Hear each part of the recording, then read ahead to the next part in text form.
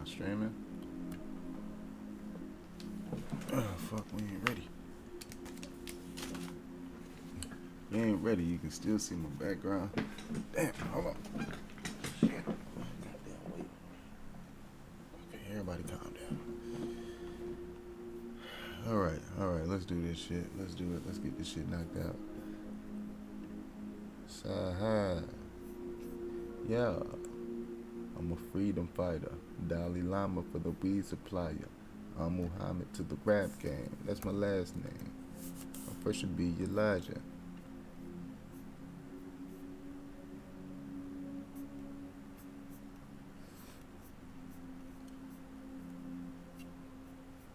Gold medallion. Jesus piece. I'm the one that built Jesus and Maya cause I'm trying to get niggas to leave the streets and I don't need a beat. Cause I can easily speak the deeds. Niggas to the frequencies to compete with me.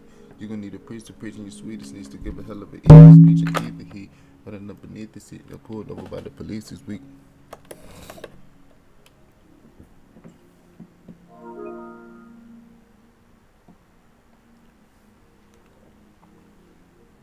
Got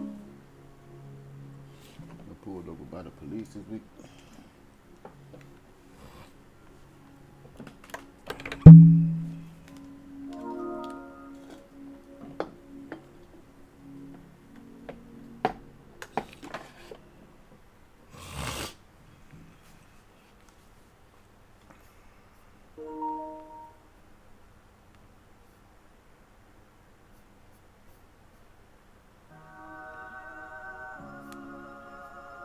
We ain't gonna be doing none of that. Let's turn that down. Last year I made $7 million.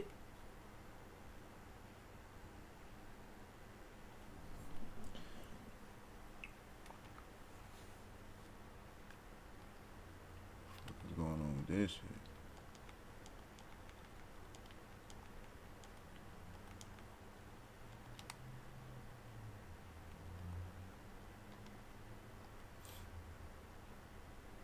Nigga, what?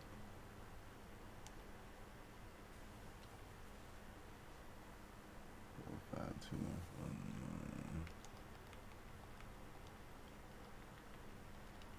You gotta believe. I told him straight drop this and zip lock that.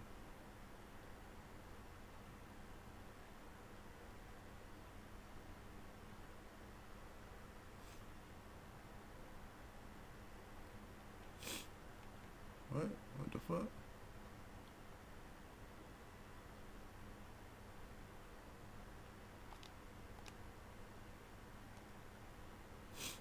Oh.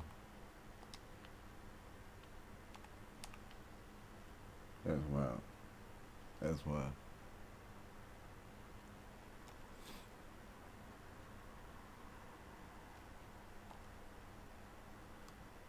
Alright, so we had to cut that shit off. Man, I guess we can run.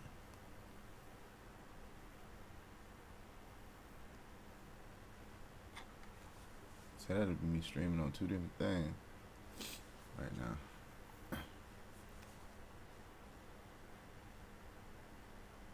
41 days off for what? The Jordan channel?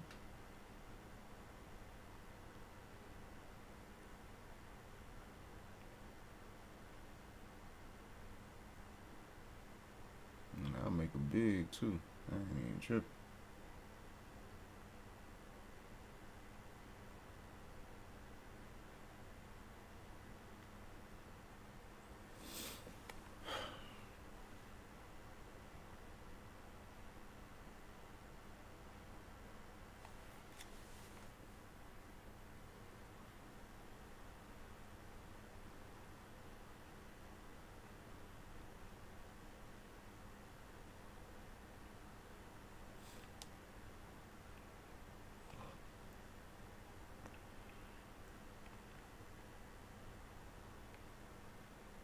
I always gotta break down and do this fuck shit.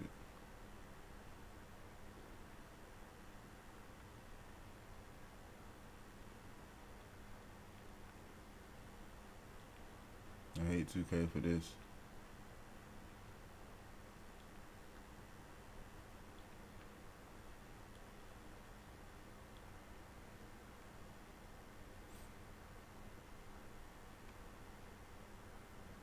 That 77 midi gonna hurt me, boy.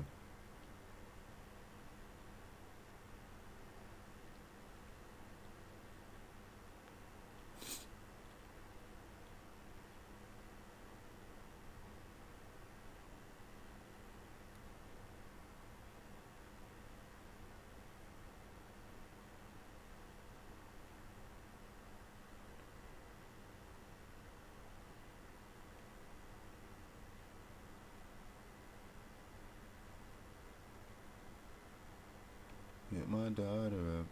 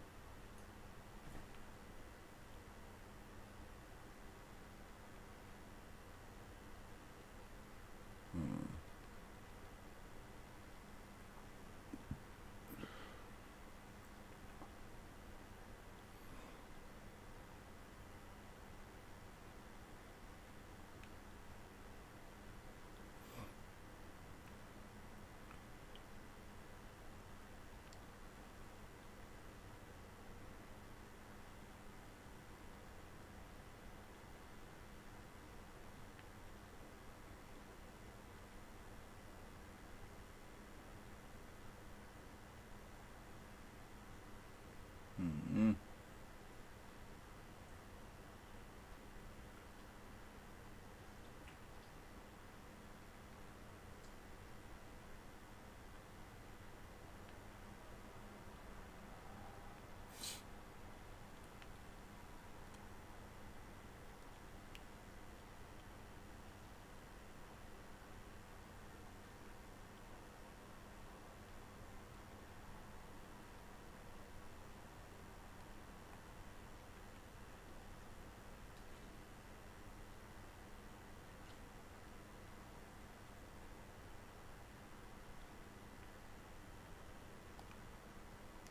Man.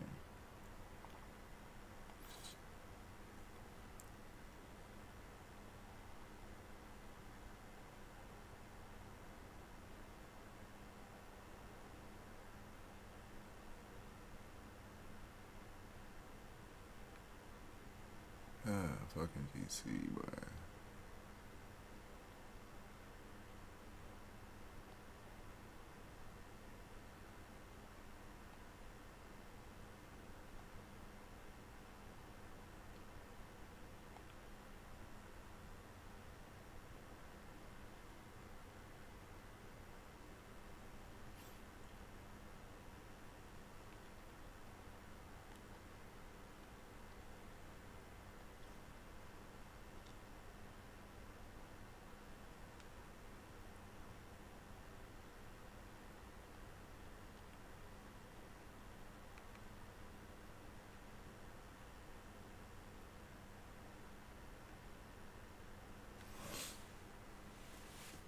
Fuck.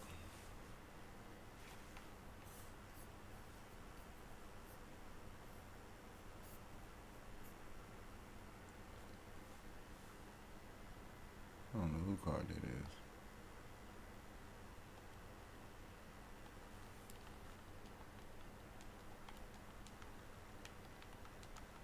I'm just out here charging shit to people cards. We out here scamming y'all. I'm just playing.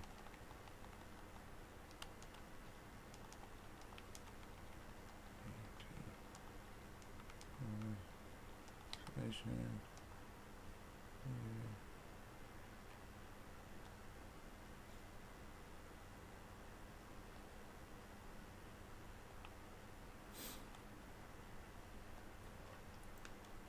You gotta pay to play, baby.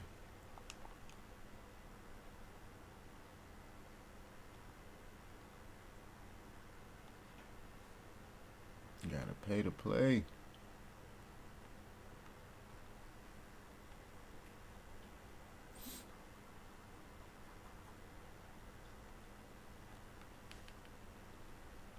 da. She needs all the love.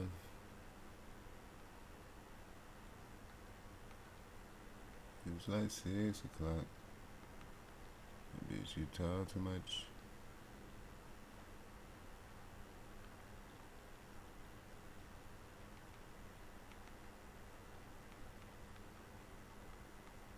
Nigga solid now.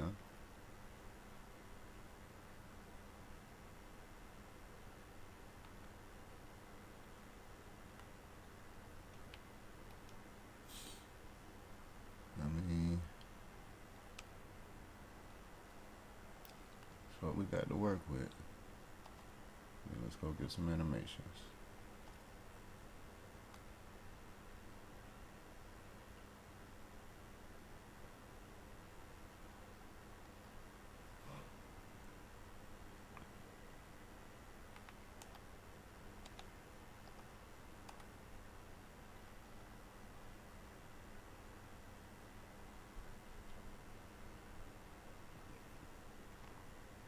Fuck, I get Ray Allen all of a sudden.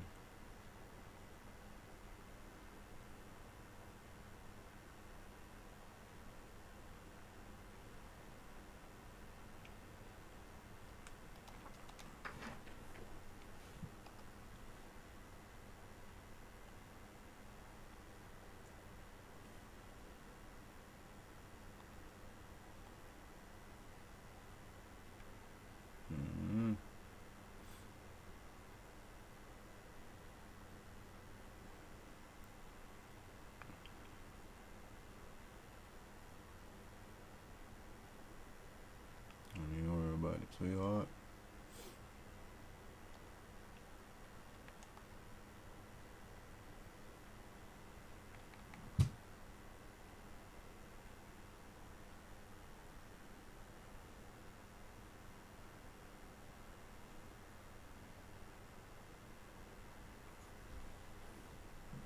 Ain't it, boy.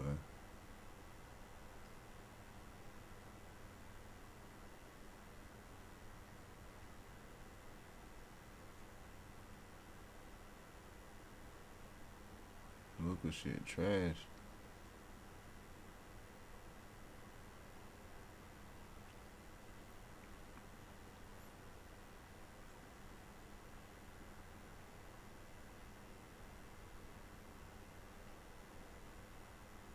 Yeah, boy, them jumper selection is horrible.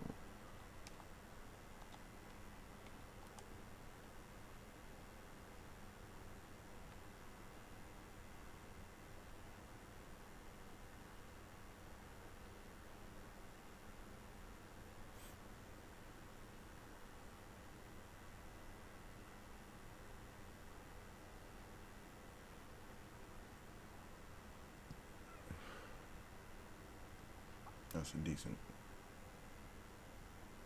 hop step.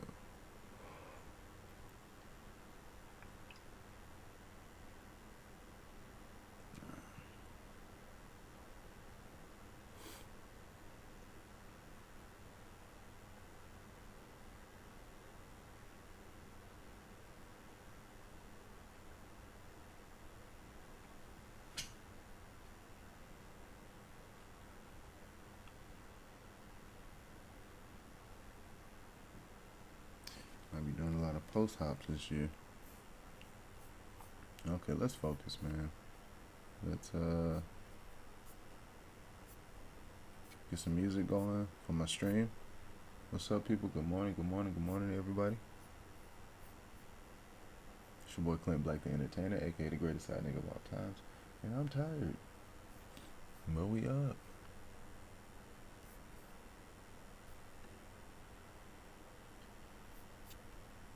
I don't know what that noise is, though.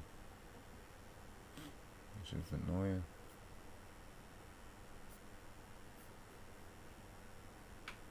Damn, they got different genres of hip hop. Bitch, can I sign in, though?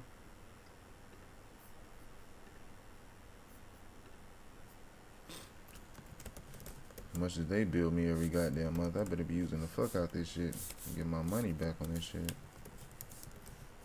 I'm so tired of bills.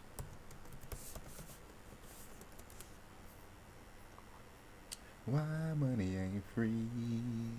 Why can't you just give it to me?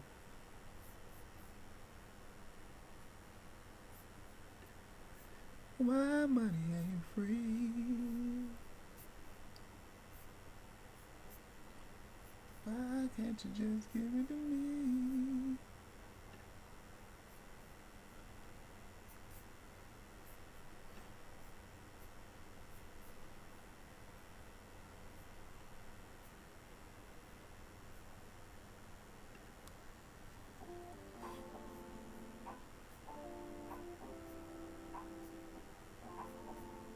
So you pay this money for rappers you don't even know. Like, this is the frustrating part of this shit.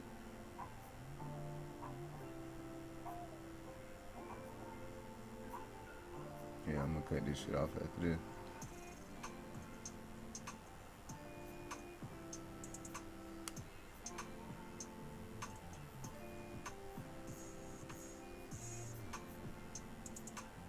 Yeah, it's a bunch of rap. Why am I paying for rappers I don't know? You know what I'm saying? Like, I'm paying y'all niggas to give these rappers publicity on my platform. Like, that don't make sense to me.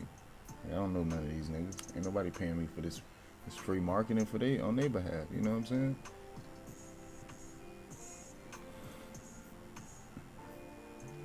I don't like how this is. I don't like this. This shit trash. Like, for real.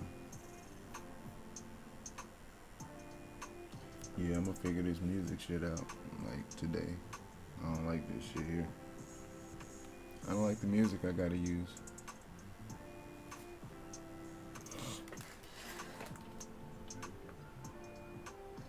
That fucking noise was getting on my nerves.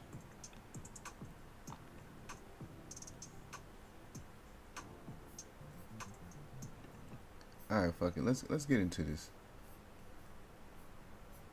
fucking interview.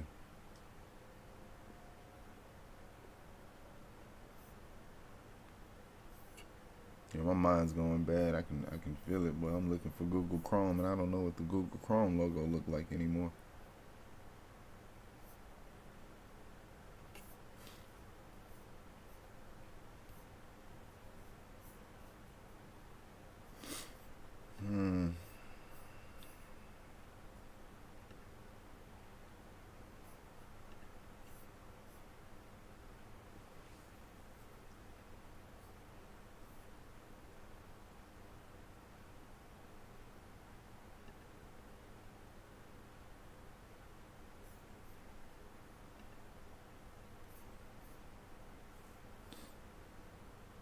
I'm streaming.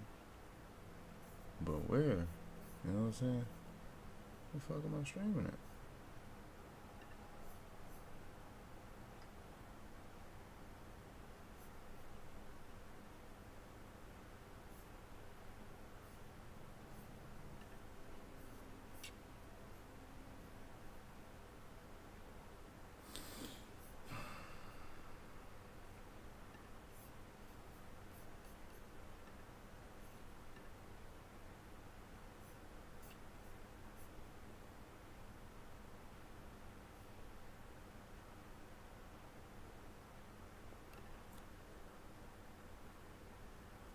Oh, there it is.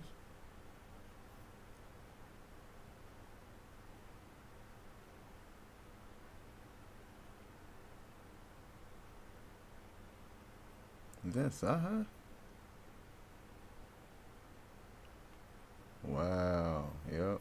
We finna do it. We on Cyhi. We in Cyhi mode today. That's crazy. Got a couple of interviews I gotta watch. All right, let's do it, man.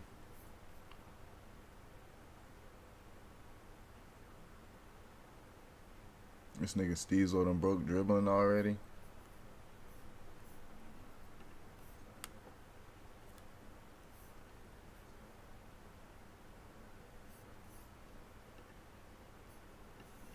Let's do it, man. Look at me listening to my own shit.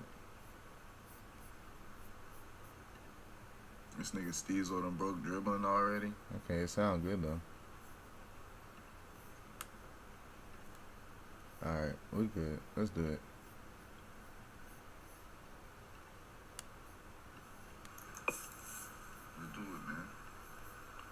listening to my own shit. This nigga Steve's on them broke dribbling already. Okay, it sound good though. Alright, we good. Let's do it.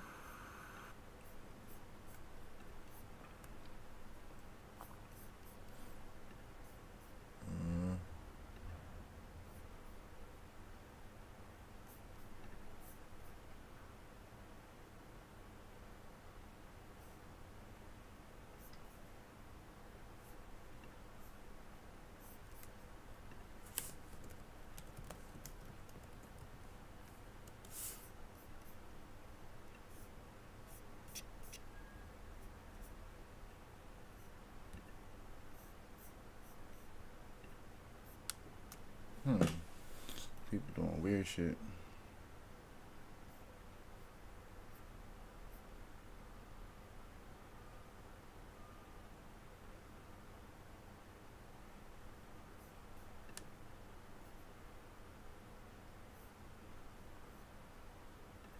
Alright. So we got a couple of interviews we got to knock out.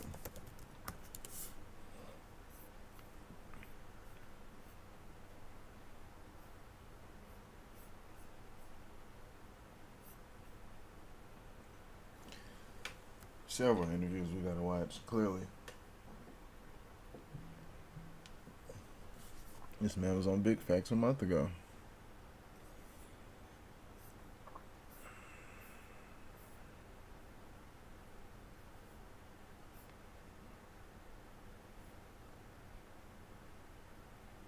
Damn, there's a couple of interviews. Damn, he got an interview with 19 Keys.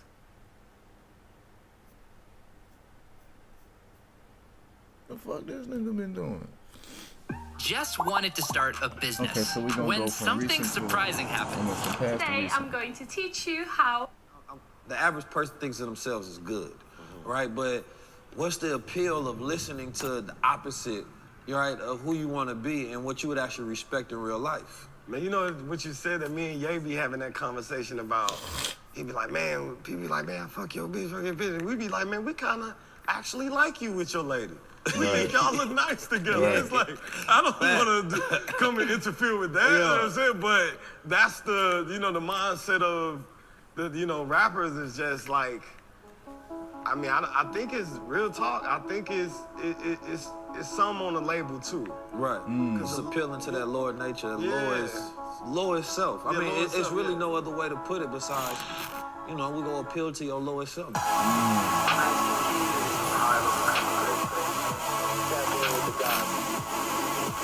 Shout out to 19 Keys. I already know this shit gonna be fun. Peace out with 19 Keys tapping in with another high-level conversation. Today, I'm here with a very special, powerful, you understand me, how would you describe this brother? He is the ghost of the culture, you understand me?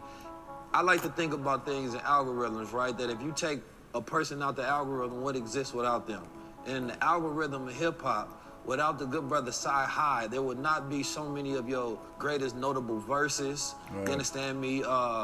Some of the rappers and the hit songs that they have just simply would not exist. They would just vanish and disappear, right? And I think that that's a way that you can know the person's legacy, because legacy is the assets that you leave behind, but also the people that you impact in the lives that they come across. Yes. And this is a very powerful brother whose brain is used by other people, you understand me, to create more culture and to create more success and more vibration. And this person is has been known as one of the greatest ghostwriters ever, right? And I think that there's something to note about the idea of ghostwriting, because when we think about hip-hop is the only, I think, genre where the rapper gets credit for everything. Right? Not the producer, not the writers, you understand me? None of the people around it, it's just the face. Right. Right? Where an R&B artist, you don't expect them to be a writer, it's more so how they actually sing it, right? And to be able to create the hit. But the people behind the magic should get just as much credit, right, for the magic itself.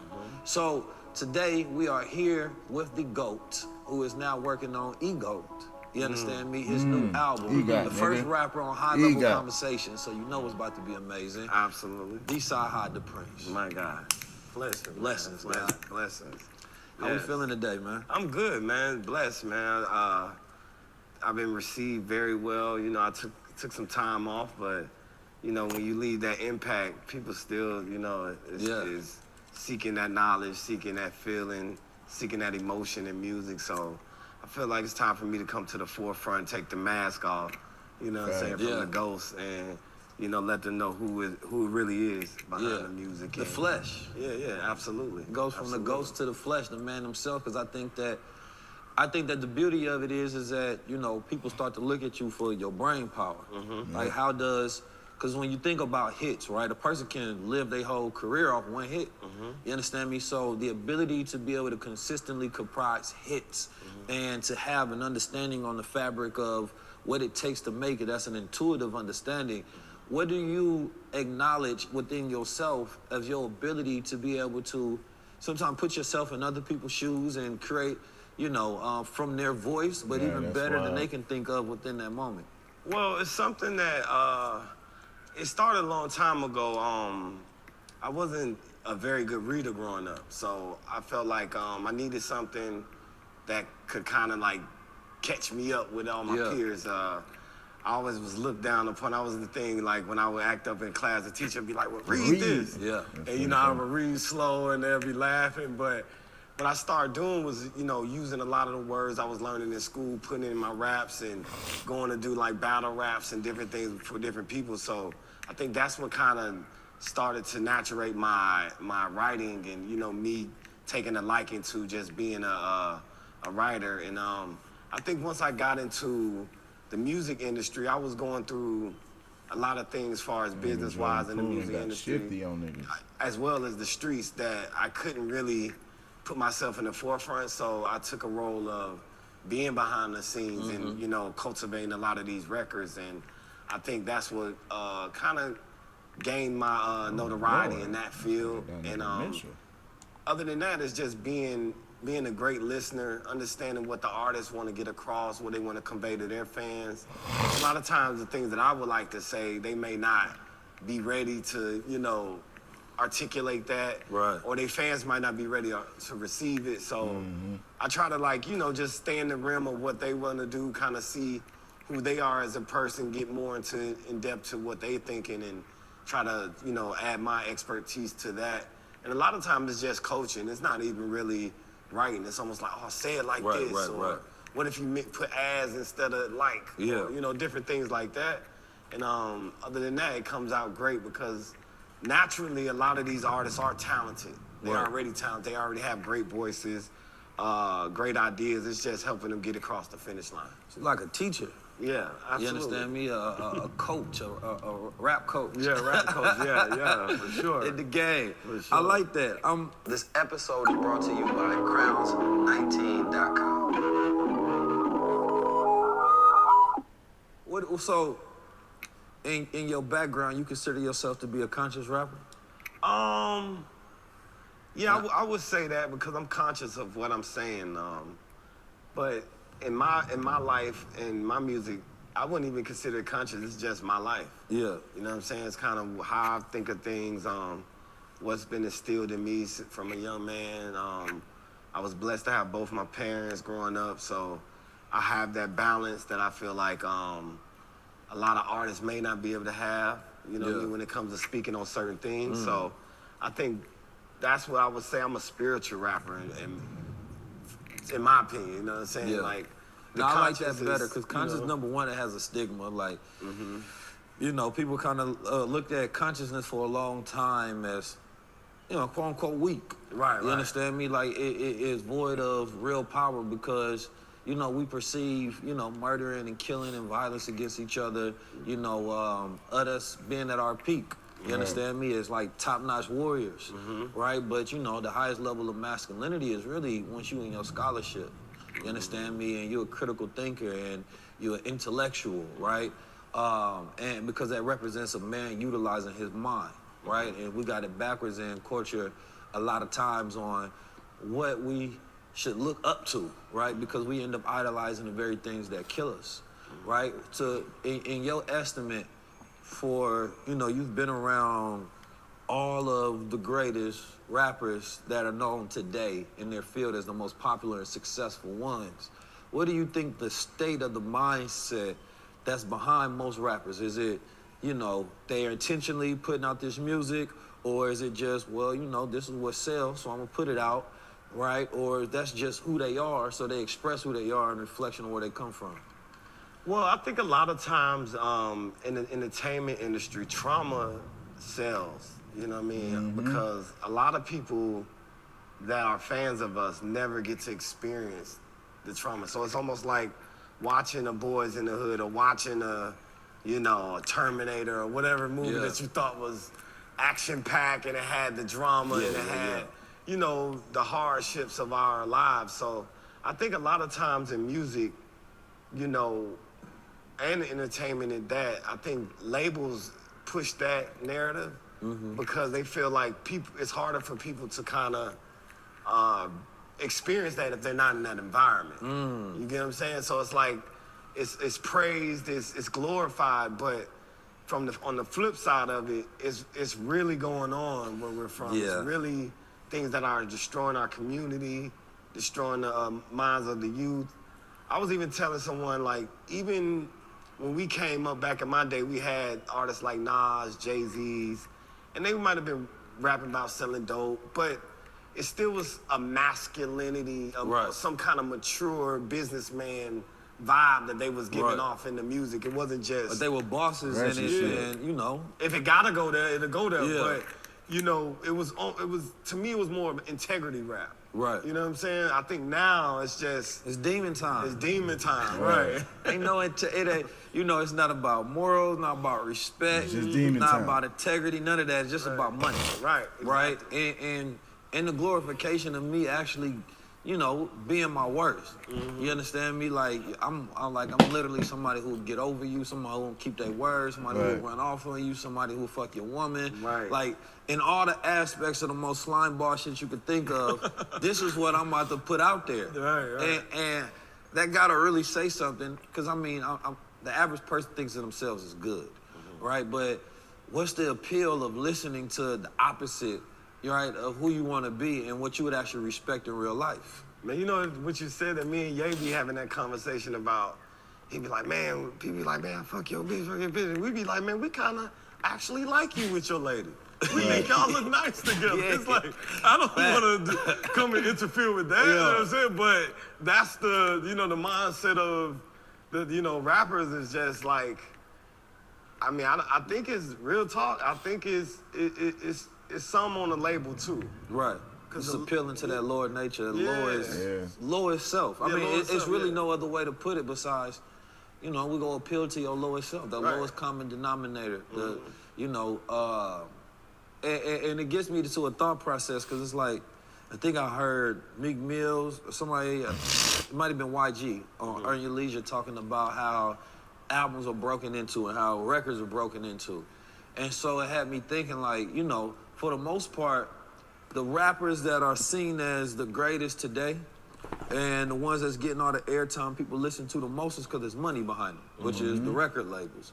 Not because that's the greatest. Right. Not because if you put them against 10 random rappers that are good out there, you're gonna be like, man, it was the rawest, right? It's just because it trains our ear to compare whackness against whackness. You understand me? And we listen to it the most and be like, damn, out of this white shit, this flow slide. No, I ain't gonna lie. But when you really, if you was open up the plethora of music, you'd be like, damn, in comparison, this is probably the lowest music that's out there. Right. But it got the most money. It's like a campaign. A politician that got the most money backing them, for the most part, wins. Well, you know, really, from this side of it, the really reason why labels do that, because they don't want to make too many black billionaires. You get what I'm saying? Talk to me then. So you got guys like Jay-Z, you know, your Puffys, your Dr. Dre's. Those were guys who was really, you know, putting their minds into the music, into the business. So they can level up, and now they can articulate themselves around other billionaires and other multimillionaires, and then they become one themselves. Right. But I think now they don't want our artists to think that far. Right. Because they lose control of them. Do you think it's too late, though? Because what I've seen is a lot of artists you know, smartening up about their ways of business. Like, music has become more of a business than an art form now. Like, when people think about creating hits, like, they study more the science of what's gonna make me a hit real quick. Right. So therefore, it's not about longevity. It's like, if I can get this hit, I can tour, I can make some money, I can do merch around it, right? I get a look. So, but, you know, back in the day, it was more so about people really understanding the art form of music and going to record stores and like finding samples and like studying music and figuring out ways they can twist their voice and tonality and lyrics and analogies. But now it's more so about, and it's a certain level of intelligence that these young rappers have nowadays that's different when they can make a hit off like just a tone, just off saying something a certain way but not saying nothing at all. Well, I feel like now it's a cap on it though. Like, because as you see, to make you money, but they gonna put a ceiling on it because you're gonna end up getting killed. You're gonna end up going to prison, i.e. what's going on in my city right now. So it's like, yeah, we'll let you be successful. Yeah, it's microwave. Yeah, it's like, but it's only gonna be a ceiling versus, you know, how Jay-Z could be a chameleon and was able to go and put a suit on and go into them rooms and still be a businessman outside of rap. You know what I mean? So that gets me thinking. So when you think about the brand, so Jay-Z started off with, you know, the big T's, money, Cristal popping, but at a certain point in time, they did throw on the suits. And then they throw on the art, then they throw on the culture and all these things, but it gives your brand all these different outlets. But the new younger rappers never throw on any suits or never throw on anything besides one persona. Exactly. So it only gives them one window to do business through. Exactly. You understand? Because we only see you one way, so we're only gonna deal with you one way. In that one way, yeah. Anything outside this, you tripping. Right. 50 million is your zenith. Yeah. You know what I mean? Anything above that, you got to rub shoulders with people that are, you know, in different worlds that you don't scare, you don't terrify, you know, because we already look like we look. We already powerful beings. So I think that's a big thing in rap where we have to grow. I think there's no growth in it. It's like we're still selling the same stage one message. And I think, you know, what we have to do is be able to go to those next levels of thinking to be able to reach a different demographics of people, but also move the culture in a different direction. Because it's a lot of us, it's a lot of, you know, we would say fast food restaurants. Yeah. But there's no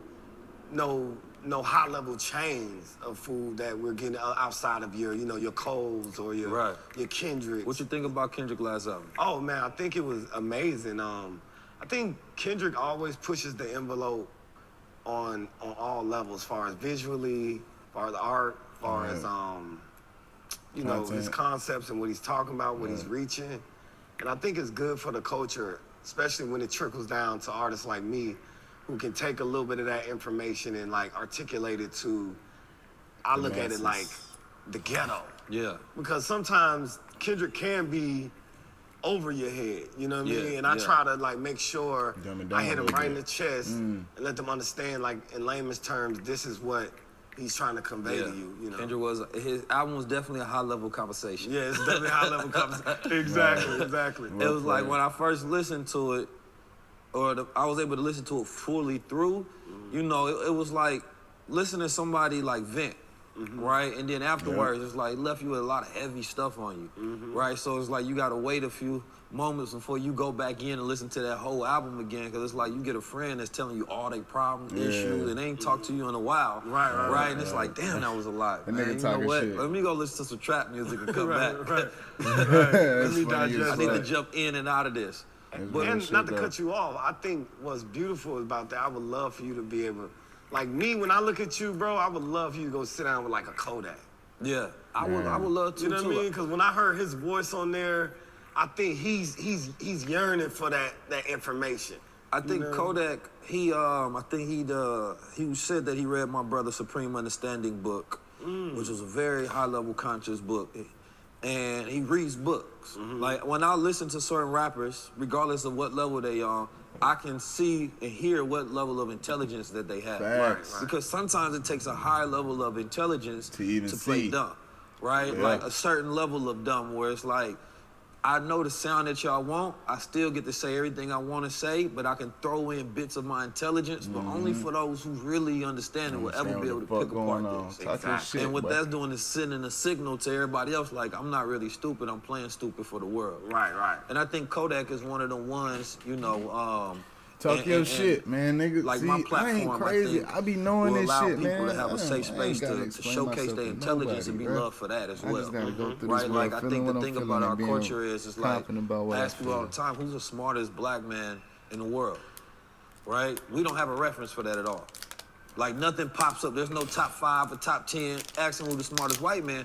Boom. Right. You got about 5, 10 picks. Right. So like intelligence is not a measurement of value in the culture yet. Right. So therefore we don't look to be intelligent to be like, all right, this is the way I can get my brand. This is the way I can get love. This is the way I can get looks. Right? Because even when issue happens that require the most intelligent people to solve, we bring the most popular people to talk about. Right. So Exactly. therefore, it's like, why would I show y'all intelligence when the dummies win and everything? Ja Rule, You right know, now, like motherfucker. it brings me no value to do that. So you got to create a culture around intellect, dance, motherfucker, right? I'm And then they scared. be like, okay, now I got to decide. I read this Where's book today, so Ja? I had this thought process that nobody wants to hear because it allows me, it detaches me from the street culture. Right. Because nobody told us that Find the Ja guys that Rules so were I can make running some the sense of streets were the this. smartest ones. You understand me? The ones that's crashing and the crash dummies going to jail, those were the goons. Those were the ones sent out by the bosses. Those weren't Right. the ones that was running it. Right. You know what I mean? Those ones getting paid. the guys who did, and so it's like, we honor failure in the streets more than success. Because a lot of the guys who get, you know, getting locked up means you got caught. Right. And but when we think about getting locked up, that's a badge of honor that you was in the streets. There's plenty of people that's in the streets that didn't get caught. And a lot of times they were smart enough to move on and take that money, invest it into a different venture. And so it's like there's a cap on the graduation point of the streets. Like the streets think about it as you never supposed to graduate from here. Right. And Pac said it best. He's like, I got thug life tatted on my chest, but you know, that's like high school. Once you get a diploma, you can still go to college, but you still went through high school. You still got the diploma forever. Right. So I'm gonna always be thug life, but I gotta graduate. Exactly. But rappers don't think of it in that capacity, or at least outwardly push that to the world. Yeah, and we need more guys like me and you that actually push that narrative because, I mean, that's the only thing. It's like we say trap because we are actually trapped. Yeah, it's not a good thing. And a lot of times it comes with our significant others as well. Like the women have to make sure they set a precedent of, man, these are the type of high-level men we're looking for. Because a lot of times that's what they do it for. Yeah. You know what I mean? But, you know, it's something that I really feel like we have to work on as a people because it's eerie when you think about it. You know, how we just, I always say we have this imaginary,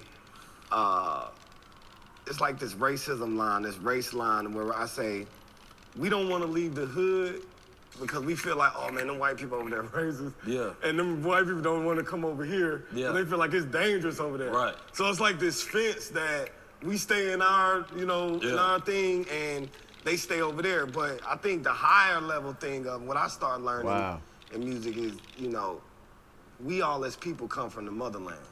You know what I'm saying? I mean, the melanin level of us may be different, but, you know, even when you see like, I be a little jealous when I see like, no disrespect to any of the school shootings or the kids at the borders and everything, but they get so much publicity. And from our culture, we be like, man, save the kids, but then... You would imagine nothing is happening in the hood. Yeah, in the hood, yeah, it'd be like when something happened to us, it's like, you don't see nobody showing up. I think that's why, like I don't overly go push out them narratives no more, because it's like, bro, if we're going to have that much empathy, and rightfully so as human beings, but it's the media that controls our emotions. Because in the reality of it is, growing up I was born in St. Louis, raised in Oakland, right? Them is two bad environments. Right. You understand me? When I go back and forth between mom and pops, I ain't get no breaks. Right, exactly. So when I think about that, it's like, I can imagine there's death happening in St. Louis at some of the highest rates. Got some of the lowest quality of living. Same thing happening in Oakland. what makes the death that happens in one area because the news blasts it more tragic than death that happens in the other area? Absolutely. Right? And when we do that, I think that we desensitize and we importantize everybody else's community and what the news curates to us to tell us what's important. And for me, it's like, number one, there's good news and bad news always happening in the world. That nigga trash. If America can send $140 billion to Ukraine to fight their war, to help them in their territories for their kids being killed and murdered, then they can send $140 billion to the hoods of America to create projects to help us. Right. In a snap of a finger. In a snap of a we didn't vote for that money. We didn't do any of those things. There was no consensus to the people that say overwhelmingly, let's send them $140 billion versus, or how about we send that money to, you know, all of the hoods in America. Wouldn't that equal things out? That would actually help with the racial tension, because black people would feel like, okay, we finally getting something. Yeah. Right? But they want these things to happen on lower levels.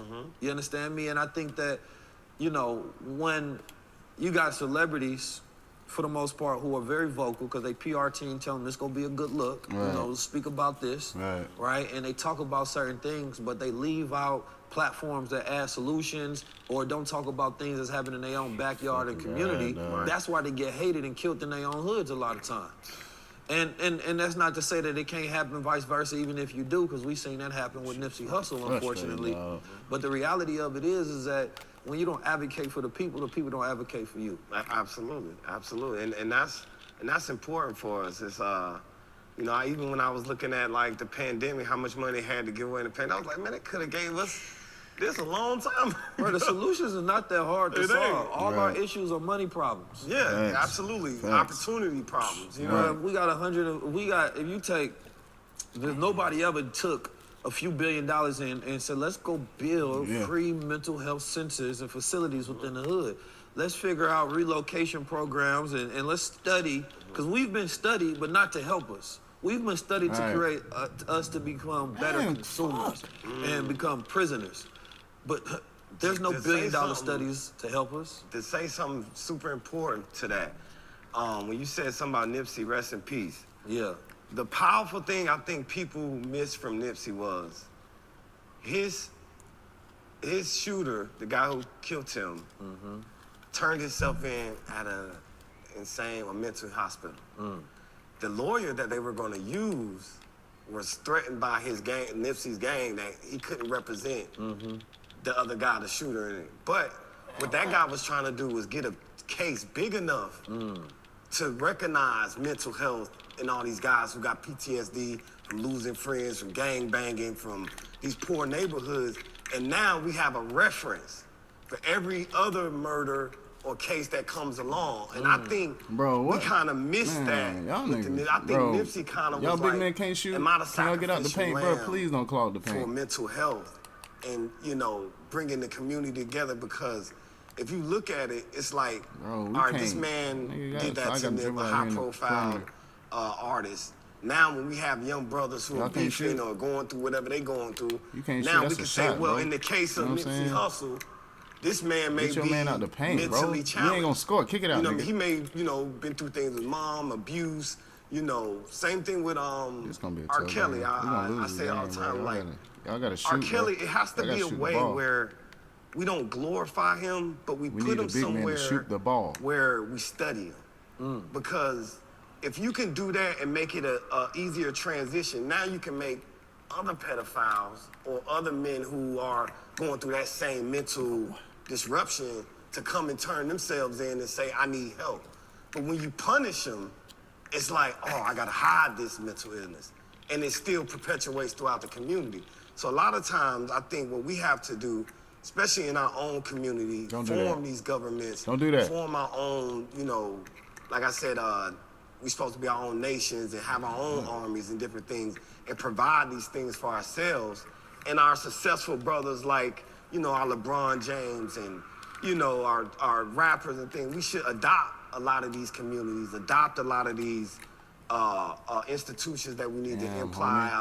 I always say that KD should be the funder for Jackson State. LeBron should have a FAMU, you know, being those. Come on, bro, throw the ball down, goddamn. Yeah, to really be able to bring these things to the forefront for our community to be able to really make a change. So that's a very, very high level view and perspective on both the situations that you brought up. Because immediately, as a people, we want vengeance. What are you right? looking In the at, case of bro? Nipsey Hussle, the streets want street vengeance. You know, what you talked about was utilizing it as a symbol for something higher than the moment and the emotion of vengeance, right? And that feeling and that need to be able to help and save others. Because the one thing about the hood is, yes, everybody who's got a loved one that died in the streets got PTSD. You done been shot at, you done have people that died, you understand me? You may have went and committed a crime or shot at somebody. Like, all of these things breed PTSD, breed survival remorse. But there is no real mental health ways to look at this, and it needs to be, number one, a black school of psychology that comes out of it that has an understanding, because I always say that Freudian measurement don't fit us, right? That Freudian scale was for white men specifically, not even white women, just white men, right? So we utilize a lot of their models of psychology to try to fix us. But we don't have issues when we want to have sex with our mother. Right? We don't have those same things. We don't fit those models. So it's like when you learn that in school, everybody looks sideways like, that ain't make sense. That's what y'all go off of. That's y'all scales. But we measure spirit. Right? Higher consciousness meets fashion, meets design, meets a representation of your higher self. How do you actually earn your crown? You gotta have some knowledge of self. You have to be actively working on a path, consistently doing something in your life. Right?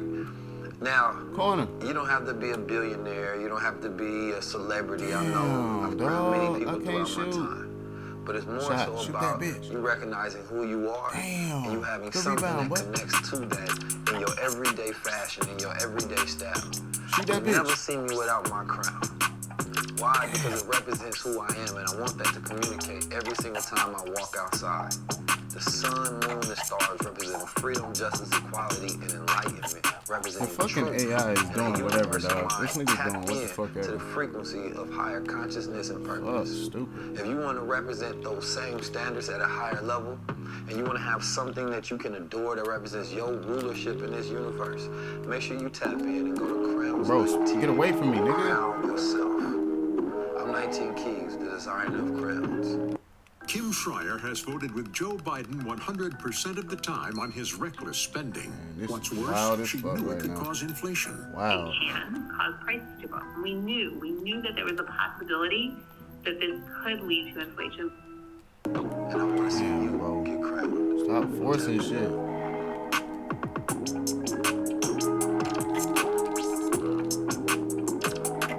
Nigga, get your man. What the fuck are you doing?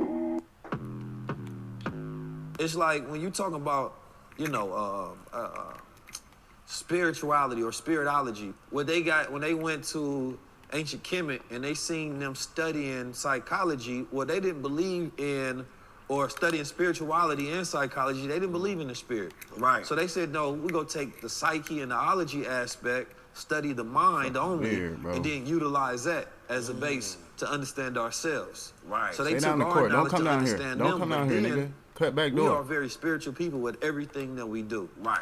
We're very much into our rhythm and our vibrations and our soul and our spirit. That's why hip-hop translates so well, because we can communicate the same thing as another community could, but with spirit in it. Right. And that's what makes You it really real. let this nigga drive baseline like that? Come on, bro. So when we look in the hoods, when you're dealing with mental health, you got to deal with the spiritual health as well. Right. And having a way for people to grade their spiritual health, because a man can be like, no, I'm straight right now, I'm focused, I'm just do what I want to do. But it's something wrong with your spirit. Bro. And you never even acknowledge the issues that go on, because your spirit can have, that big man out you know, the paint. things attached to him based on no, what nigga, you went through. You kill need somebody, that flash man. of murder exists within you. Right. You rob somebody, that feeling of being an immoral being exists within you. You treat somebody the wrong way, like your spirit is imbalanced now forever. You gotta figure out a way to correct that. But get that nigga out of there, has no tools and resources. Come here, dog. So black men are walking around with PTSD. Oh boy, they can't sleep, got insomnia. You understand me? They're not eating the right foods, not in the right environments, listening to the wrong music. So everything about your environment is engulfed in death and engulfed in unhealthy behavior. Exactly. So the way you take that out on somebody else, what that's gonna look like? A demon. Right. So we call it demon time. Right. And the little kids was really trying to let you know what's wrong with them. Mm-hmm. They done went to they done went to jail. They done got Niggas out here fighting 30 demons, homies nigga. that died. They didn't have to kill somebody to survive. Right. They didn't have to rob to survive. When they Right. walk outside, they don't know if they're gonna be alive. They homie done cheated them. Yeah, tried to rob them. Like, bruh, now they feel like I gotta turn into a demon. Niggas is and dealing with survive mental in health issues, nigga. They ain't no demon That's time. what I always say that, you know, a lot of times we go through the same thing. Like, you see the mass shooters and different things like that, and a lot of times those kids are bullied.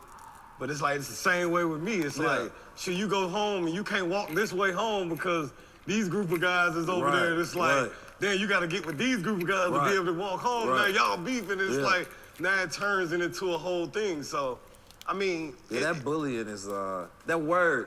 Yeah. I think you gotta understand there's levels to it, because growing up in the hood, the idea of being bullied was just somebody you gotta fight. Right. You know what I'm saying? Cats walking down the street asking you where you from, or trying to test you, and they send a little brother to fight you, or they want to fight you.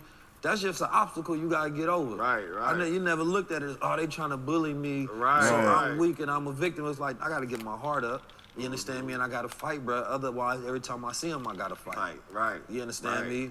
And I think that, especially in the shooting areas, you know, there's a lot of weird stuff going on around them shootings. Man, we losing on You know, some bullshit. I We can't get no digress to rebounds, get my dog. breakdown on what I see in reality. Right. I mean, you know, we already kind of know it. You know what I'm saying? Like, even with my situation, you know, I was just at the wrong place at the wrong time. You know what I'm saying? Let me ask you, before you get into the story of it, why don't you think that your assassination attempt was picked up by more media, more black media specifically? Because until I started doing my homework and still studying on you, I had never known that. I didn't see no black media really cover that. And then that seemed like a really big issue in hip hop. Number one, people going at the rappers. But number two, somebody as prominent as yourself that has done so much for the culture, it never blew up as a huge story. Yeah, bro. Because I ain't let it. You know what I'm saying? I wasn't gonna be a story. But even if you don't let it though, you can't show me somebody try to kill Jack Harlow today. Oh yeah, it's everywhere in the world, whether he wants it or not. Yeah, but I think with my situation is usually caught. that's every day in our community. Like, it ain't like you got hit. It ain't like they killed you. But it's not every day where the fuck is that? So the story, as I listen to it, if I can tell a part of it, the story of you being in your nice car, was it a Bentley at the time? Bentley, you know what I'm saying? Okay, big Bentley truck. What color was it? Great. So you riding, and guys come up in a Maserati behind you, right? And they start tracking you, which means they must have knew your location before, right? And as you tell the story, you trying to figure out if they trying to rob you, and it turns out it feels like they trying to kill you, because their behavior wasn't about somebody trying to take a car in the middle of the highway. It was like, these guys are really trying to catch me at a point where they can knock me down. And so as you tell the whole story, and I'll let you tell the rest of the story, but it just goes towards the intention and the why. Right? And for me, that was the most concerning factor of it. What would that headline have been if Cyhi the Prince died that day? Then the culture would have splashed it everywhere. Right? So thinking about the intentions of what happened, and I don't know politics or anything of that nature, but you know, it referenced the points every time we see somebody die in our culture, the death becomes huge. But the attempts on their life are not as huge. The times where, you know, rappers are harassed or people try to kill them or shoot at them. We gotta get that damn you know, the protection of people that are prominent voices, people that we celebrate, people that bring us culture. That's not something that we blast out to be like, yo, we gotta protect them. Afterwards, everybody like, yo, this can't happen no more, man. We gotta do something about this. But that ain't protection. Protection is what happens before that happens. Come on, dog. Well, I fucking think, rebound. like I said, well, the story is, you know, obviously, yes, it was some kind of, you know, from what I got, it was a mistaken identity, you know, because you know, I look like, you know, only certain kind of artists in my city got that truck. And some of the guys who do got that truck are in real bad, you know, beef in my city right now. So a lot of times there be so much money on them that a lot of times they're going to just try to hit. And even if it is a mistake, we can't afford for it not to be. Right. If it is the dude we looking for in the car, it need to be that. And I think that's really what it was with me. It was just, and then like I said earlier, I was in another interview. It was like, you reacted like a street dude. And when the police said that to me, I'm like, bro, what you mean?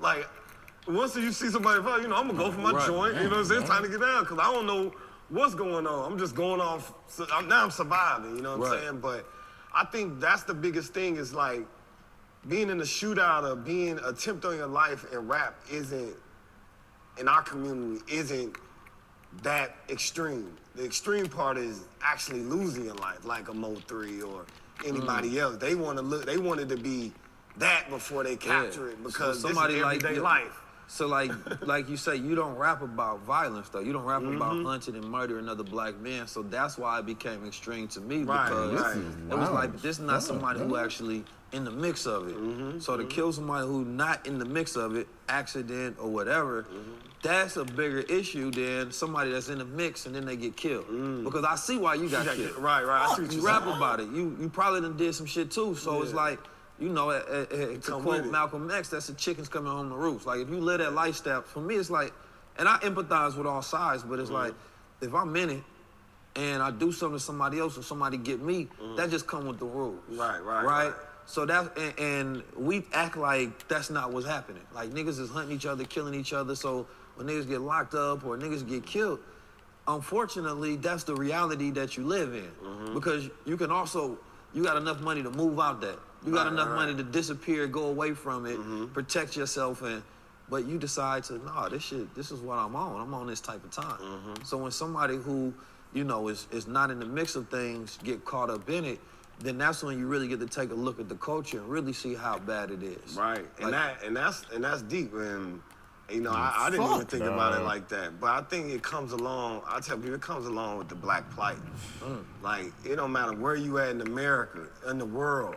Black man, we're the most sought after, dangerous people to outside of us. Yeah. You know what I mean? That goes for every race. I tell people that all the time. It's like, don't just think white people don't like you. Right.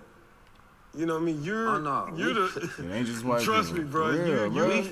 We deal with, when it comes to white folks, maybe police and systems is what we deal with and we worry about the most. Right. But when it comes to threats of our lives, it's somebody that looks like us that we worry about the most. You understand me? Like, theirs is a much bigger thing, like going to prison or like, the predatory issues that we deal with systematic white supremacy, or a police officer, being racist, also being a Klan member. You understand me? But when it comes to immediate threats, somebody who look at us as a target, we think about somebody that's gonna look just like me. Exactly. Grew up in the same type of environments that treat me as a target to rob, to kill, right? Or just take their anger out on. Because we, and that, Dr. Wesley said the word bully, coon, where it was talked about during the times of slavery when the big brute slaves would go beat other slaves because they couldn't beat the slave master. You understand me? So, they'd go fight each other and try to brutalize and bully each other, right? Because that was the only time when they had a sense of power. But they'd never take that same energy out on the slave catchers and on the slave masters. And that's exactly the same field we had today. And when you look at it too, I look at it too, like when you see like the Asians in the beauty salon stores, right? You got these bandanas that you see these young boys coming by every day. Yeah.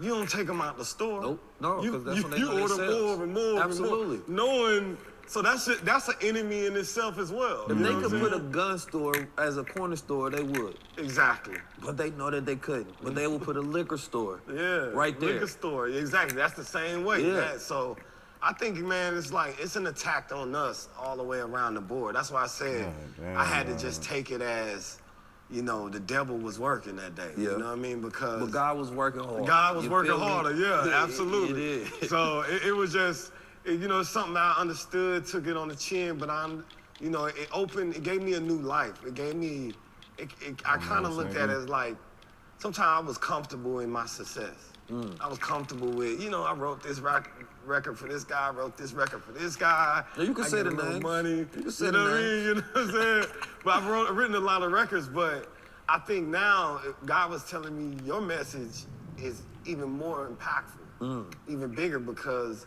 the people that I'm trying to change, I don't feel like Travis Scott will ever reach them. You know what I mean? The guys in the neighborhood that I grew up with was some of the most vicious guys. I remember when you said you was born in St. Louis. I used to be in St. Louis so much. And it was like, man, when I went to St. Louis, it used to be like, bro, I don't ever want to come here. Bro, you gotta have, anybody go to St. Louis gotta have a story Yeah, on something crazy that they story. witnessed, happened, or did in St. Louis. Like, I don't talk about my past a lot, but when I say open in St. Louis, you have to know, being in the mix of things, you gotta get into things. Yes. You understand me? But that gave me perspective to understand everything around the board.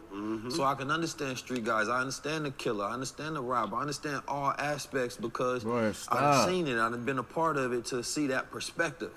I see the intentions, the why. What the story of becoming before it happens. I done seen kids when they was a little innocent, seeing stuff on the streets and then wanting to get a part of it, start asking questions, can I ride with y'all? Then they turn into stealing, then they turn into robs, then they turn into just straight stone cold murders. Now they got a reputation, now they somebody. But this was a little 7-year-old that was just playing kickball playing.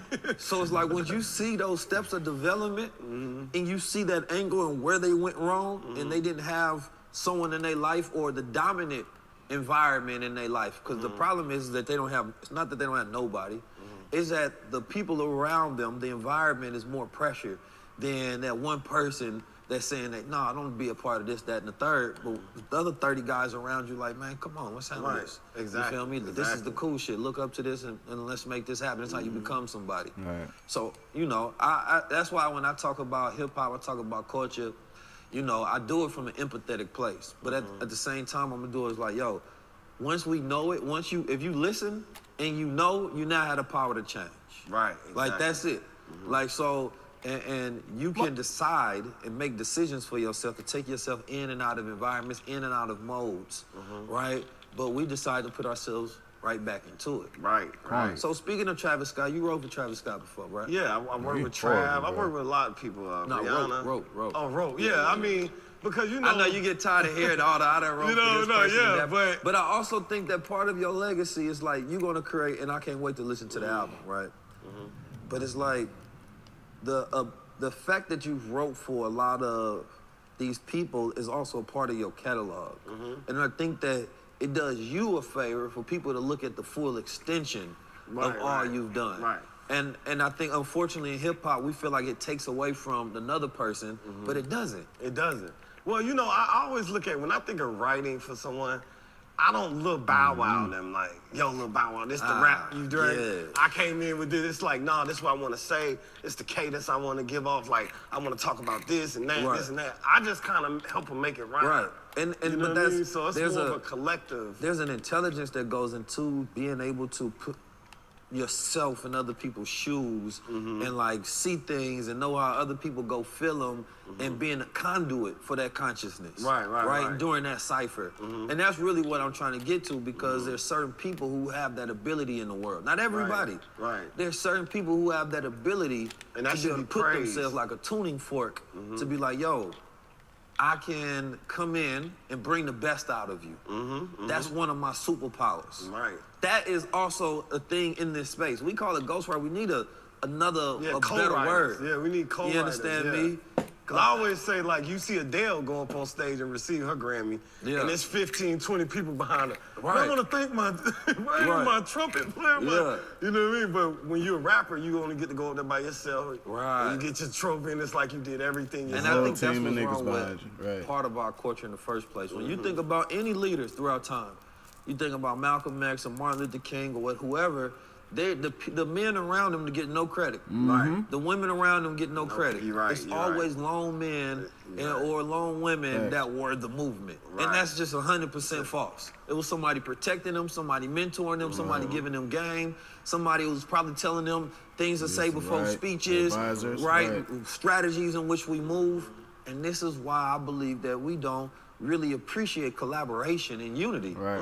Because we always represent a lone savior. Facts. But it ain't a person, you can't show me a man alive who didn't have a team. Team, nigga. The man alive that was great. You're only as strong as your who didn't fucking have a team team. behind him that made him great. Nah, you're right. And you to further that, like I didn't know when I was young, you know, you always see a Martin Luther King drive in every city. Yeah. Right. But you know, you got Ralph David Abernathy. Right. You know what I mean? You got Ralph all David those guys Abernathy. Talk who your was shit. there along the way, helping him and you know and maturing him to the leader, the great leader he ended up being. And I think it's the same way with Malcolm or any other great leader, Farrakhan as well. It's like he has to have great men around All him the time. to be able to have that even that be the intellect and that caliber of man balance he and that is, sense right. of discerning to be able to Shit like, don't okay, come from you. this is the consensus of Right. you know what And we're, oftentimes the men message wiser is. than you. Right.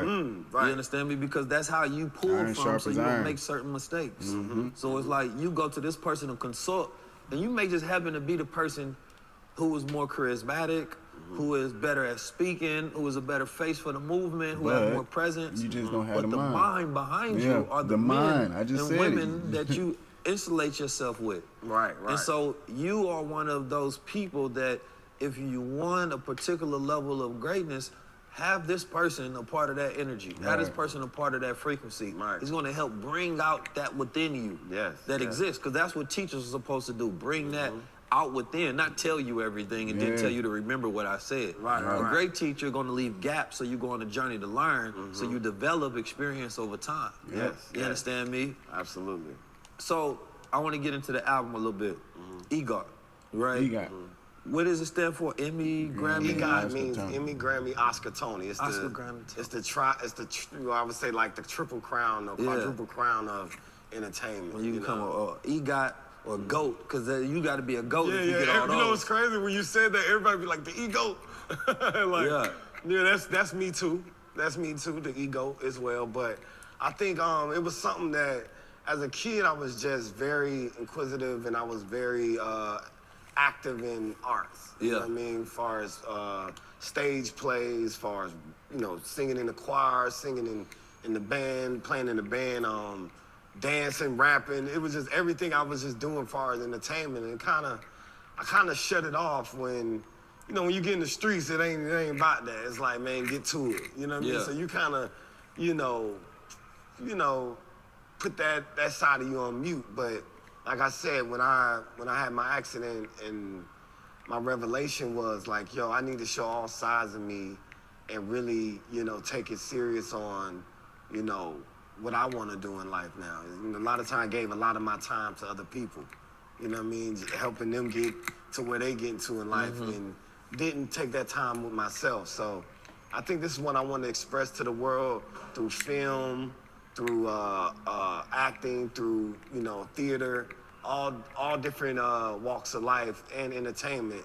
And that's why it's called The Story of EGOT. So that's really What's one of your best bars on the album? Or your favorite, not best? Man, I got so many.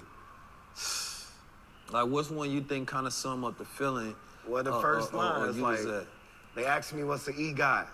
It's like a movie Spike Lee shot.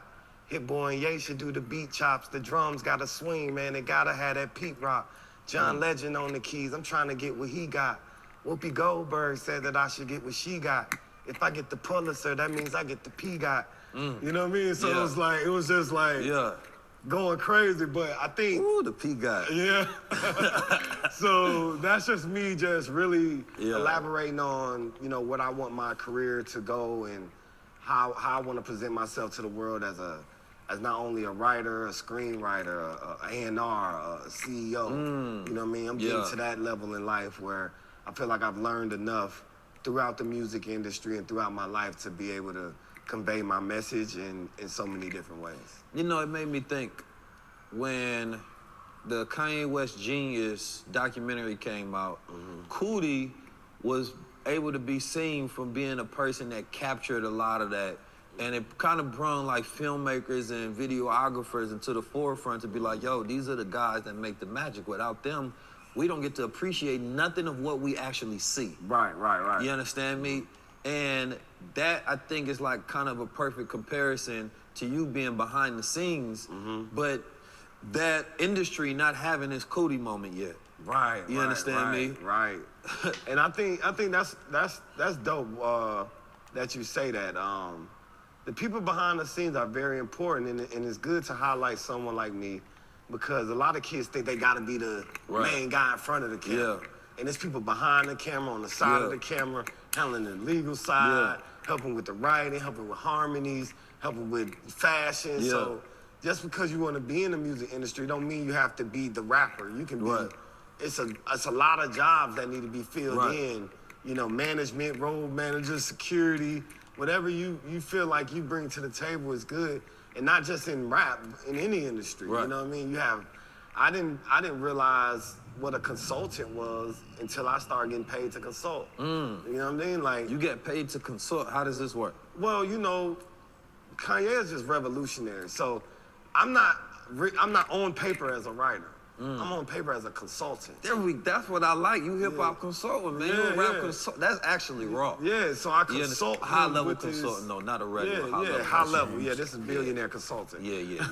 Consultant, but you know, those are things that I never even opened my mind to, but I think he's just a trailblazer for a lot of things in our culture. And, you know, I think sometimes we have to protect him because, you know, people may have their own opinion about him, but he's giving us alternate ways of handling ourselves as men. Like, a lot of times, only thing we can do is hold it in or act out in violence. We can't pray online. We can't cry about abortion. We can't do these things because it's not in our, you know, masculinity structure that they got us in our community. Kim Schreier has voted with Joe Biden 100% of the time on his reckless spending. What's worse, she knew it could cause inflation.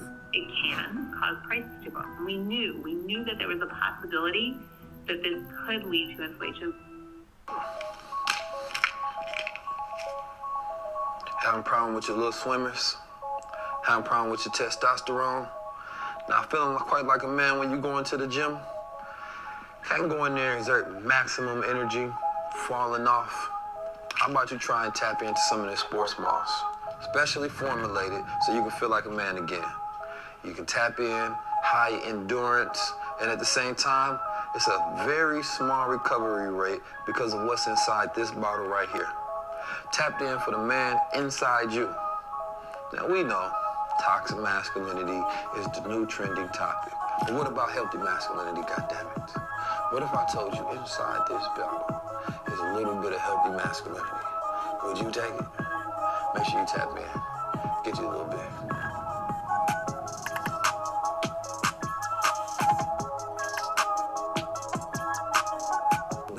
And I think it's funny because Kanye West still comes off as masculine. Yeah.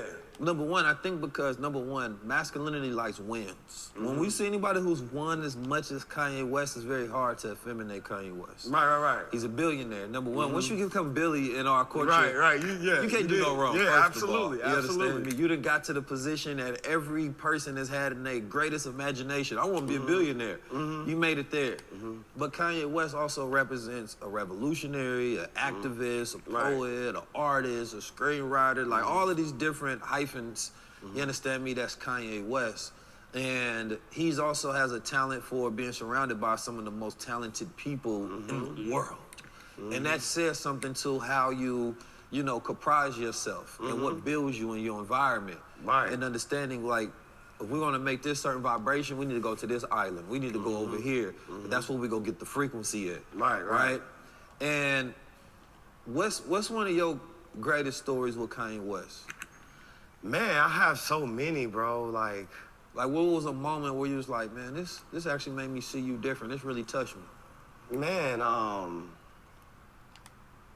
shoot, it's so many of them, but, you know, I would say how he treats his kids and how he treats his employees, like, I say this, he'll have 300 employees and know everybody by their first and last name and know their kids and, you know what I mean, be able to unlock from all the stuff he got going on.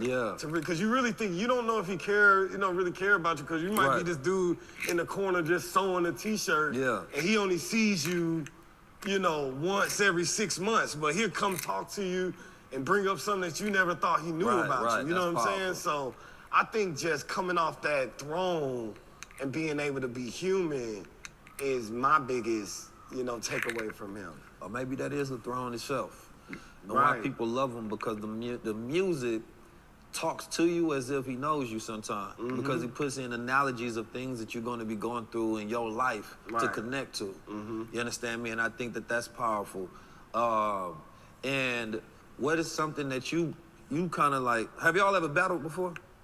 Nah. He always say, well, the first time he said that, he was like, man, I would not want to battle Cyhi, but you know, if I had to, you know, I'm gonna bring the flames. But no, we never battled. I think only person I ever battled was like Big Sean. Okay, how did You know what I'm that saying? go? Early on. I mean, it went. You know, I'll let the world, you know, say it. But I think it was at XXL when I first got there. It was like, he was like, man, rap for these people, rap for these people. And I think Big Sean was there, and he couldn't take it no more. He was like, I can't take this dude going crazy like this. So he jumps off the table, and he gets to rapping, and I go back and forth. So I don't think we ever like really like set up battle for battle, but it has been moments. Well, you where, know, just like the height and y'all in the studio. Yeah, and, man you sharp feel as me? man, steel sharp as steel, yeah. Now, you heard some of my raps before, man. Yeah, I love it. That's what I told you. How would you rate some of these bars, though? How would you rate some of these Nah, bars? bro, I think you're in an interesting position, bro. Like, I really, when I heard you rap, I heard you freestyle in the car one time. Like God, people talk a whole lot. Came in person, that's why I've been learning from Elijah. Then I learned Farrakhan. Make sure a Muslim die. Tell me this, dog. We just not offenseless. We just not defenses. It's time for us to go get it. When we was little kids, we was jumping over the fences, running from the polices. We was stuck in them trenches. They ain't understand, dog. We ain't care about religion. We was out there tripping, dog. We was out there slipping. Ain't nobody gave us no game, put us on mission. So we was out there banging each other, stuck in division, huh? Cause ain't nobody told us And I to told you, tell like, man, you might want to get in the studio, you know what I mean? Yeah, and then I seen a video you shot in, was that in Africa? Yeah. You was rapping Yeah, that was in front of the Egypt. pyramids? Yeah. Yeah, I was like, see, that's what, we don't have that representation. That's a fact. So I think that's a lane that you can just go and take that up through there. So I think if you know what I mean, you know, getting in the studio, right production, making sure you know, how do you really put in this song format? Because a lot of times it's just, when I hear you, it's like, man, these are just thoughts that I'm, you know, I'm going at. But I think once you get in there with some real producers and songwriters that kind of say, okay, we're gonna stop right here, we're gonna put this hook right here, we're gonna break the beat down right here and let it be emotional with the strings, and then build you back up into it. It might be some spoken word. Or those type of things, when you start making a project, you'll be on your way. The composer, man. Yeah. The consultant right here. Yeah, you got the look, you know what I mean? You there. Yeah, you got the fan base. Look, man, I got my cosign. I'm ready to go. Absolutely. But I could see, so like, as you was talking to me, I'm like, all right, this is how this brother composes. Because even the art form of rap, I think people don't really appreciate, because the art that goes into making a rap song, after people hear it, is different, right? But like, yo, let's put these strings here, let's make this emotional, let's stop here, let's tweak this, let's say that, like, that's composing. Right? But I think rap is probably the greatest musical art form to exist, because I also think it's the hardest. You understand me? We got so many different forms, from freestyle to writing to bebop to all of that other extra stuff. Melodic, like, this new mumble rap to... You say that Ye thinks mumble rap is a vibration thing. Yeah. He's like, see, you know, it is. You could feel him versus using articulate. Like, he always say the Webster Dictionary is too much. It's too advanced. Sometimes our communication is through feel, through mumble, through emotion, through harmony. You know what I mean? So it's when you're really using your voice as another instrument. Exactly. On top of what's already produced on the beat, now you becoming another instrument to add in there where a person just gets the vibe to. You know, Dr. Wesley, I like to quote Dr. Wesley because that's one of, I'm gonna have him on the show. We ain't did the high level yet. But he talks about the phantom frequency. And the phantom frequency is talking about like the 808s, right? And that energy you get when that 808 is in there, right? And sometimes in like trap music, that 808 put you in like that heightened state. You understand me? Like it really put some people on demon time. Right. Because that music originally utilized in like Africa was for certain trance states of consciousness, right? To put people in certain states, and that same energy is put into certain music at different hertz and certain frequencies. I'm Kim Schreier, and I approve this message. This is Matt Larkin, and he opposes the right to choose, even in cases of rape or incest. I don't believe in the exceptions for rape and incest and things like that. Larkin even wants to ban abortion nationally, overturning protections here in Washington state. I can see a strong conservative Congress putting forward that vote to ban it. When it comes to music, do y'all get into the science of it like that? Absolutely. Ye spoke about that, about the 808 affecting a certain chakra. You know what I'm saying? The 808 exists in the lowest chakra of your body. The majority of content that's related to the 808 is killer or sexual content. The original 808s was even off pitch. So that meant it's an actual sound in the track that you don't realize is there that is fucking up your entire frequency. Yeah, because he feel like, you know, when you hear that 808, it's really a warrior drum. Absolutely. It's really when it's like when you go into war, it's like getting you aroused, getting you, you know, ready to protect your tribe or whatever. And like even when you think about, you know, I know this is not a good thing to speak on, but when you think about how, you know, the Germans use brown sound as a certain way of torturing people and different things. So sound is something that is just as valuable. You said brown sound. Brown sound. Explain that one. So brown sound was something that they used in the camps where it would make you vomit or make you, you know, use the bathroom on yourself. And that was a form of torture, but they used it, a sound, to actually do that versus something physical. So that's he was just saying, like, that's how sound can affect your body without you.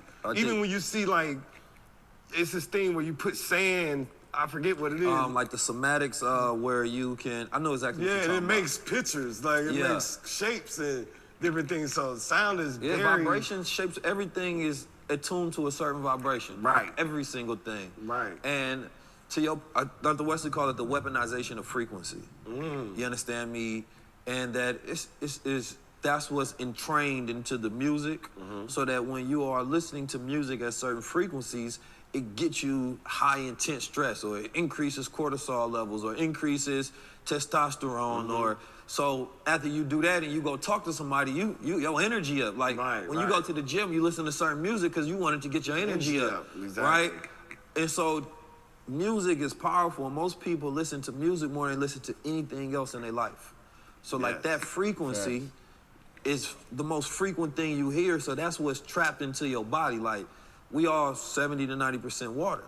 So when you talked about, you know, frequencies being able to change the shape of things, that's what it does within the body. It changes the shape and the vibration and the frequency that you own. And if you listening to that nonstop, that's what you become. That's why at certain points in time, you just hear a lyric in your head. Like it's somewhere in your frequency. Yeah, somewhere in your subconscious that you like, man, where is that coming from? Right, but our bodies trap it because of the structure of water within our bodies. We trap frequency within our protons within our bodies.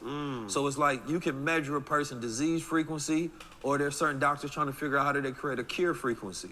So people listen to sound bowls and trying to tune themselves, or the CIA had a program with the gateway tapes, they called it hemisync.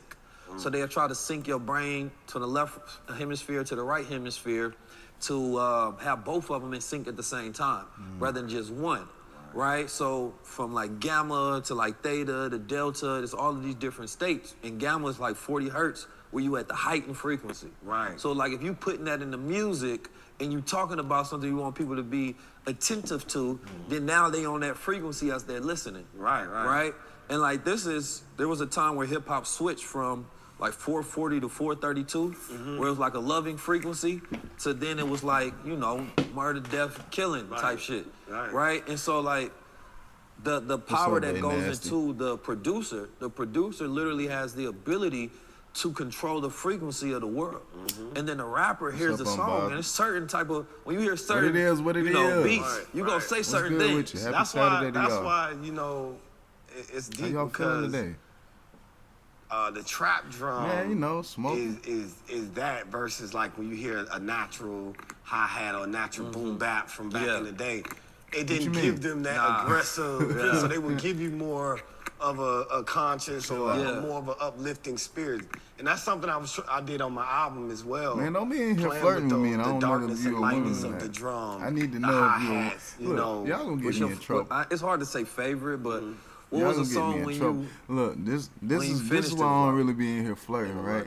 I was in here flirting heavy with this chick one time, right? I got this song called "Celebrate" that I really that I love.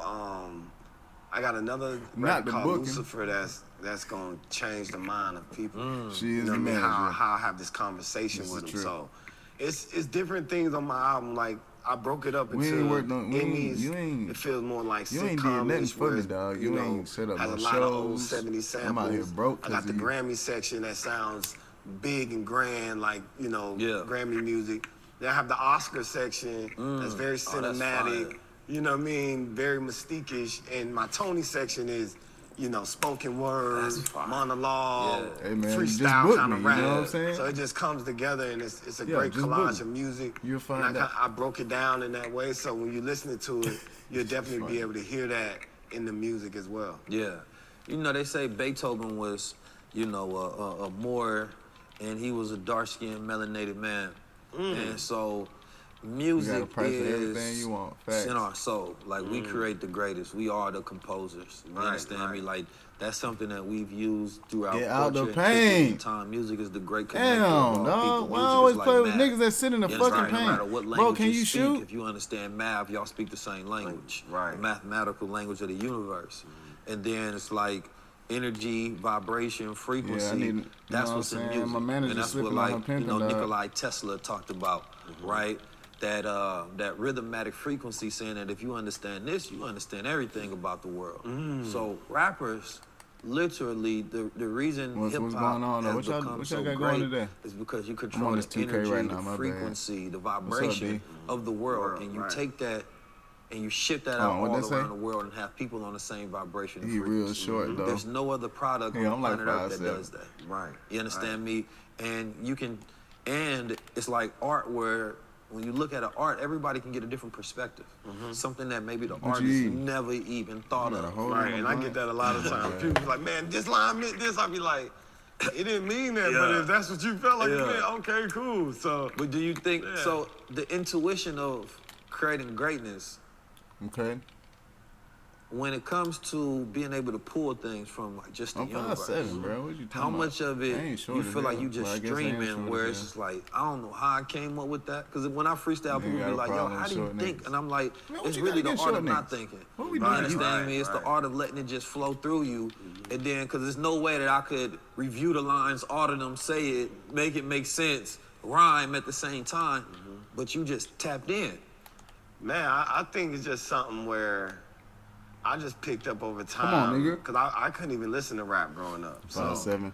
When I got into it, it was just I got into it as a student. 5'2". Like, I so don't I started what they got to listening do to with my it. favorite rappers and kind of figured out the stanzas and, you know, the cadences they were using. And they got a problem then with my found height out, and shit. I tried to find what cadence comes natural to me. And once I found that Look, the don't be natural hating on me cadence of because, you know what I'm myself, saying, I'm a beautiful individual. that's when I came God, prolific. God gave me everything, you know what I'm saying, You know, I need. as an artist myself, it just became easy to remember and easier to I got recite everything I because need in these it was in my DNA. It was my style. It was my own, you know, rhythm, my own drum. What that mean? He moved I think like that's he where 6 it comes foot. Y'all from. is psycho. And a lot of people, I don't deal us with as, people that you know, black people, take we the all have that infatuation form on of height. rhythm in I don't us. trust people It's that just how do think we that utilize shallow. it. Some people dance, some people sing, some people trust you. rap. You know what I mean? Some people, I don't trust your I know thought people process. who kind of, my producers are giving us certain kind of information just through the beats and the samples that they use and where they Nigga said I chopping move it, like on 6 what foot. instrument What they that put on even top mean? of it. So That's so funny. I think all those things in music is, you know, that's why, you know, the devil was the devil. You know what I mean? Move like he's 6 We had feet, to kick girl. him out, but he was just, you know, prolific, and they knew that music is the one thing that kind of gives off that vibration. And the Come on, soul, man. like you said, is different than light. It's What you different eating than over there? smell. It's different than anything. You can actually feel something. And they're using that like even with cell phones. Yeah. Like how do we have cell phones? It's What like, you trying to do? It's the What you looking vibration. for? too. You trying to pay for something? You trying to pay for something? We The can work something frequency. out. So I think all those things in a nutshell kind chill out, man. of gives You that be a that good boy. same vibe and that I keep saying vibe, but vibration. That's what it is. And music. Minister Farrakhan said that a rap song is more Hey, powerful somebody than let me 1,000 borrow. speeches. Somebody let me borrow about You understand me? And when you $3,000. think about it, that's very true. got $3,000 That's on why Mike you would see Brown? like a Gary Vee or a You say, Grant what's the Cardone Twitter? wanting to get close to hip hop because they know that they can ship and take their brand all throughout the world. Right. Like hip hop holds so much leverage, and I wish we would Trying to hold do more something leverage strange for about sometimes. 3 bands. Because sometimes we don't realize that we the bag, we the most powerful thing. Like we hold all the value. We that the if we bag. don't let you in, you can't come in. So we can put a price on that leverage. Right. But we haven't unionized hip hop in that way to be like, yo, let's charge We this the rate. bag. Right. Matter of fact, let's charge the record labels for even getting a rapper. Right. You understand me? Like you can flip the game on his heads because if you are $1 trillion export as a product and Yeah, I you need to borrow decide about to 3 say, you know bands. what? You said, what's If the we're Twitter? gonna allow certain media to get access to hip hop, certain, people that's outside the culture to get, we're gonna always charge. Hey. Right. And then y'all gotta put it in this pot. You understand me? Like it behooves me that You got me. we create You let me gold, we hold that create 3,000?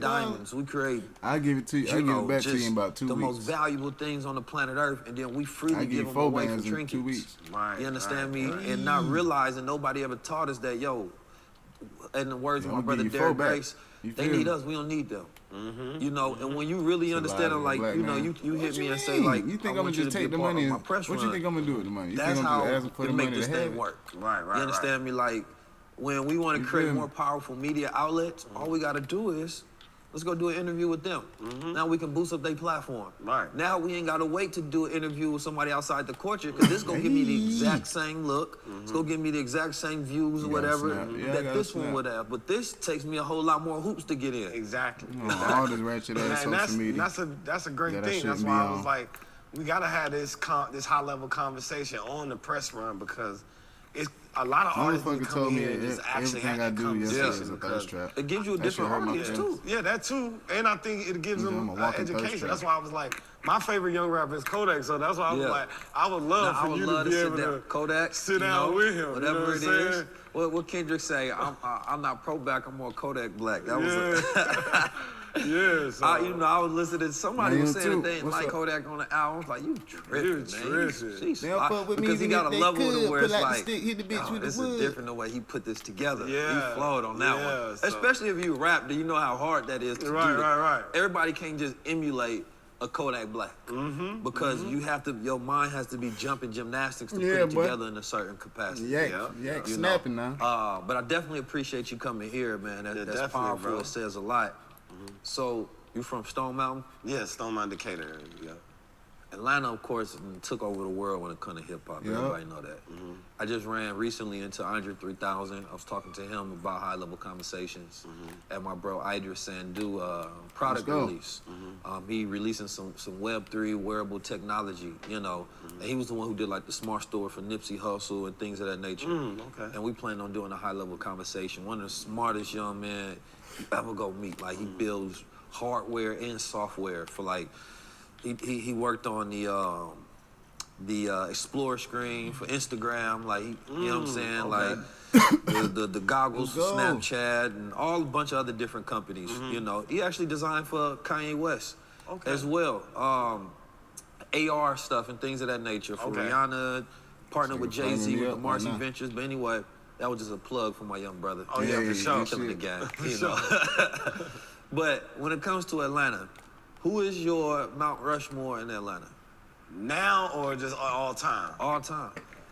All time, then now. Well, my all time is 3 Stacks, T.I., Jeezy. Yeah, I DM my snap. My You bad, can be y'all. confident choosing Farmers Insurance. There's I'm no need listening to this high knock level on conversation with wood. Cyhi the Prince, man. I'm a big Cyhi the Prince fan. And I would probably say, Now, I have to put Big Boy in there. Big Boy. Yeah, like I want to put Outkast together. Yeah. You know what I'm saying? Big Boy is I'm bad, underrated. dog. Yeah. You understand me? Yeah. So now. Future, I would say Future. Okay. Future be my 4. Okay. My 4. Future before Big Boy or after? Yeah, I put you on the spot. What y'all doing before. today, man? I'll play before. Cause he had a bigger impact, I feel like, yeah. So now. Now. I'm playing 2K23. I know all the baby mamas, man. Ghana. Ghana's like one of my favorite. I got 99 problems and the biggest one is me. I just said Future. I can't put Future in there. That's a foul, man. You can still put Future in there. Yeah, I can put Future in there. That's the all new, time and new. Yeah, Future in the Future new been doing too. it for a while. And shoot, I don't be fucked up by one of my favorite groups growing up, a lot of people might not know him, was A Damn Shame.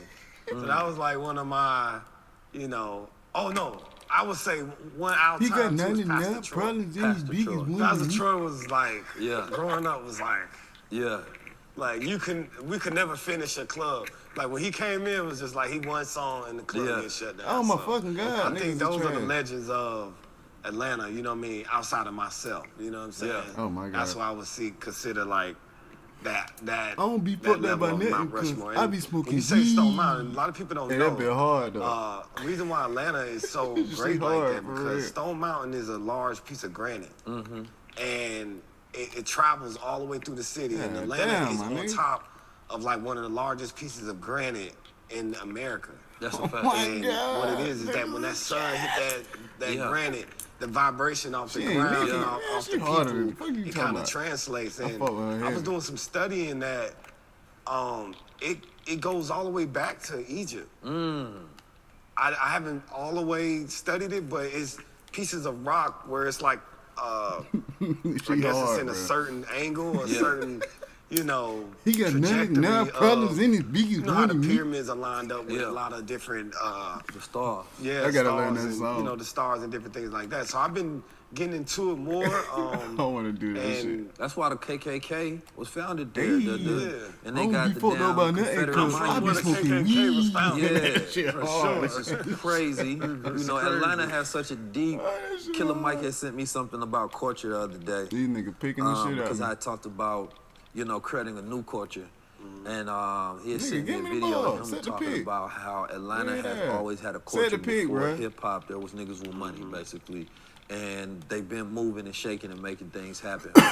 And why do you think, well, I guess that's part of it. You understand me? But Atlanta, there was Marcus Garvey came through Atlanta, Martin Luther King, Malcolm X, everybody came through Atlanta. Oh, shit, that nigga hit that bitch in my face. That was disrespectful. Such a powerful place. It's really underrated.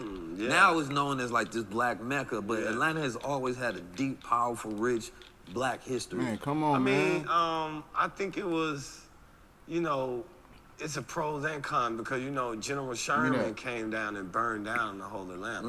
You know what I mean? So we had to rebuild it. And by rebuilding it came jobs, it came opportunity, it came land, you know, where, you know, everything was destroyed. If you look at like a lot of the East Coast, so like if you go to Philly, a lot of them buildings are still up from 1800s, you know what I mean? So I think the fact that we had to rebuild the city is love it over here, what really brought that melting pot of people from everywhere. It was a smaller city, it was burned down, and you know, it was a place where a lot of blacks moved to get work, and like my parents from upstate New York, so good time. That's why they moved down there for opportunity. And I like to, you know, have high-level conversations. That's what got us in that melting pot of, you know, I talk about stupid shit just as much as I talk about, you know, progressive shit. And all I'm a balanced nationalities individual in that, in these but streets. definitely black people just migrated there for work. And the city has just built. Now it's like crowded. There's like too many of us. For real? Yeah, it's a lot of people. I don't be fucked up by nothing, cause I be smoking weed. I think that's the biggest thing, man. I appreciate the city a lot. It has brought a lot to me, gave me a lot of culture, and I Green think nigga, that's the bitch thing ass with a lot niggas, of fuck the these young niggas, kids, you know what I'm and saying? that's why the city is so, you know, vibrant Man, that right shit now. funny to me, boy. Peace Family 19 Keys tapping in with you. I want to tell you why you need to tap into the infinite wealth strategies.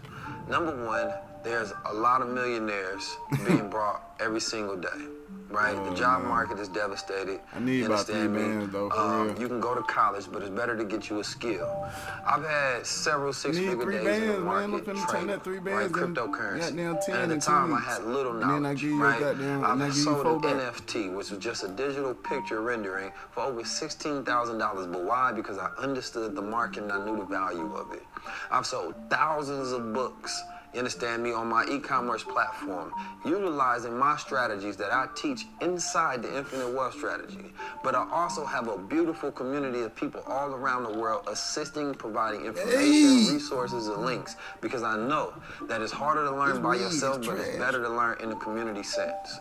When you join Infinite Wealth Strategies, you too can become a part of a community of people learning together and earning together. We out here Make with sure a you tap 44 in because it's overall, an the free education throw, that you bro. need in order to succeed and build wealth.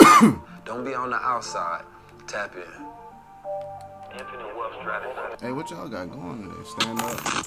And the last You thing I trying want to to see ask some you about meat? is You gonna pay Web3. for it? In the sense Nobody gonna of, pay for and I'm that. not sure if you ain't dived talking in about it that. whatsoever, but you I know, pay nowadays for a it. lot of artists I talk pay about for being it. independent. Damn, that's a D3. Right. And Web3 more so goes about how people use the internet rather than it being a thing, because it's the future of the internet.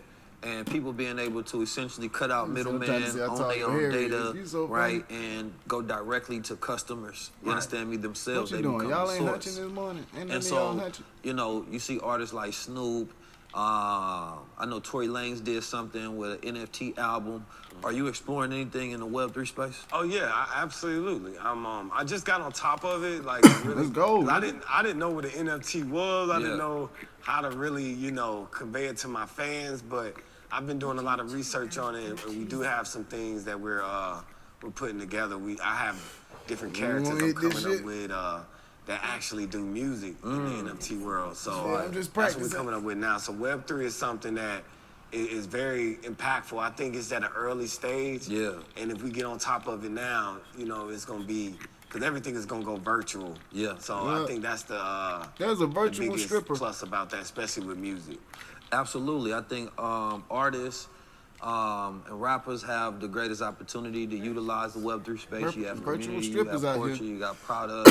Shout out to all my virtual strippers. And if you have a vertical to be able to directly create communities, take your music and monetize it without any middleman, that's where you see billionaires being able to be created, right? Whether it's the Drakes, whether it's the Jay-Z's, whether it's Cyhi the Prince, whether whoever it is, I think that now you can take the condensed amount of people that you have and you can start playing by the numbers. You understand me? Snoop made millions off of a single that wouldn't have broken made that much money in any other traditional market.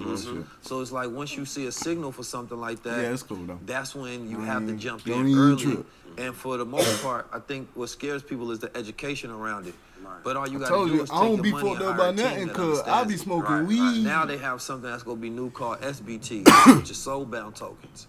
And soulbound tokens, because I think that the easiest identification to understand NFTs is like if I took a picture right now and I sent it to your phone, that picture's no shit's longer so in my funny. phone. I'm now sorry. it's I've only been in saying your that phone, shit right? for about So it's 2 transferred weeks. from one place to another, and That that's what shit gives funny. it value. We got It's not none a in double there, system. brothers. If I Any create two niggas and I want send it me. to two people, it's out of my phone and it's in yours, and everything becomes like a wallet that holds things in place. But the soulbound token says that if I send it to you, it's yours Damn, forever. my nigga. You can't send it, can't transfer it, can't do nothing. So now these become the new degrees, the new IDs, right? Imagine if you want to create an album and you only want to make one of them. Now, whoever buys that, whoever I send it to, if I send it to your wallet, it's yours forever. The only way you can transfer that to somebody else is you literally have to give them keys to your wallet, which means that they now have No, my access nigga. codes to it. Bro, just Or post you can sit up. on the physical Post that wallet nigga up and and let then me you can cut. give that to somebody. Fuck, man. And number one, it gives a me different that level of rarity and value to items Stupid that you ass can nigga. create digitally. How many songs do you have that you just never put out and really don't have any Put plans it up, to put nigga. out? Put it up. Bro, put the ball up. You was open. Goddamn, That's niggas. what I'm saying. So imagine if, you sold each one of those for $1,000. Now, just on a simple level, this that's nigga $500,000, here, bro. I swear to right? God. But you would imagine people may even want to spend more of that because you can get them intellectual rights to it to say that, or commercial rights to it to say that I'm going to sell it to you, and then I'm going to license it out to you, and I'm going to let you do what you want to do with it. So now you can sell it to studios, you can put it on an album, you can put a feature on it, but you on the back end will get a percentage of royalty for anything that they do. So now you selling it to the world and letting them Nigga, work get for out you the as you create paint. the content. And then you get paid royalty Get out on the the paint, content bro. that you Put it up. created. Right. You understand my me? fucking So you God, got this 500 goddamn songs, center. you probably don't even need to do features. I'm pretty sure there's many people who would love to. You say he lying? But you Man, can these niggas be- build your own NFT marketplace, which is super simple. I think the problem These is people intelligent think this stuff is individuals, man. complicated. No, it's You know not. what I mean? You hire a team and they Motherfuckers like, bro, I'll do outside that the for you box fast. thinkers. Right you know now, what I'm saying? somebody that's a fan of yours Niggas is is trying to in get Web3 out of this and fucking love program to work that for we- you. we, Because I was talking that to my was bro Hip designed 500 and we agreed that everybody needs a keep us in a CTO, certain Chief space. Technology Officer. Every business, every brand that you have got to have a CTO. Because Let's go, now nigga, you're leaving get so past. much money on the table and you working harder, when the reality of it is now it's about working smarter and more creative. Right. The creative workers. Because look, I always say the smartest people created everything. Now, the creative people show you how to use everything in the best ways possible. They say Steve Jobs said, he said, man, I give the laziest person the hardest job because they're going to figure out the easiest way to do it. That's a super fact. That's a super fact. But yeah, I my appreciate brother, that, bro. Get out the paint. This Get out the has been a paint. Definitely powerful. Man, I hate you, nigga. Get out the I paint. appreciate you coming. Appreciate You understand you, me? You being a consultant for the culture. You understand me? Bringing out the best in the culture and also bringing out the best in yourself. I'm glad you're still here to have this conversation. Hey, man. Because unfortunately, Really tried to kill that the nigga. streets, hip hop, or the world don't value black men until they gone. You understand me? So I want to give you your flowers while you're living and your appreciation, my brother. It's one of the goats. Peace, God. Yes, sir. High level. This has been a high level conversation. Make sure y'all tap in. You chill. You gotta make that. Fuck.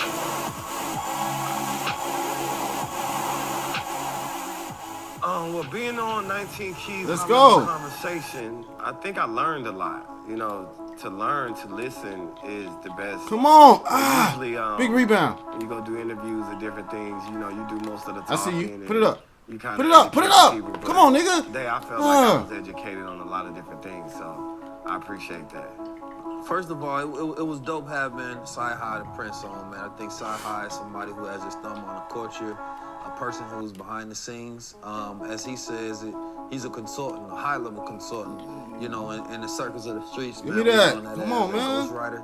And I don't think ghostwriter is a powerful enough word because basically he was saying that he does more than I'm out here just 2-point game, you ghostwrite. feel? Like he going in there and writing lyrics and that's it. My No, bad, it's like y'all. he's I'm bringing locked the in energy, right now. You bringing gotta give things me a out second. and Let's go. Get the ball. composing, Get the right? ball. Sling it, bro. And Sling I think that that's bitch. powerful because you can attribute some Let's of your go. favorite songs from Travis Scott to Kanye West to a bunch of other different people. And if it wasn't for this man, then we wouldn't get certain sounds. We wouldn't get It certain wasn't for songs that Cyhi, we all wouldn't love get certain today. sounds. So I think it's good to bring the architects of the culture in as well. And we talked about everything from That nigga jump. frequencies to vibrations, you know, to the culture, to, you know, understanding the PTSD that happens and the world, why hip hop is the way that it is. And we kind of went deep on even the African drum systems and how that correlate, you know, and spoke about his relationship with Kanye West and a multitude of different Just put things. it up. Just put it up. And I think Just that put the it up. brother is highly And, intelligent, highly in tune with himself. You And can't he dunk. has a special ability that only 1% of the planet Earth, less than 1% of the planet Earth has. You know, and that's the ability to not Need only that. make hits and make great music, right? Because he has the ability to make hits for Need other it. people, right? And by the making them, board. I mean like helping compose and bring that out to where we Put it love up. that forever. No. Kick it out. And that's Kick it a out. legacy creator.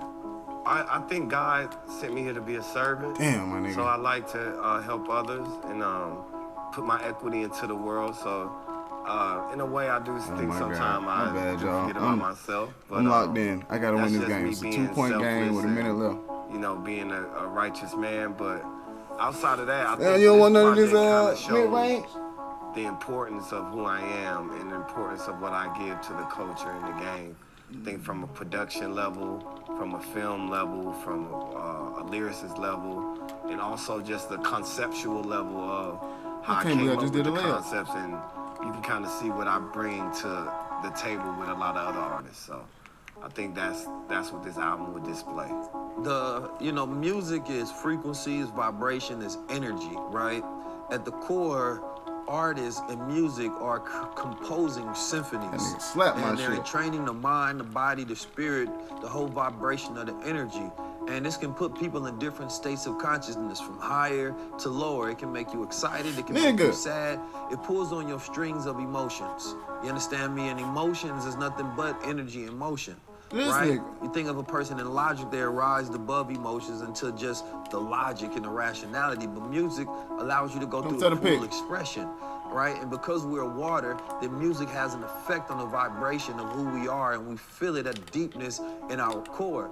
And I think that there's a very powerful element to being able to compose music, to empathize and understand the listener, to be an observer, to embed intellect, and to be able to compose powerful frequencies. That musicians, and artists are some of the most powerful people in the world for that reason. Get the big, get the big, get the big, get the big. Having somebody like Cyhi, who is a cultural architect, composer, consultant, right, and what's known as a ghostwriter, I think is a high honor. And I look forward to listening to his album, inshallah, being on his album. Also, you know, I loved about this conversation is that, you know, the brother's very humble, got a very good energy, great spirit, right? But at the same time, he's a high-level genius. And, you know, it's not always about the one man that you see. I'm trash, bro. But it's about the energy and genius that's behind and that surrounds the people, that's on the side of the people. Because once you understand that, then you have the piece to understand how to create masterpieces, how great things are composed in the first place. Right now, it costs $100 to fill this up, and $1,000 to fill this up. Good morning, good morning. We're all feeling it. Families and businesses getting squeezed because of broken supply chains and corporate greed. I'm Congresswoman Kim Schreier, and I'm leading the fight to suspend the federal gas tax to get prices down. Right? And when you are out here doing some reaction videos on YouTube, playing some 2K. About to get off this shit maybe another hour. Happy Saturday to everyone. What's up, TS Henny baby? What you been on? Yeah. Doing these high level conversations. I ain't gonna lie, this interview was it's not what I expected it to be. But, you know, whatever. Cyhi's not that good at interviews, man. Like, I think he's like just an extreme intellectual. He doesn't really care about entertainment.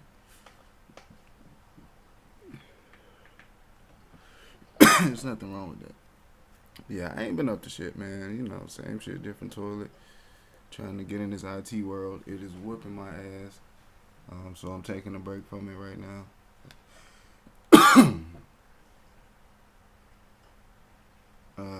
I need some insight. I gotta find a community on this IT shit because it's a struggle. It really is. No, man. I'm actually just on week 2. I'm on week 2 of like this Coursera courses, like Python crash courses and shit. And yeah, I'm stuck on this one problem.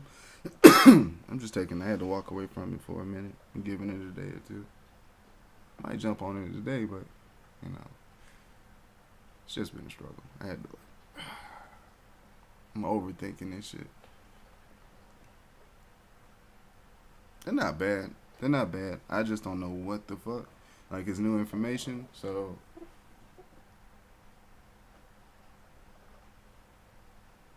you know, it's all about focusing and how bad you want it. So, like I said, I'm just giving it a break right now. That one practice quiz problem was whooping my ass. Like, I'll go look at the video. It's not a textbook for it right now.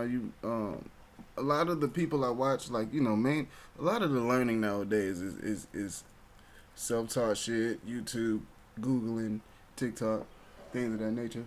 So they're basically trying to get me to use this interpreter. They're trying to get me to use this self-interpreter type shit, this web interpreter. And all the videos I've been watching of people that already programmed, they basically just saying, look, the best way to learn is to start trying to build programs yourself. Oh, what the fuck? Just start building programs. And I'm like, nigga. I mean, that makes sense. And my daughter want to make a video game, so that's one thing.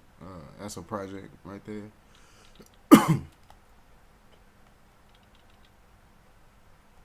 Alright, do that then. You're crazy, boy. Good God, you niggas is crazy.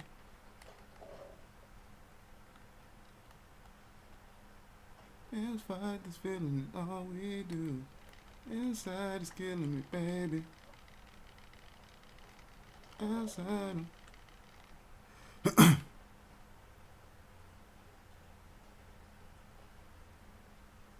Yeah, does IT? I'm good. I just gotta focus, man. It's a struggle. But yeah, it's always cool to gain some insight from somebody.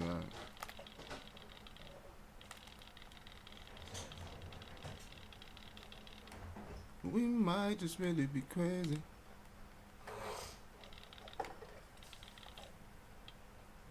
Hey, y'all gotta get out of the paint. Not you back. Your ex does. He's an engineer. We gonna talk. Yeah, nah, it's cool. I ain't tripping, man. I know I'll figure it out. I just gotta sit here and figure out what I'm doing wrong. Like, I'll go look at the video. It's a little piece of it. It ain't doing shit. But I basically just ate weed. It's a struggle. Man, hit that shit. I know it ain't nothing, but it's something. Yeah, but I don't think it is. Are we out of cigars? I don't know. Do we smoke that many? I think so. This is the last pack right here? Probably.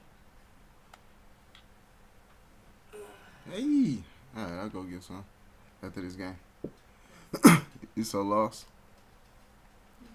Why you lost? Welcome back, though. Where you went? Want somebody else chat?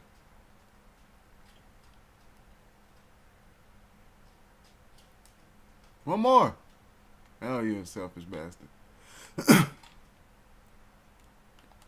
Anybody got plans today? Damn, I forgot I'm streaming on YouTube.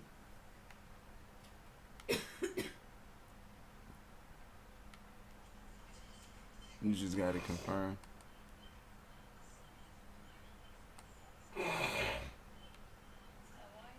It's Saturday. It's football season. Y'all ain't watching no football? My Gators play Kentucky today. Oh, it's Saturday. Who Auburn play today? Who's Auburn playing? Y'all don't watch sports?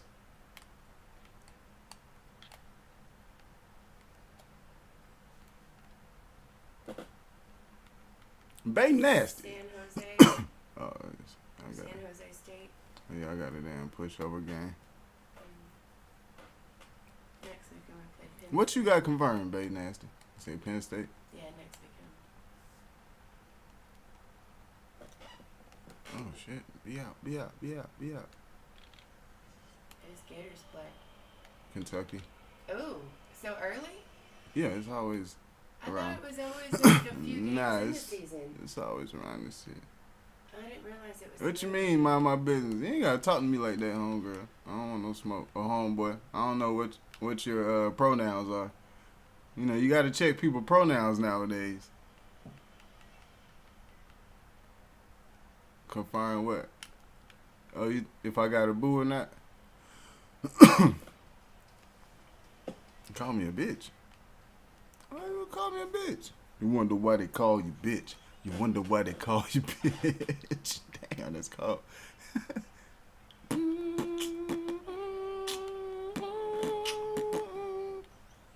You wonder why they call you bitch. You a woman. Oh, okay, I respect it. Yeah, man, you gotta check, man. I don't want no smoke. It's all type of people in my chat. If you don't know that, there's a lot of people on live. of different walks of life. Not that it matters, you know what I'm saying? I tell you, I got in a weird situation one time because of this damn website. Corner!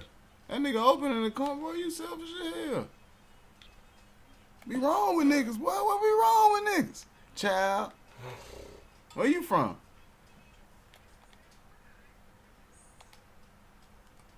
Hit a nigga with that child. You from Alabama?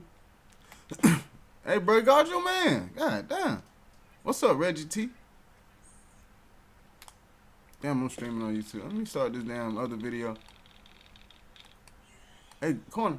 Never mind. Why y'all niggas be clogging the paint, bro? Play with big man that clog the paint. Alright. So this next video is Cyhi doing a live interview. No, doing a live stream. And I just wanted to see what he was talking about.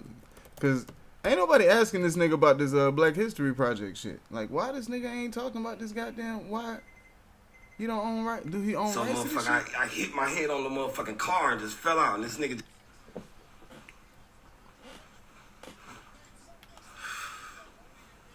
I'm a freedom fighter. Dalai Lama to the weed supplier. Y'all get out the paint.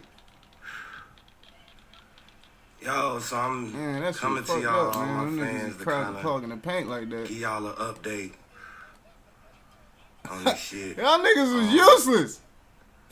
I Grab some just wanted rebounds. to come to y'all as an Shoot the artist, ball, bruh. You know what I mean? Because y'all are my supporters and, you know, people fuck with my music and shit like that. But I have a big question. Bro. I have a real thought that I kind of want to get across and kind of like tell my story.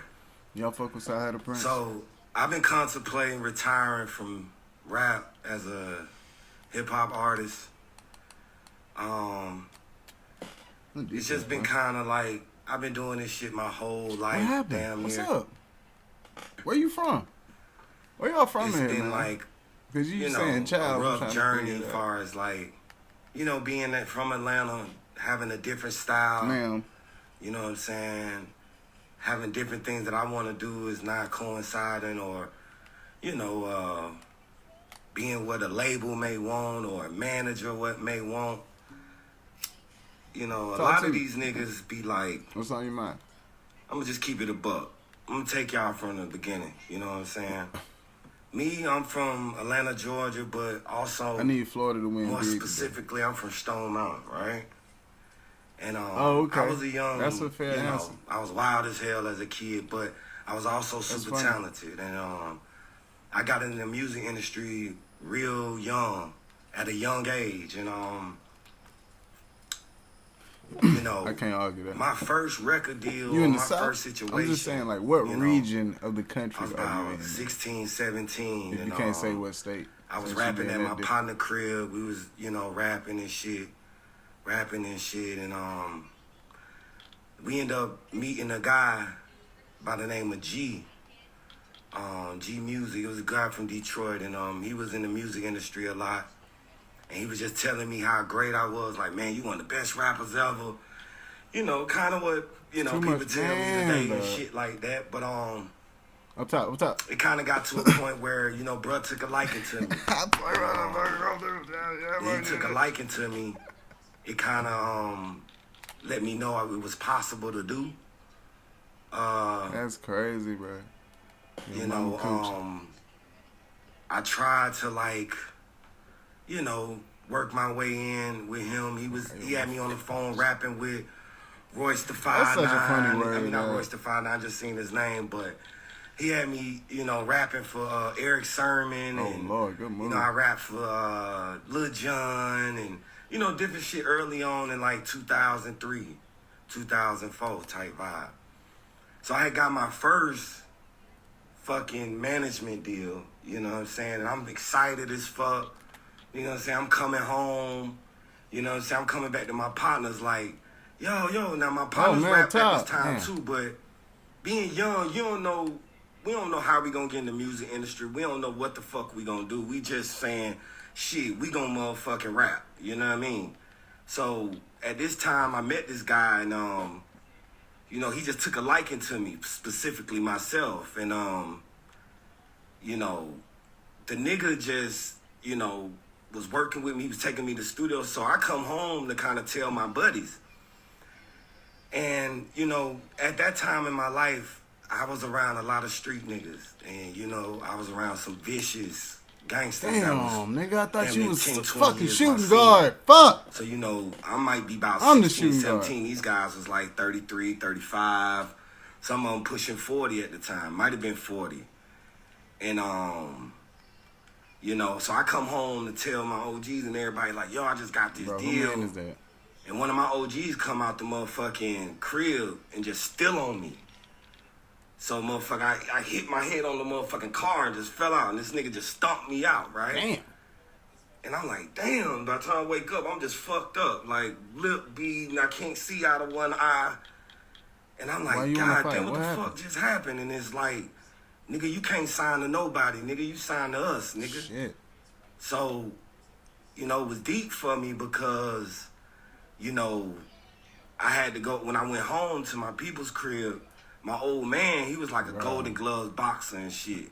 What And happened? he knew What'd I about do? fighting and shit. You know, he been fighting all his life. And, you know, he seen my face. So when he seen my face, he's like, what happened to you? And I'm like, you know, man, these niggas done stole on me. You know, we was at the store, they stole on me. You wanna and talk about it? woo, woo, You got a lot of I'm pent-up trying to tell my aggression, dog. old man anything to kind of Fuck, throw he's him angry. off because I know he Yeah, mad. boxing Because my jump. whole fucking face, left side of my face swollen, eye closed, it just looked crazy, right? But my old man had flipped my hands over to see my knuckles. And I ain't had like no scratches on my knuckles now. Usually, you know, back in the day when you growing up, niggas my age, I was whooping niggas my age. Like, you know what I'm saying? I was whooping niggas my age. But, you know, this nigga was a 33. This nigga was a whole motherfucking... Damn, nigga. You know what I mean? I can't even tell you what he was. That's how cold and crazy and deep this shit was, right? So, when that shit happened to me, I don't want no smoke. it kind of like put in perspective, like, damn, like, the What you music mean you wanna industry, that's fight? what this I'm shit talking- come with. What you want to fight So for, man? fast forward, like, you know what I'm saying? We go fucking get my deal with, you know, I ain't gonna say they forced me to be in the group, but I wanted to be a rapper, so we kind of made a group, you know what I mean? Because at the end of the day, For we was sure. all like somewhat in the street, you know what I'm saying? And, you know, ass whooping is ass whooping. It was just like normal for, you know, you I wanna guess fight, street niggas, you know what I'm saying? But I knew I ain't want my old man to go around there to kind of like revenge me or something, because I knew these niggas were playing with guns and playing with real, What just happened? you know what I'm saying, nigga gonna get a nigga, knock a nigga off and get out of town kind of vibe. So I'm like, I can't put my old man in that, right? So I'll never forget, like, you know, What you talking about? people was kind of like upset about it. Like a lot of my friends, a lot of my music peers and shit, and the shit, the Nation of Islam was about to get involved, and I was like, hi, I remember, you know, shout out to Jagged Edge and Kyle from Jagged Edge, but, you know what I'm saying, he was upset. It was just like all my people was upset that, you know, usually, you know, I didn't know in my mind at that time, I was young, like, that if I got a deal, everybody had to get a deal with me. You know what I'm saying? So, long story short, we end up, you know what I'm saying, moving forward, and, you know, we end up getting a deal with, like, Noon and E.F.A. They had shown up About and what? shit. And the reason why I'm telling y'all this story is because, you know, I've been through so much in rap, bro. Like, fuck the streets. The streets always came with rap, but in rap, it was just like, niggas just always didn't like me succeeding. You know what I'm saying? Fuck, dog. And What you talking you about? know what I'm saying? It was just fucked up. Like, I was just going through a lot of, like, threats. Niggas was trying to extort me. Niggas was, you know, it was just a rough time Getting for their me. ass So whooped, bro. I kind of, like, got into, you know, met Jazzy and them, and they started taking us to do, you know, little performances for L.A. Reeves and, you know, different labels. Wow. I performed for Clyde Davis. I performed for, you know what I mean, every record label you could think. Every record label offered us a deal. But, you know, real talk, a lot of the motherfuckers wanted to do just it. sign me. Damn, you know what I'm saying? And it was my guys, but it was just like, you know, we was still in the street, and these folks was offering me $250,000 my motherfucking self as a solo artist. But I end up ultimately having to take that $250 and split it with my 4 of the group members plus, you know, management and other people that was involved. So I only came out with like, I think it was like 30,000, 20,000, 30,000 or something, right? So moral of the story is like, you know, I end up That's funny. going through all that shit just to get, you know, told that I couldn't get the money that I thought I was deserving because I was really doing all the work. I was no disrespect to none of the other guys, shit. Like but somebody, I'm in that bitch somebody got to night shoot a and day, midi, night somebody and day. got to Like, be I'm in the not taking paint. You know what I showers. mean? I'm not, like it's not you know what I mean? smart I just IQ sell for both my big little men to work, be in the right? paint. Like that shit It got crazy. to a point where I wouldn't sell nothing under an ounce. I wasn't selling nothing under an ounce because I couldn't leave the studio for nothing under an ounce. So I would let other niggas catch plays and shit that, you know what I'm saying, that I ain't want to catch because I just was infatuated with doing music and I'm not making my sorry. music grow and You know, doing my it's a shit. new game, a dude new. So then, you know what I'm saying, I end up, like I said, we get with Noonie and then, you know, the streets come back in it. You know what I mean? They is like, That's so funny. you know, Noon and Jazzy kind of found out that the niggas we was with, or I was with, wasn't to be played with. And they was like, man, you know, this shit getting too deep, man. We gonna go on and just step back from it. So they stepped back from it, and I'm like, damn. So now I'm trying to find my way. So I end up meeting another brother on my journey named Boo Theom or Tiam or whatever y'all want to. This Akon brother, right? So he ended up giving me an opportunity. He ended up giving me like 70 grand. And I end up having to take that 70 grand and give it to the crew and the street crew of niggas that I was a part of. You know what I'm saying? So when I gave them that 70 grand, that started me out with zero. You know what I'm saying? So at that point, good shot, I'm motherfucking like, okay, let me try to figure out what this gonna be. Now I get with Boo and them niggas, man, and it was cool, but the whole time they wanted to make me do trap music. Cause you know, Jeezy was popping at the time. That's who they was working with a lot, and they was cool with him. But I wasn't a street nigga like that. I was just in the streets. I was never like, yo, I want to be a street nigga. You know what I mean? Boo, ain't a hood nigga, but a nigga from the hood. But a lot of times it's like, you know, the street nigga perspective kind of hinders real artists and real shit that real people want to do. You know what I'm saying? Real artists want to be, you know, be able to explore different production, different beats, do different features and shit. And this nigga was kind of like, wasn't fucking with me because he felt like, nigga, you ain't doing no street shit. Nigga, I thought you was from the street. Nigga, I am from the street. What the fuck do you mean you thought I was from the street? It just felt like, nigga, what you trying to do? You know what type of gangsters niggas I grew up around, nigga? I'm not finna be trying to go back to where the fuck I just came from. Nigga, I'm not enjoying myself out here doing shit. Glorifying nigga, I'm trying to streets. motherfucking progress. I'm trying to be a musician. Yeah. And I think, like, around that time, like, Jay-Z, man, you know, Jay-Z is my favorite rapper, but he got niggas fucked up, bruh. You open? He got niggas fucked up because niggas think, because this nigga sold dope that, and he became a rapper. No, Jay-Z wanted to be a rapper first. Right. You know what I'm saying? Jay-Z wanted, my bad. Jay-Z wanted to be a rapper first, bruh. Jay-Z wanted to be a nigga who, he was going to labels, niggas was turning them down, boom, boom, boom. Then Jay-Z was like, man, fuck it. I'm gonna get my own money. So Jay-Z ended up going to the streets and getting his own motherfucking money. And then came back and invested it. So nowadays, fast forward 2022, niggas don't even want to go get a deal no more. Niggas rather go to the streets first and get they motherfucking muscle up, get their paper in the street. Then they go to a motherfucking record label and demand what they want to demand.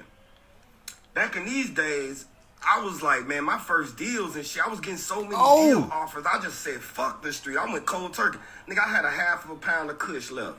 That's about I had. Nigga, I gave that shit away. Half a pound of kush? I gave that shit away. And niggas, you can ask any nigga in Atlanta, nigga. I was the first nigga in Atlanta with Keisha. I was the first nigga in Atlanta with kush, man. I was moving bags every motherfucking way. This shit 20 years ago, 15 years ago, so I ain't gotta worry about, you know what I'm saying? I know a lot of shit going on. We gonna get into that too. You can shoot too. But can you dunk? I was just like, man, what's your fuck position? this shit, nigga. I got deals on the table. Nigga offer me $250,000. I ain't finna be out here risking my life in the streets. You know what I'm saying, nigga? I'm already been in shootouts, getting robbed, all type of shit like that. So it's like, I wasn't thinking about that shit no more. But anyway, me and Boo ended up falling out. I ain't spoke to this nigga in like 2 years. So this right before I met Kanye. I ain't spoke to this nigga in like 2 years, right? L.A. Reid ended up having a showcase downtown Atlanta. Now this back when artists could come to a showcase. And motherfucking do what they motherfucking do, and the label would, you know, fuck with you. So me, this around the time I'm getting evicted from my crib. I had an apartment I was getting evicted from. He's so funny. And me either, man. Because, you know, I was used to living off the streets, but then when I got with this nigga Boo was like, man, you ain't doing what I want you to do. You ain't you ain't putting this shit together. You ain't I'm like, nigga, I'm a musician, bro. I don't just you hear that nigga from the south, nigga, say that rap to goddamn them fucking trap beats all day. Nigga, I got other emotions, other That's racist. I can jump like fans on of black. all type of music, from West Coast to East Coast to down south, Midwest, whatever. Twista was one of my favorite rappers too. Damn. So all that shit growing up in the day, I had that. Now big rebound. So I end up going to this motherfucking showcase, and I'm doing this motherfucking showcase. Oh, I'm trash. And it's 27 people in this showcase, y'all. I was supposed to shoot 27 that for people. real. This is Def Jam Showcase. It's You Karen racist, Kwok. bro. You ain't gotta come here being racist. L.A. Reid, his whole regime back then. He said I could and it jump happened to because be I'm black. Boo was one of the executives on Def Jam. Now, I ain't spoke to this nigga bro. Y'all tweaking in now. For real. fucking 2 years. So I show up I had a song called I Don't Want to Go Outside. Why you gotta be racist, That was though? one of my early records. I show up to the motherfucking showcase in a shower cap, a shower robe, a fucking what else I had? Some slippers on and a newspaper, right? The nigga Boo come in the room in the back when, you know, all the artists bro. sit. Y'all He clogging like, the bro, paint. what the fuck Up top. Now look at this I nigga miss. like, bro, I ain't seen you in 2 I years. miss. You I ain't knew ask it. me how the Damn, fuck I'm doing. You don't trash. ask me what the fuck I got Hey, on. man, we gotta get them big men out the paint, bro. Nigga, so I told my buddy Mike, man, get this nigga out of here, man. So Mike like, man, let me go talk to this nigga, because he upset that I don't got on no real clothes. It's like, nigga, I'm barely fucking making this motherfucker right now. I don't give a fuck about no real clothes, nigga. Fuck. Nigga, I'm out here dealing with real fucking shit. You talking about some real, where your real clothes at? Fuck an outfit, nigga. I'm the greatest rapper alive. You talking about a motherfucking outfit. What are we grabbing? But moral of the story, bro, I go out there, I tell them folk, man, pull the motherfucking couch in the middle of the room. They looking at me like, what? I said, man, pull the fucking couch in the middle of the room where everybody was performing at. Now, let me tell you, T.I. performed in this showcase with his artists. Kerry Hilson performed. It's like all the best artists in Atlanta performed. Oh, my God. Now, the whole time, this nigga L.A. Reid got a fucking newspaper like this. L.A. Reid got a motherfucking newspaper like, you know what I mean? He ain't even looking at the artist. He just looking at the newspaper and smoking a cigar. So niggas is performing for him and he not even looking at him. So I'm like, okay, hold on real fast. Give y'all some more light. So L.A. Reid ain't even looking at the artist, bro. It's 2K shit. Everybody, he just got the motherfucking picture up in front of him. Man, I come in that motherfucker, I get that nigga freestyle before I even start my song, nigga. I get the I can't remember what I'm saying, but y'all know how my freestyles is. I'm going fucking berserk. Plus, I'm broke as fuck. Plus, I'm motherfucking, you know what I'm saying? I ain't got no crib or nothing. I just go in there and go crazy. All I see was L.A. Reid do this. That nigga did this. By the time I finished the freestyle, the nigga did this. I turned the music on. The nigga done closed his whole motherfucking shit up. He crossed his motherfucking legs. One more. He light a cigar. This is my Palo Santo, but here I am, Not the motherfucking Palo cigar. Santo. And just watch me go crazy. I'm number 27. I'm the 27th act. This nigga said, I seen all I need to see. I'm gone. I'm signing him. Boom. This nigga get up, light the cigar. Nigga Boo like, oh my God. Oh, this nigga just dunked on me for no reason. I ain't deserve that. Bruh. I'm looking at this nigga like, bruh. You just told me you ain't even fucking with me, bruh. Toxic, bruh. And now you talking I ain't about, did oh nothing my to be God, talking. you did it, bro. You did it, bro. I'm like, man, this nigga shout out, bro. So what I say, all right, whatever. Boom. So he called me over to his office that night. He gave me like 5 bands, 7,500 or something like. Hey man, get yourself a spot, man. Get yourself settled in, bro. My bad, bro. That's I was crazy. just handling a lot of shit. Boom, boom, boom. We gonna get you straight, bro. I'm like, all right, bro, whatever. So L.A. Reid ended up coming in. You know, he ended up giving me a deal. Boom, boom, boom. I get a deal with this nigga. Now the whole time I'm getting this deal with this nigga, Boo get to coming back like, we want these type of records. We want these type of records. I'm like, bro, I don't just do trap records. I'm a motherfucking goddamn hip hop artist. This is what the fuck I do. I do hip hop, bro. I'm not just gonna do no trap record shit so you can send me back to where the fuck I came from. Nigga, I was around some vicious niggas, bro. Yeah, Boo, that's Akon brother. It's That's some the shit, African nigga, I shit. was a part of in 1970, nigga, and I trying was to born use in a nigga, bro. 1984. That's how deep my shit was going. I couldn't even have friends. Because the shit I was part of was so fucking deep, bro. Y'all hear me doing these fucking freestyles, y'all be thinking like, oh, this nigga made this shit up. I ain't made up a freestyle yet. I ain't made up a rap yet. To this day, I ain't made up a rap yet. Cause everything I'm rapping is real life. Y'all think this shit cool and oh man, he a backpack nigga. Nigga, I wish I was a backpack nigga. You get what I'm saying? You sitting in the pain? Nigga, I've been in shootouts, nigga, drug nigga. Nigga, y'all can go look this shit up. MTV, whatever you want to go look it up. Nigga, look it up. We was at motherfucking Kyle from Jagged Edge crib, nigga. It's 100 bags in there, nigga. 4 AKs, nigga. Tech 9s, all type of pistols. Nigga, I went to fucking DeKalb County for that shit. I was in jail for like 3 weeks for that shit. And rest in peace, fucking Eddie Long. Yeah. Sent a chaplain from his church over to come get us out of motherfucking jail, nigga. Or we were going down the road. Point blank, period. You get what I'm saying? So that was like a point in my life that I'm like, damn, okay. I'm like, damn, okay. I gotta do something, bro. I gotta get out of this shit.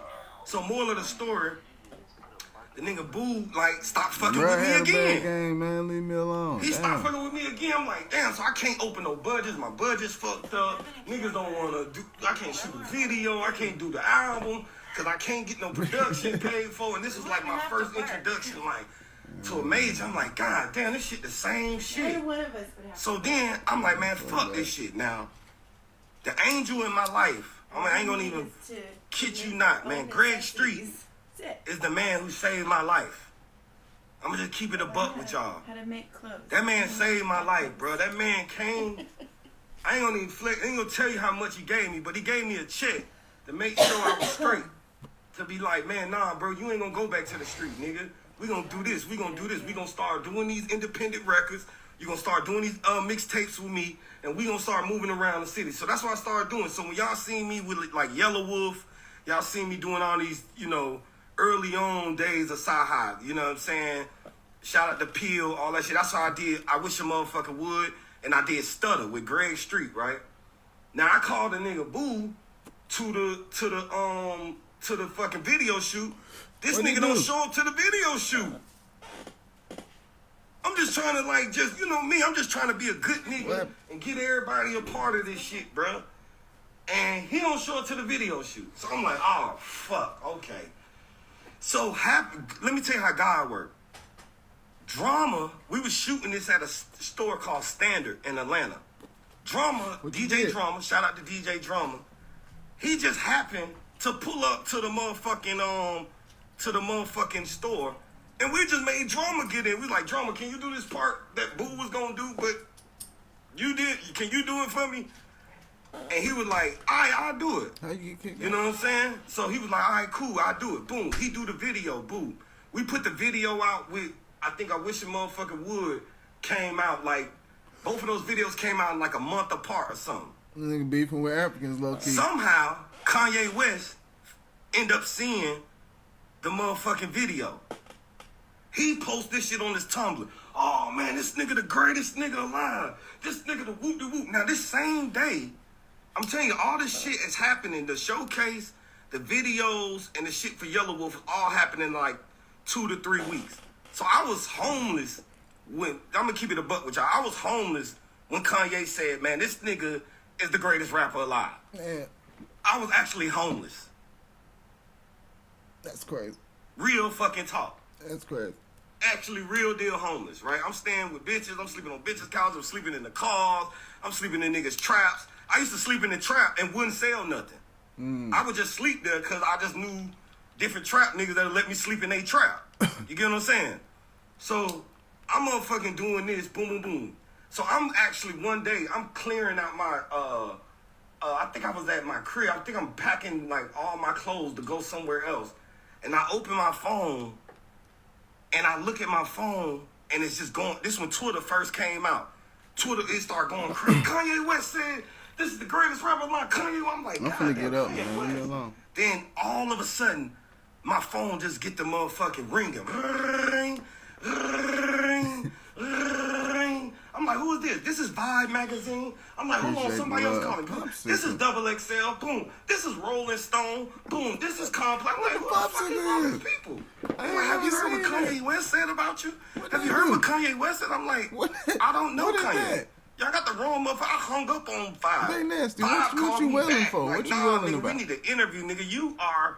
I'm This gonna be man about said an you the hour. greatest You know thing what I'm since saying? sliced I got about bread. another hour. I'm like, oh, After this shit, interview this shit done. real. Greg Street called me like, nigga, I told you.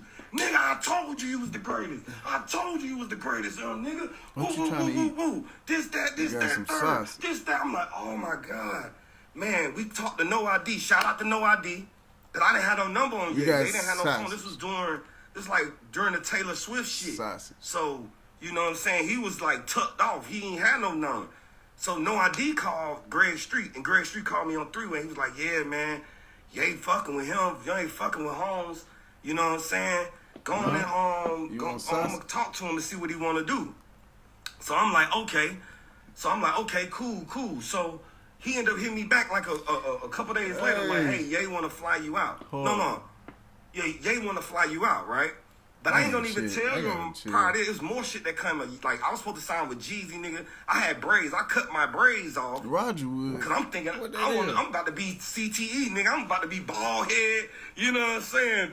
You know what I mean? You know how Jeezy had the motherfucking bandana motherfucker. So I'm about to be bald headed bandana Jeezy motherfucker, right? So I'm like, okay, cool. Boom. We about to do this.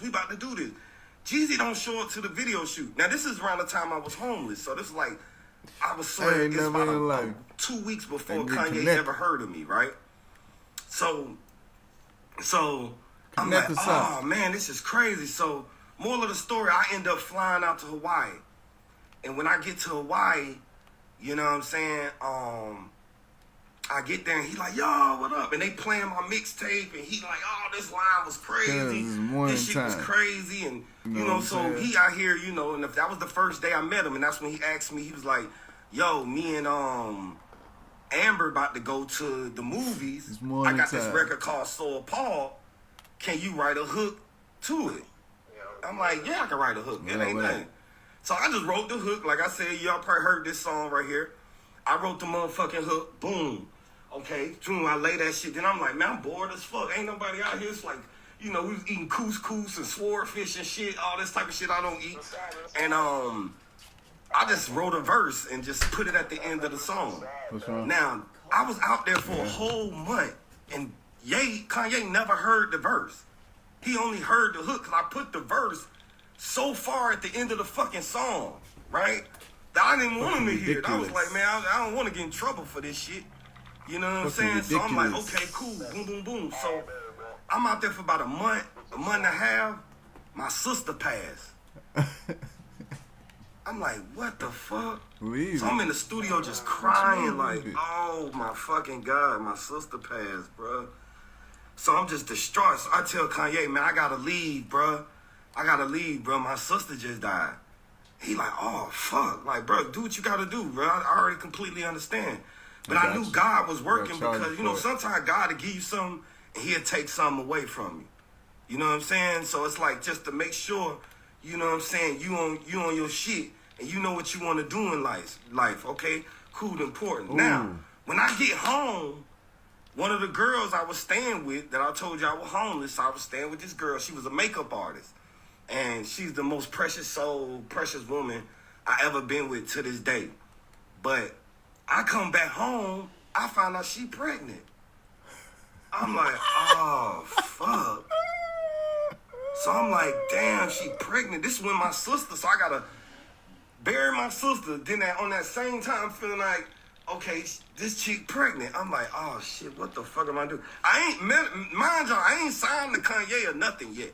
That nigga I ain't signed no deal, I ain't did nothing. Is it his? Just, you know what I'm saying? I just met this nigga. I can't ask this nigga for a check yet. I ain't that type of nigga. You know what I'm saying? So I'm like, damn, what the fuck am I supposed to do? I'm just talking I'm shit. like, oh shit. So the chick had just joined this thing. I don't know if you guys, if you ever been in film, it's this thing called the Union. You know what I'm saying?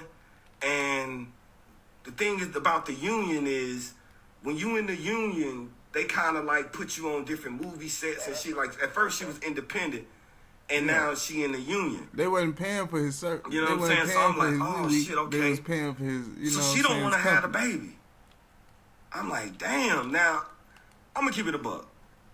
At this time, I was just an inspiring artist, bro. I ain't had no money, so she probably thinking, you know what I'm saying? She probably thinking like, bro, you ain't gonna be shit, bro. I'm gonna keep it a buck. She probably like, nigga, you ain't gonna be shit, nigga.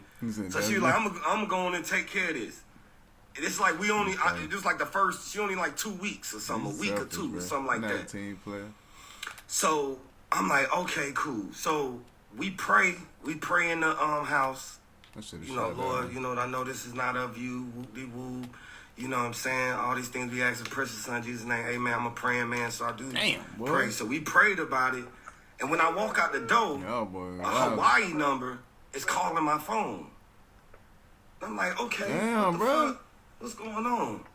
It's a Hawaii number calling my phone. I don't know who the fuck. I'm thinking it's the weed man from Hawaii. Good, man. So I answer the phone. He like, yo, this Ye.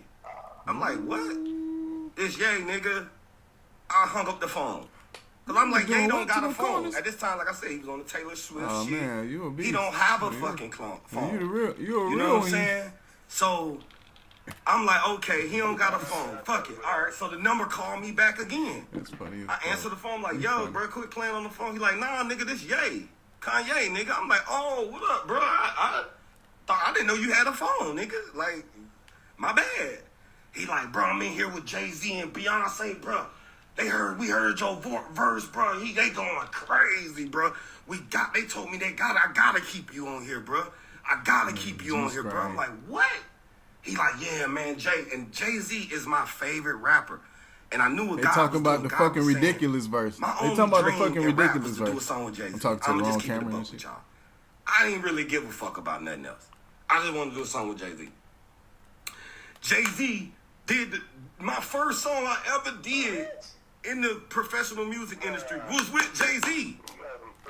That shit was with Jay-Z. They was like, nah, the guy was like, nah, I'm gonna go and do this. This the first thing I'm gonna do for you, nigga.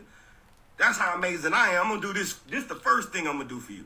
So I'm like, oh shit. Yikes. I'm like, oh my God, like, okay.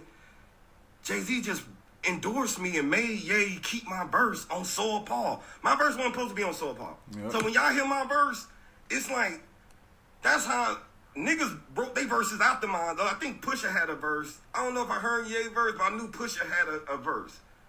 But damn, man. I knew it. Niggas too big for that Candace, shit. You know, that's my crazy. homegirl Candace Ireland, she know me since kindergarten. She know my plight, man. She know I've been that nigga since kindergarten. When I say in kindergarten, I mean kindergarten. Let me take y'all back to kindergarten, man. When we used to have field day at my school, every kid in the school would shake the motherfucking gate for me. Every time we did a talent show, they would chant my name. I knew I was going to be a superstar at some point in time in my life. You get what I'm saying? Boy, so, all right, that man, please. Man. So, all right, cool. We go back to the thing. So now, I'm headed to, I just left a funeral. I'm headed to an abortion clinic. On the way to the abortion clinic, Kanye calls me and tell me, nigga, you gonna be on the album. This how God working. Oh, it's just like so much shit coming out of young nigga, right? So I'm like, okay, cool. Boom, boom, boom, boom, boom. So my shawty go through with the motherfucking whoop. She come out crying, I'm hugging her, but while she in there, I'm talking this Greg Street like Street. This nigga got mixed feelings like a motherfucker. This nigga had an abortion clinic getting like, signed Greg to Street a record is the deal. most pivotal nigga That's in my wild life. shit. So it was so crazy, like that shit happened to me. So fast forward, you know, I'm getting in the music industry, and this when I first meet, you know, the guys. So they fly me to, you know, New York. I end up meeting Kobe Bryant. I met Alicia Keys. That was the first time I met Nicki Minaj. I met Mos Def. I'm just in here. This is cruise summer. I mean, this is Good Friday shit. So when y'all hearing all this Good Friday shit, this is around that time. So I'm doing my thing. I'm writing for other people in there. I'm, you know, doing my thing. And Ye got me freestyling for everybody in there. Now,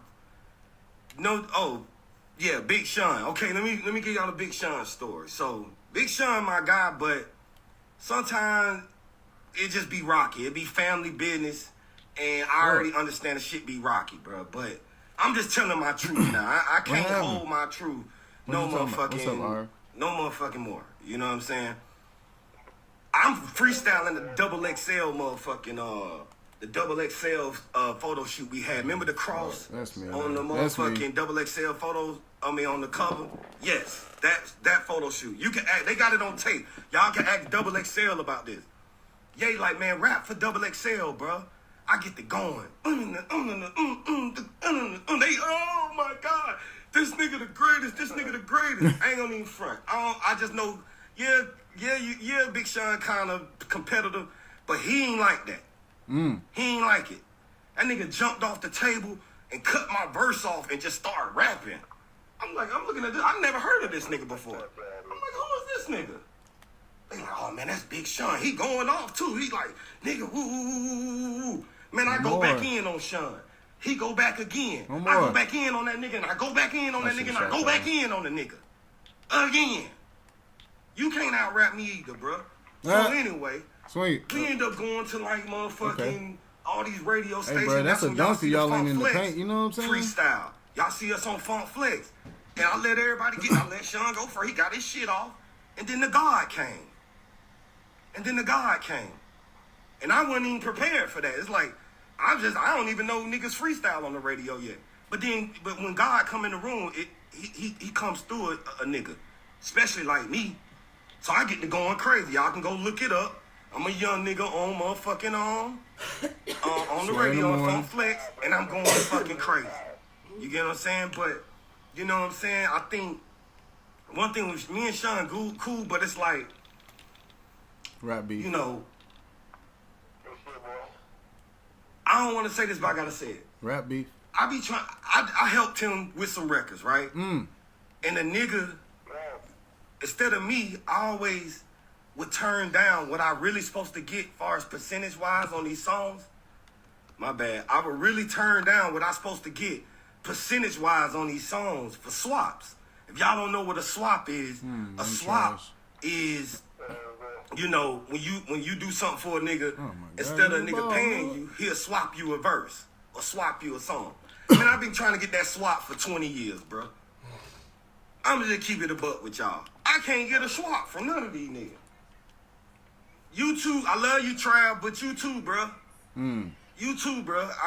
You know, y'all know what I did for Trav. Keep it all the way honest, I supposed to have I had a large amount of That's sicko crazy. That You know sicko what I'm saying? I had a verse. large That amount sicko of verse sicko came from Cyhi the right? Prince. That's facts. So Travis they Scott's called me, sicko his verse people called came me from like, Cyhi. man, the sample taking up this. We got this many samples on it. We got this. What's up, Miss Wet? Can we give What's up, you? yo? Can you just take this significant cut? I think it was like a 10% cut. Now sicko mode is diamond, y'all. Right. Imagine losing 10% of sicko mode. Yeah. Imagine it. That's crazy. Imagine losing 10% of sicko mode, bro. This is the diamond record. This is the biggest record in like the past whatever years. Right. You know what I'm saying? So I'm trying to do the swap. He gave me a swap for it. He like, man, if you take this percentage, I'll give you a swap and I'll give you a record. But you think I'm gonna get that record? Nigga, I've been calling. I'm calling. I know he going through this shit, but man, I'm calling and all this other shit. Niggas don't want to answer the phone. Niggas don't want to give me my swap. Travis got a bitch I'm like, for that. okay, cool, boom, right? All right, cool, fuck it. I'll get it one day. You know what I'm saying? God. Fast forward, bro. So, you know, we back into our shit. We doing our shit. Boom, boom, boom, boom. I end up doing sicko mode. The shit go crazy. Now, I don't know that Drake is getting on sicko mode, y'all. Right. This is just, you know, me. I helped him do the record. Man, come on. What the fuck, Sway Lee nigga? And it was just, excuse me, it was just Sway Lee and fucking Trav on the record. Oh, Drake jumps on the record. When Drake jump on the record, I'm like, oh, this shit out of here. So we boom, #1 record, boom, #1 record in the country. Now, before this, let me go back a little bit. I worked on Black Skinheads. Yeah, I worked on what is it? It was Black Skinheads and another God. I'm a God or something, like one of them records, right? Man, this Cyhi the Prince, man. He got to tell his story. I could never sign with Kanye one of the West, biggest y'all. writers in the fucking history I of could hip-hop. never sign because I was always signed to Boo. And Boo would not let me sign to Cyhi Kanye the West. Prince. Right? So I had to become a writer. I'm not a writer. The only reason I became a writer is because I had to make some kind of money or I was going back to the street. He was signed to so Boo. Dave was like, hey, Boo man, till we owned, figure I this think shit Boo out, owned Black let me, History Project. you know, That's help me why he come can't rap. talk about that so shit. I wrote Sicko. That nigga beefing with I Akon, wrote bro. Black Skinhead and another record. I helped on those records, right? We end up getting $1 million deal for Wolf of Wall Street. No, for Motorola. And we got like a $500,000 deal for Wolf of Wall Street around that time. Boo comes out the blue and claims that he owned my publishing. That's crazy, yeah. This nigga, That's who he beefing with. That's what the fuck going. He beefing with this Boo. publishing company about to give me like $500,000, right? They about to give me something stupid for these records. This nigga comes and send a cease and desist from Universal, right, to take 50% of what I wrote. Fucking Africans, boy. He telling I these ain't folks saying he it in no own my disrespectful publishing way, now. but it's like they It's don't $1 really million fuck with black on the people. table. It's $1.5 million on the table. I could stop the whole thing and make everybody that's trying to get this $1 million. I could stop everybody's shit, or I could just let bruh come in and get a piece of this happening, whatever man? What song. are y'all doing? So I just said, man, fuck it, bruh. I can't hold it up. I ain't got no money. I can't hold it up. Man, let this nigga get this shit. But I knew I didn't want to let him get this shit. But everybody was advising me, man, just go on and do it, bro. Just go on and do it, bro. We can't miss this Motorola deal. We can't miss this Wolf of Wall Street deal, bro. Yada, yada, yada, yada. All this sucker ass shit. Yada, yada, yada. I'm like, man, this nigga on some lame ass shit, bro. This nigga would never, he was just a thorn in my side, right? That nigga Boo. So I end up giving it to him, right? Boom. I didn't give it to him. He took it, really. He just sent Universal. So during this time, I'm trying to, like, after that, I end up trying to get my percentages back and shit, right? All these lawyers I'm hiring, they can't get my percentages back from Universal. They can't get my percentages back from Universal. Can't nobody get my percentages back, right? So I'm like, okay, cool. Can't nobody get my percentages back. Man, I go online and Google, what's the phone number to Universal Publishing? I motherfucking call Universal Publishing for 5 days straight, bro. That's crazy. You a hater, 5 days straight, from Monday to Friday. Now they sending me around to all these different motherfuckers and all this different goof ass shit. They sending me around to all these motherfuckers, bro. So, once I'm thinking like, okay, I'm getting closer and closer. Shout out to Ethiopia. If y'all just seen the Lil Baby documentary, one thing I gotta say, we need more QCs in the world. We need more P's and Coach K. It can't just be one or two of them niggas, bro. God gotta make more of them niggas, bro. A nigga who gonna walk you side by side and mean what he say when he doing business with you. You get what I'm saying? Them niggas is the most special niggas in Atlanta. I'm getting robbed P out here, and boy. fucking Coach K. That's it. Everybody else, bullshit. Okay? Keep it a buck. Let's get back to the story. So, I'm in here trying to get this shit done. Boom, boom, boom, boom, boom. This nigga ends up, you know, I end up getting on the phone with Ethiopia the next Monday. I'm like, Ethiopia, how you doing? She's like, hey, I'm the big motherfucker over here, whatever the case may be. I'm like, I'm sorry, but no, he ain't drunk no water. Your company called my company and said y'all owed me, I owed y'all yada yada X amount of dollars. I read my contract myself. I had 3 lawyers try to get me out of this deal. None of the lawyers could get me out of the deal. I'm paying 3 lawyers. That's crazy. None of them could get me out of the deal. So I called the motherfucker myself, and I say, hey, man, that ain't I read my contract. It ain't this. It ain't that. The nigga don't deserve that. The nigga don't woo. They said, well, we already collected the money, but we can give you your percentages back, but we can't give you your money. Universal Publishing, yes. Universal Publishing said they can give me my percentages back, but they couldn't give me the $500,000 that they took from me. What the fuck does that even mean? I'm like, that don't even sound right. They hit me with some shit. It went into a black box. It went into this shit called the black box when don't nobody claim the money. They split it up with, they split it between every red box or whatever. They split it with every fucking artist on every writer on their company. So I gave that don't even make sense. How you do that for somebody else's money? When I'm homeless, damn near broke as fuck, to Universal, bro.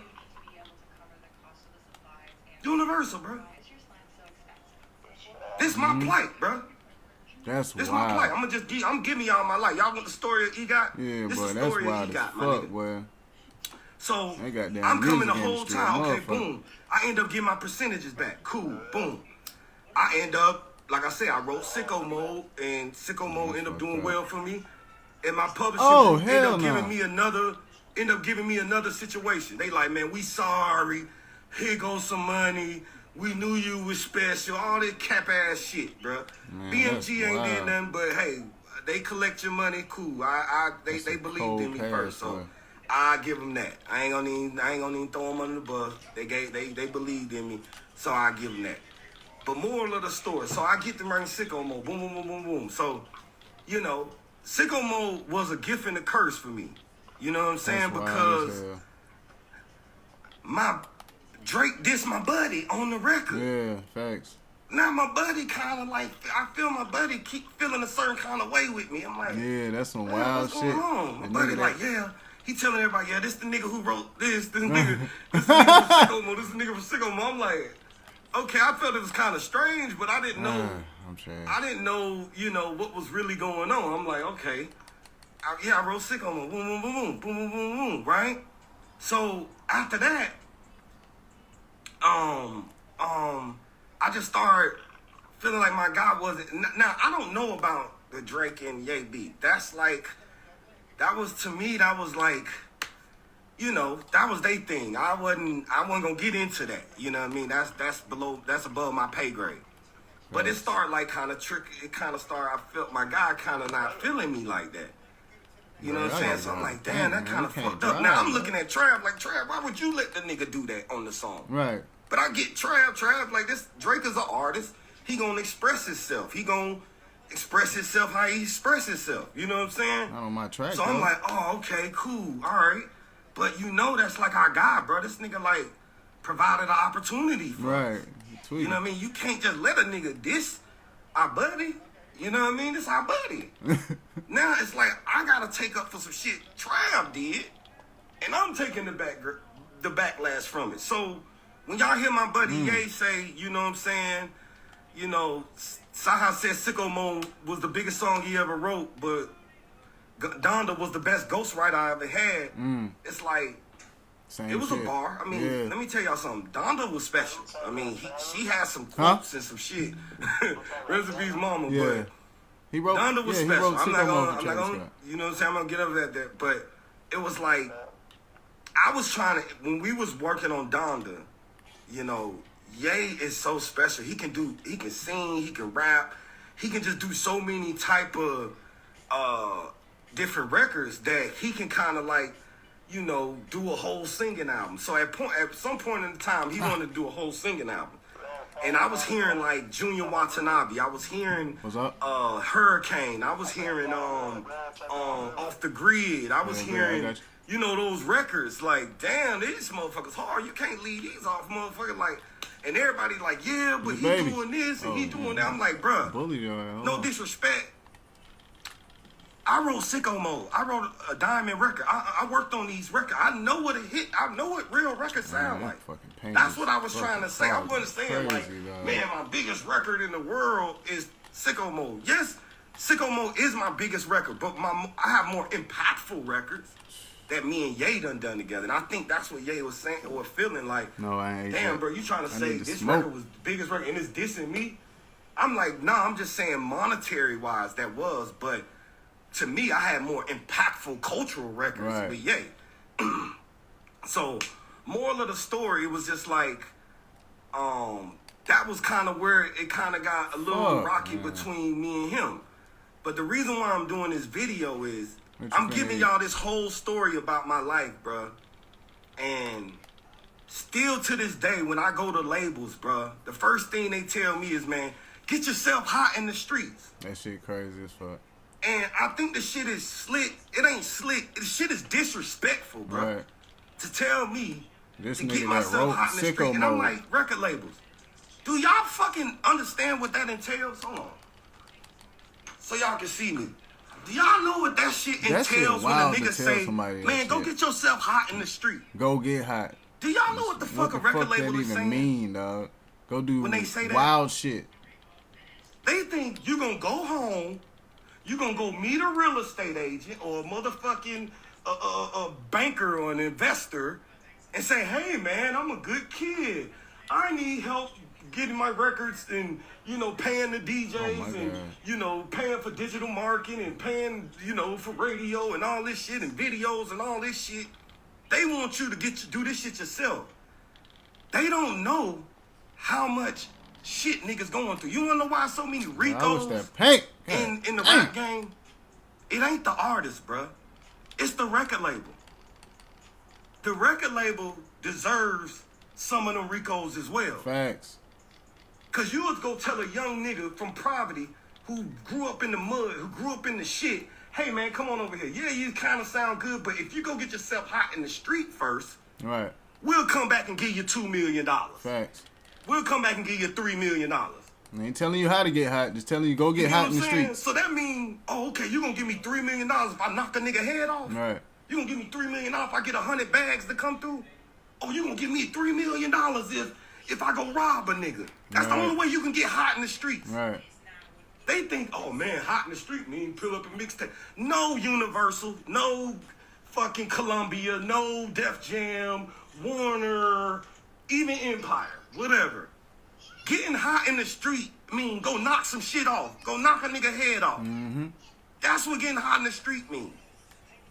So you sending me back to some shit. Y'all just heard my story. I couldn't even tell y'all my street stories. Right. This just my music stories. This ain't even got nothing to do with my street stories. That nigga was tied in with information. Niggas that was beefing with BNF. So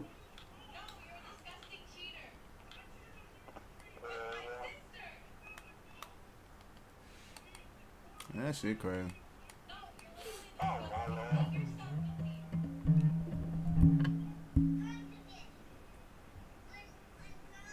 What's up, my two? Hey, baby, how are you? You know, you got European civilizations, you got them. I'm good, you alright? Yeah, I'm good. I'm out here. See your brother. Yeah? Mm-hmm. Oh, Lord. And? Okay. What y'all doing out there? Y'all having a good time? Yeah. Me and Chris and Tina. Okay. We're going to see Mark. Yeah. How you been? I'm alright. I won't complain. You sure? Huh? I said, are you sure? What you mean? I'm already real late. Are you still planning at some point come back down south? I don't know. No. You ain't ready for mine. I don't know, for real. Oh, okay. How my baby doing? Huh? How my baby doing? She in the room? Knocked out? She knocked out. Yes, ma'am.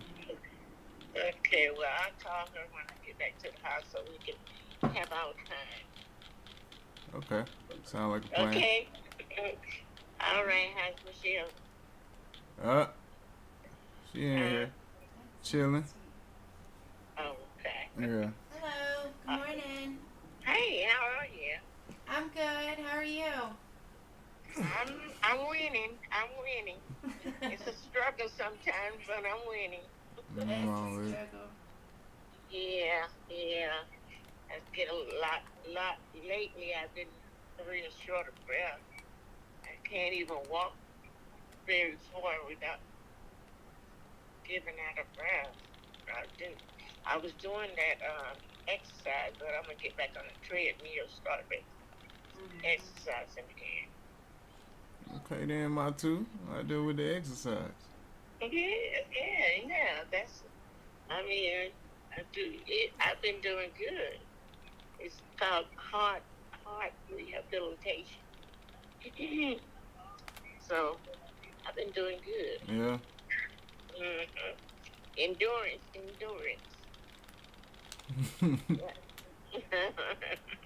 All right, baby. I just wanted to hear your voice. Okay, my two. I love you. Love you too, baby. Right. It's my baby. Okay. Yeah, I don't know. That was weird. I already know what that was about. She checking my temperature. Got into it with my brother yesterday. Oh, really? Seeing, yeah. He didn't know I had that in me. Really. They think I'm just a nice guy. I'm bad as Antoine sometimes. If not worse. Everybody has moments. If not worse. Yeah. You think he got it from?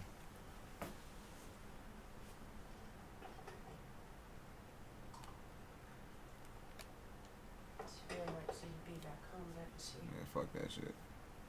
Yeah. My mom does too. I get it. I ain't trying to help motherfucker make no money, man. Like, what the fuck? I ain't trying to be in y'all goddamn face. Like, I'm not a people person. Like, motherfuckers just want to sit around and talk about people all goddamn day. I don't want to do that shit. Yeah. Nigga, we been here 30, 40, 50 years, nigga. Ain't none of us made no goddamn money together. Nigga, what the fuck I want to be around y'all for? Yeah. Like, for real.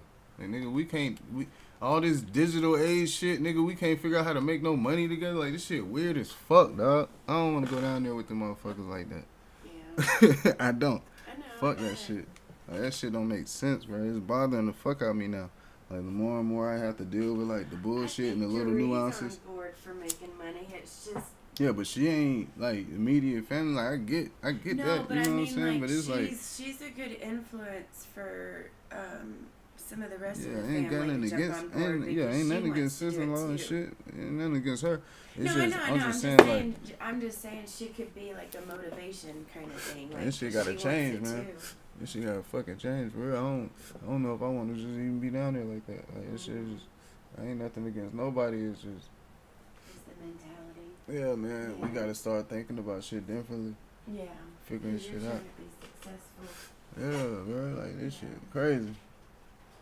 We need to be utilizing the technology in daily. Yeah, man. We still out here on this real life. You only successful if you got a good job shit. Like, that shit. Archaic as fuck. It's still a factual thing, but man, come the fuck on, bruh. Come the fuck on.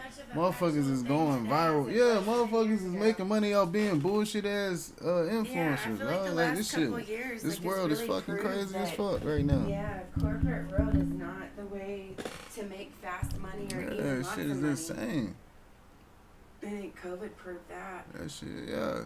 Teachers is quitting their jobs to come strippers. Exactly. People figured out how to make money during COVID, and they don't want to go back to work. I don't know, man. That shit is fucking frustrating, though.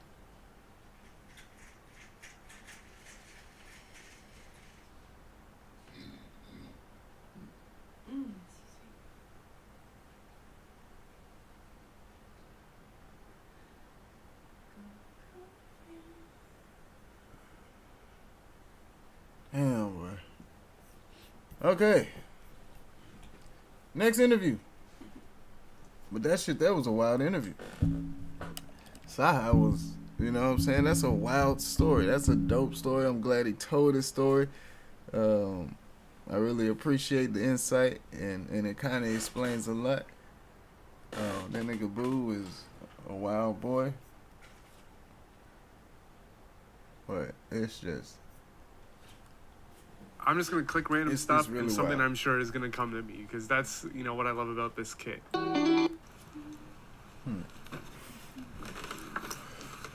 Hey, y'all know who it is, man. It's your boy Cyhi the Prince.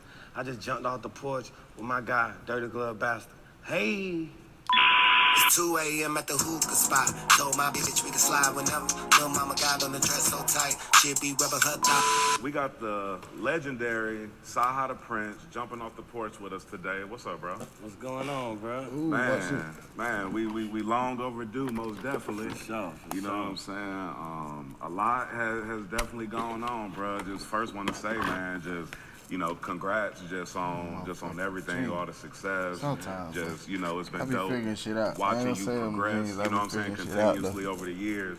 And being somebody who knew you even before, you know, things, I guess, got to a certain, you know, reached like a certain level, it's just dope to see that, like, a lot of the things that you were talking about, you know, early on and some of the visions that you had, like, to watch those things come to fruition. So first off, just want to salute. And I appreciate that for sure. I know you forever, bro.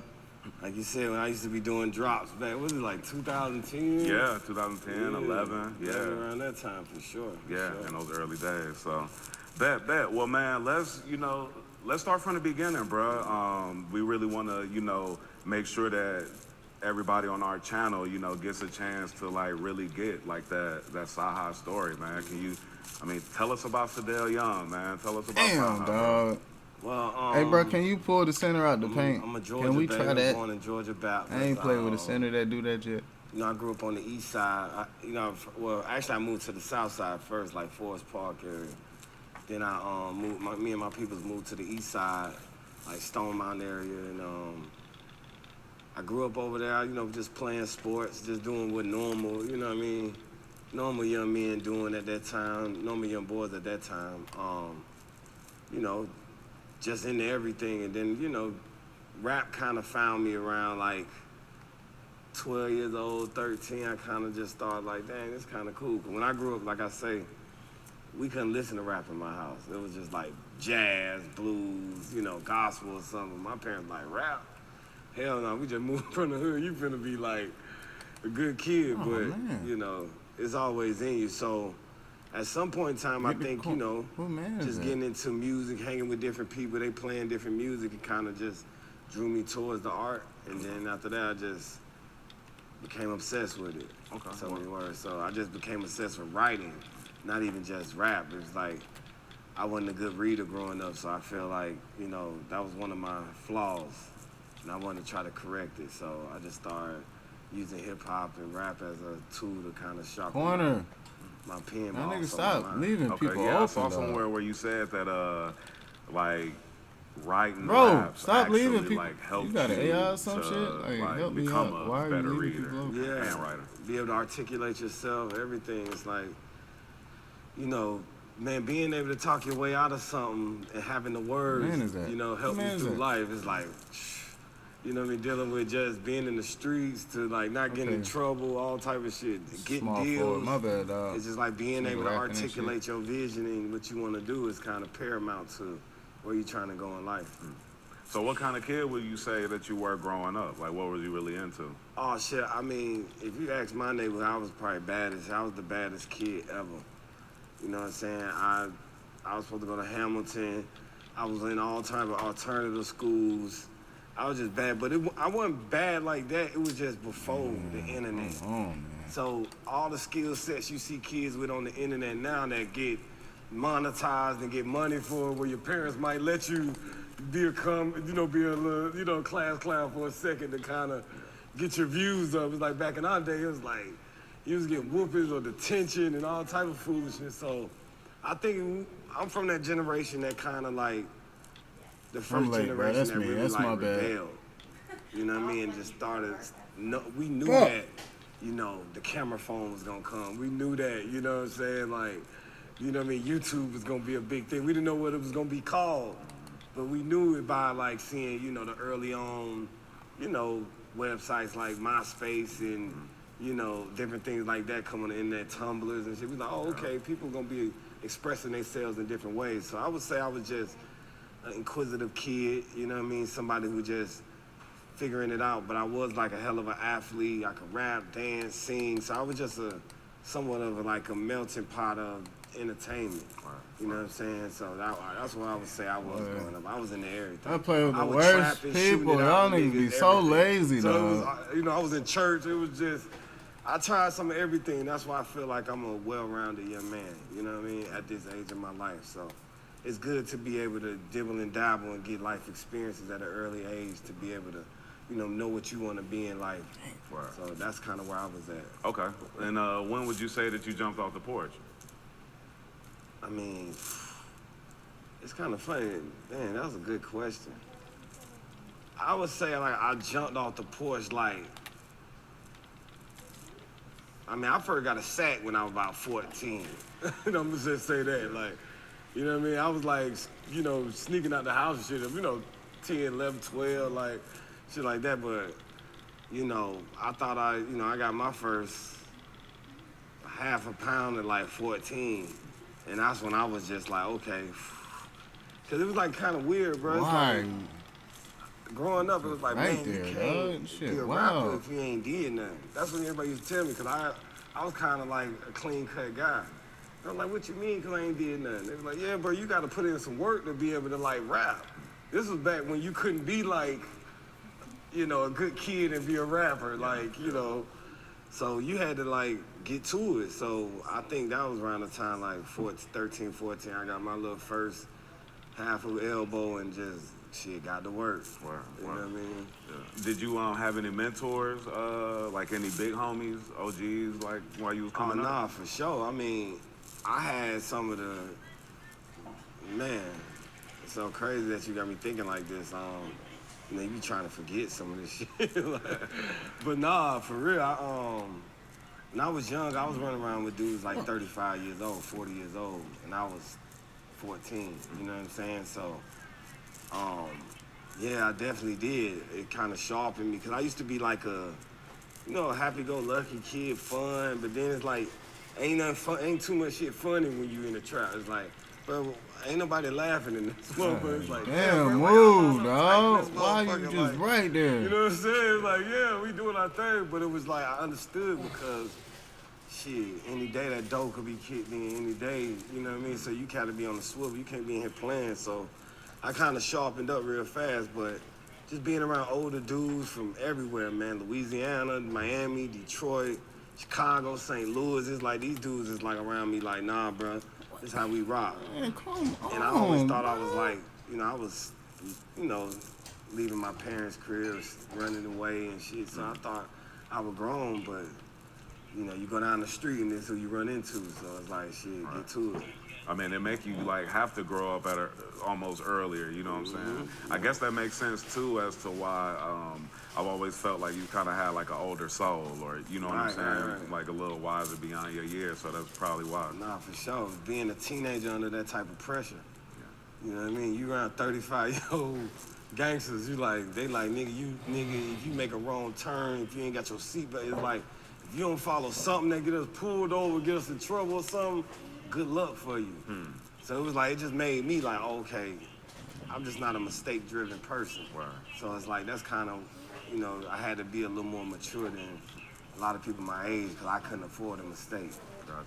You know what I mean? How do you feel that, you know, moving that way and moving with cats that were older, like kind of prepared you for being in this industry and being able to kind of maneuver like amongst, you know, some of these sharks and, you know, just different, you know, obstacles that you may have to overcome in the industry? Well, yeah, it's the same way, because, you know, a street boss and a corporate boss kind of got some of the same similarities. You know what I mean? They might handle their problems a little different. They not gonna go to court for their settlement. You know what I mean? That's the only difference. But they all wake up early. They all count money fast. They all business orientated. They all headstrong. They all confident men. So it's like, it kind of like go hand in hand. So, you know, you getting around somebody like, you know what I mean, like Kanye, it's like, he the same way as one of my street bosses, you know what I mean? He the same type of individual. So it's like, you gotta be on time. You gotta be able to, you know what I mean, maneuver on your feet. You think we going to Germany? No, we going to Australia. You know what I'm saying? Have your passport with you at all times. It's like, it's all the same world. It's just, you know, you get to go home and sleep at peace somewhere at night. So that's the only difference. Word. What would you say is like one of your biggest life lessons that you may have learned, you know, coming up and, you know, before you actually got into the game? One of my biggest life lessons.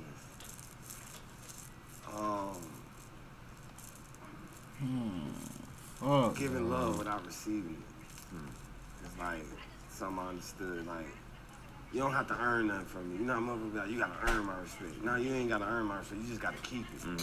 You get what I'm saying? You just gotta keep it. So it's like, that's how I kind of been able to like get around a lot of successful businessmen and businesswomen and different people in the industry. Is like showing my gratitude first. I ain't gonna be acting like I'm up here like I'm supposed to be here. You know what I mean? I'm like, oh, you want me to grab something? Oh, I grab them, bro. Don't even trip. Right. You know what I'm saying? To the point where they be like, man, what's that, bro? We need. You know what I mean? That's kind of how I got my bones in the industry. It's like, I would hear guys rap, like, I would hear Trav or Big Sean or anybody, like, we coming up with a song, and it didn't all the way get done. But I heard, like, the cadences they was working on. I heard, like, how he might have wanted to verse the sound or whatever. So it's like, shit, y'all about to go out, because, you know, these niggas rich as fuck. You know what I mean? Like, they got, you know, concerts, jets to got there catch all this. So I be in there be like, oh, man, let me just give you this. I thought it was a flow to that cadence. You know what I mean? And I just start rapping different cadences, and dudes would be like, oh, that was hard. Then it might spark their brain, and now we in the session, now the song getting done. You know what I mean? So it's like, to me, that's what I always was, that spark plug in the studio for, especially for them guys, you know what I'm saying, to be like, keep their juices running. Like, a lot of people think I'm like, in there like Lil Bow Wow and a nigga, like, no, here's 16 bars, this is what you rap. Like, it's like, nah, that's not a ghostwriter I am. At that level, that's not what ghostwriting is, or that's not what being a co-writer is, or a collaborator in a record. You in there actually, if you bringing the coffee in the room, you might get a percentage. You got on a certain outfit, and I say, oh, I had the Jordan 1s on with the whoop, whoop, whoop, and you had Jordan 1s on that day, you might get a percentage of the song. And you think, you like, shit, I ain't do nothing but goddamn engineer this motherfucker. But it's like, when you at that level, they take every piece of energy in the room to be able to put into that record, to be able to, like, you know, make sure it lives forever, but change people's families as well. So it's very important. So that's kind of how I just, you know, ingratiated myself into the music industry, and that's the similar parts of it. Right. Yeah, they say you gotta have an attitude of gratitude. Man, come on, man. For sure. Yeah, and then people respect you because they know that, you know, even if you are Locked up on him a out. certain level, if you can still stay level with them and relate to them, then, you know, people just be more comfortable working with you and more opportunities, you know, come your way. Like, a lot of people, you know, off, the difference between being a boss and being a leader. You know what I'm saying? Yeah. Boss will tell a motherfucker what to do. Leader gonna show you. That's He real. ain't afraid to, you know, pick up something himself, That's you know, real. get it done himself. So I think that's what kind of the gratitude and kind of the mindset I had moving into the industry. Okay. And where did that kind of mindset come from? Like, was that something that, like, you was raised with? Was that something, like, you know, that you picked up from the streets? Or, like, what kind of made you that kind of person? That's kind of both. It was like, I didn't want to go back to the streets. See, I was always a kid. I wanted to be an entertainer. Like, when I got in the streets, I was upset. Like, you know, niggas be in the street, like, enjoying it. Like, I'd be like, bruh, I'm upset out here, bruh. You know what I'm saying? We getting the shootouts, you know, niggas going to jail, bruh. Ain't got no bond, just different shit going on. I'm like, bruh, I rap, bruh. So it's like, with me, I think, to kind of full circle on everything, it's like, with me, I always wanted to be an entertainer. You know what I'm saying? I always wanted to be a rapper. So me being in the street, it was like, I didn't enjoy it, even though I had to do it. You know what I'm saying? And like, to be able to put enough hours in the rap. You know what I'm saying? It's like a lot of times, you know, to be able to get to a skill set of my nature, This nigga got 12 you had to drop out of rebounds. school. I would say I dropped out of school at 14, but that whole day I got to spend in the studio. Do we have a center? You get what I'm saying? So I'm writing raps while y'all kind of at school being normal kids. You know what I mean? Outside of that, I'm, you know, a flight risk. Like I'm doing shit that I don't supposed to be doing. But in between that, I'm making sure I write my raps, making sure I'm on my shit. So I think that's just what made me who I am in the music industry. Yeah.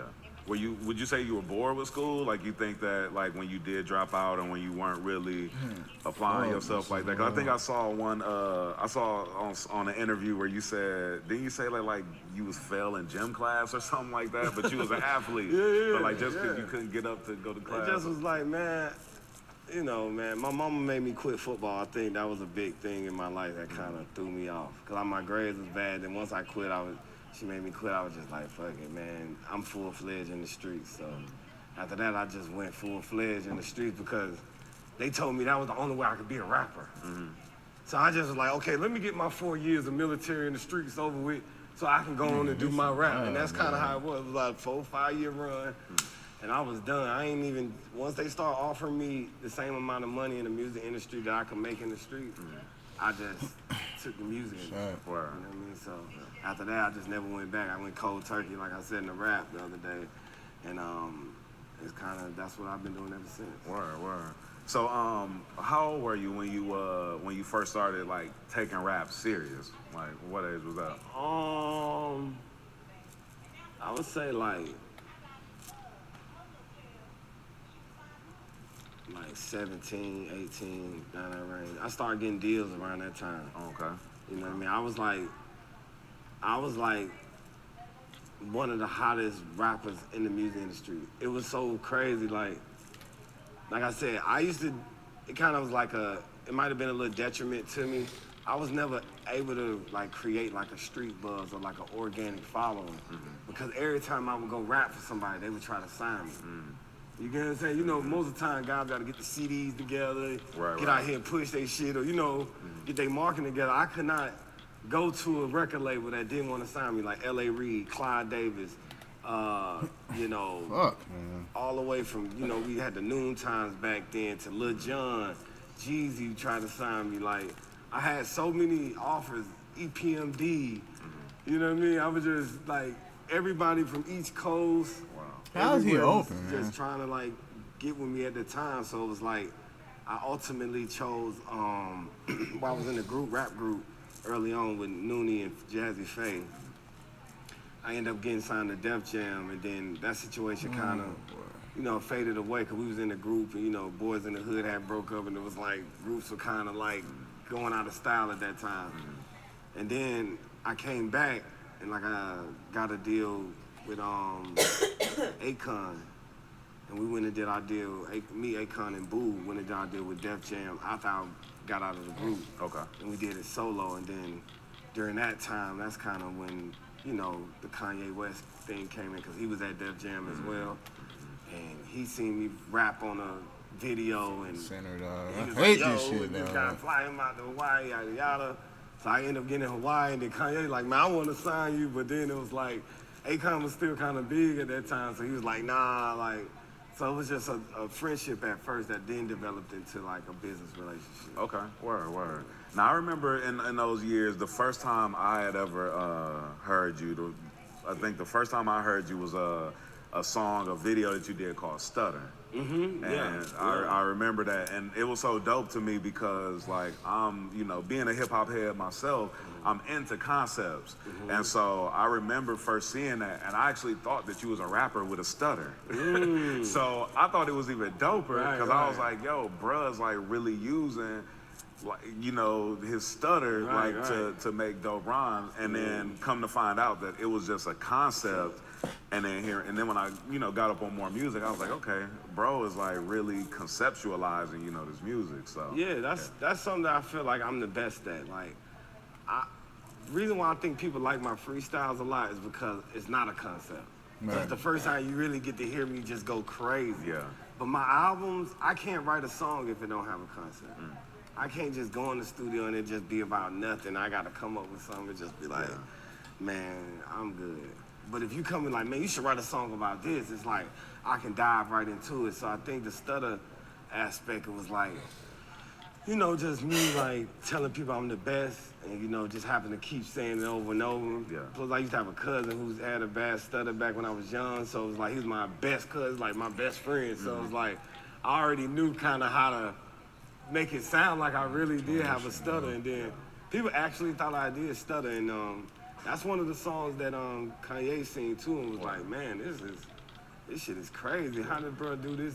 So it was like, that's the song, that and that Yellow Wolf song is kind of what opened me to the world. The one with Pill, with Yellow Wolf and Pill. Pill? Yeah, okay. Shout out to Pill, shout out to Yellow Wolf. I remember that video too. That was like one of the next ones where it was like, okay, okay, bruh's here. Yeah, like, yeah, for sure. Nah, that's what's up. So yeah, I mean, and during that time too, I mean, like with artists like Yellow Wolf, Pill, I remember like, you know, I feel like Wiz Khalifa, Currency, Big Crit, like all during those years, that was like a nice, like just like kind of era. You know, that was the crashing the live mixtapes and the crashing of that Pill. Yeah, it was almost like who can crash the site, and it used to be fun to like go back and forth with those guys with that. Yeah. So that was the biggest thing. That was the mixtape, and it was kind of like the introduction to streaming. Yep. You know what I mean? So I think, you know, we took a hit in that way too, because we gave away a lot of free music that we didn't know what to really do with at that time, because, you know, your label might not feel like you the biggest star in the world, so they don't want to put your stuff out. Right. And you feel like you connecting with the fans want to hear some music, so you would just service it to that Pill for a live mixtapes or something like that. So I think it was that era, and you know, the Big Seans, the Wiz, myself, Currency, Big Crit, all of us was part of that. So yeah, now that was a really interesting era, because I mean, in those days of me working on the marketing side at the labels, and I remember, you know, our bosses, you know, people above us would say like, man, we need to make money off of this music, but we like, man, y'all don't understand. This is the streets, and these artists got to be relevant in the streets for anybody to want to check for them. So as far as on the album, right? As far as on the album, right. So that was just interesting, like you said. That was the beginning of streaming. That was in, I mean, YouTube was about 4 years old, so it was still like people were still understanding just how to use that platform, and you know. Right, exactly right. Word. So you meet Kanye. I mean, you building your own buzz yourself. You doing showcases back then, all that, right? Well, I mean, this was before you got a little signed. before that, but right. Once I, you know, got with Ye and those kind of guys, I was kind of just in the industry at that point. Right. Yeah. In the mix with everything. Yeah. So, I mean, what was that experience like, even, you know, like going to Hawaii, and you worked on My Dark Twisted Fantasy, right? Okay, yeah. What was that I think that was a great experience, man. It was like, I tell this story, like my dream was to be on a song with Jay-Z. I just wanted a song with Jay-Z. That was like my climax of my rap career. You know what I mean? And it was like, God was like, nope. Cause we gonna do it right here when we first get here. You know what I mean? Your first song you fucking rap, it's gonna be with Jay-Z. So it's like, damn. So it's like, I knew I had more to offer the world when he gave that to me like that. It's like, damn. So, you know, but during that time too, it's like, I had got in a place where, you know, people were kind of like fighting over me in so many words. It's like weird to say, but you know, when you sign to one rich dude and another rich dude want to sign you and feel like he can do more with you, it's like they having a power struggle. So me, you know, just being in that, and then understanding like at that time Def Jam wasn't, you know, I don't know what their thing was with me, but they wasn't showing me that attention I felt like I needed. I just felt like, you know, Ye was just, I was always with him. He was like, yo, bro, let's kind of like start coming up with some of these records. So that's when I kind of like try to shift my focus into more songwriting than just trying to be an artist. Because when you caught up between two multi-millionaires, they don't want to budge. They don't want to do what's best for the artist. They just want to, you know, people be want to have a pissing match all the time. So it's like, I was like, man, whatever. So I just started writing, because like I said, I was just happy to be out the street. I didn't care what my role was. Yeah. because I knew one day I would be who I am today, and I knew that couldn't nobody rap with me. You know what I mean? So it was just like, my time gonna come. I just, you know, give my, you know, it was my internship. Damn, bro, come on. The world of hip hop. Yeah. You know You got to put in those 10,000 hours, as they say. Sure, You know. Sure. So you was doing that. That's what I was doing. So that's kind of where I was at in that time of the Hawaii time, and progressing to about 2015, 16 years. Word.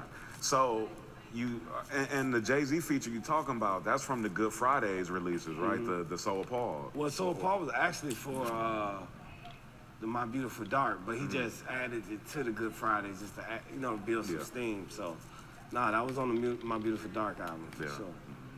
And so that, I mean, it's like when you reach your goals like that, and I mean, it's like, where do you go from there? Like, how do you, I mean, it's like a huge readjustment of the goals. Like when you come in, you say, okay, I want to be with some of the top rappers. I want a song with Jay-Z. It's one of my biggest goals. And then you get it. It's like, where do you go from there?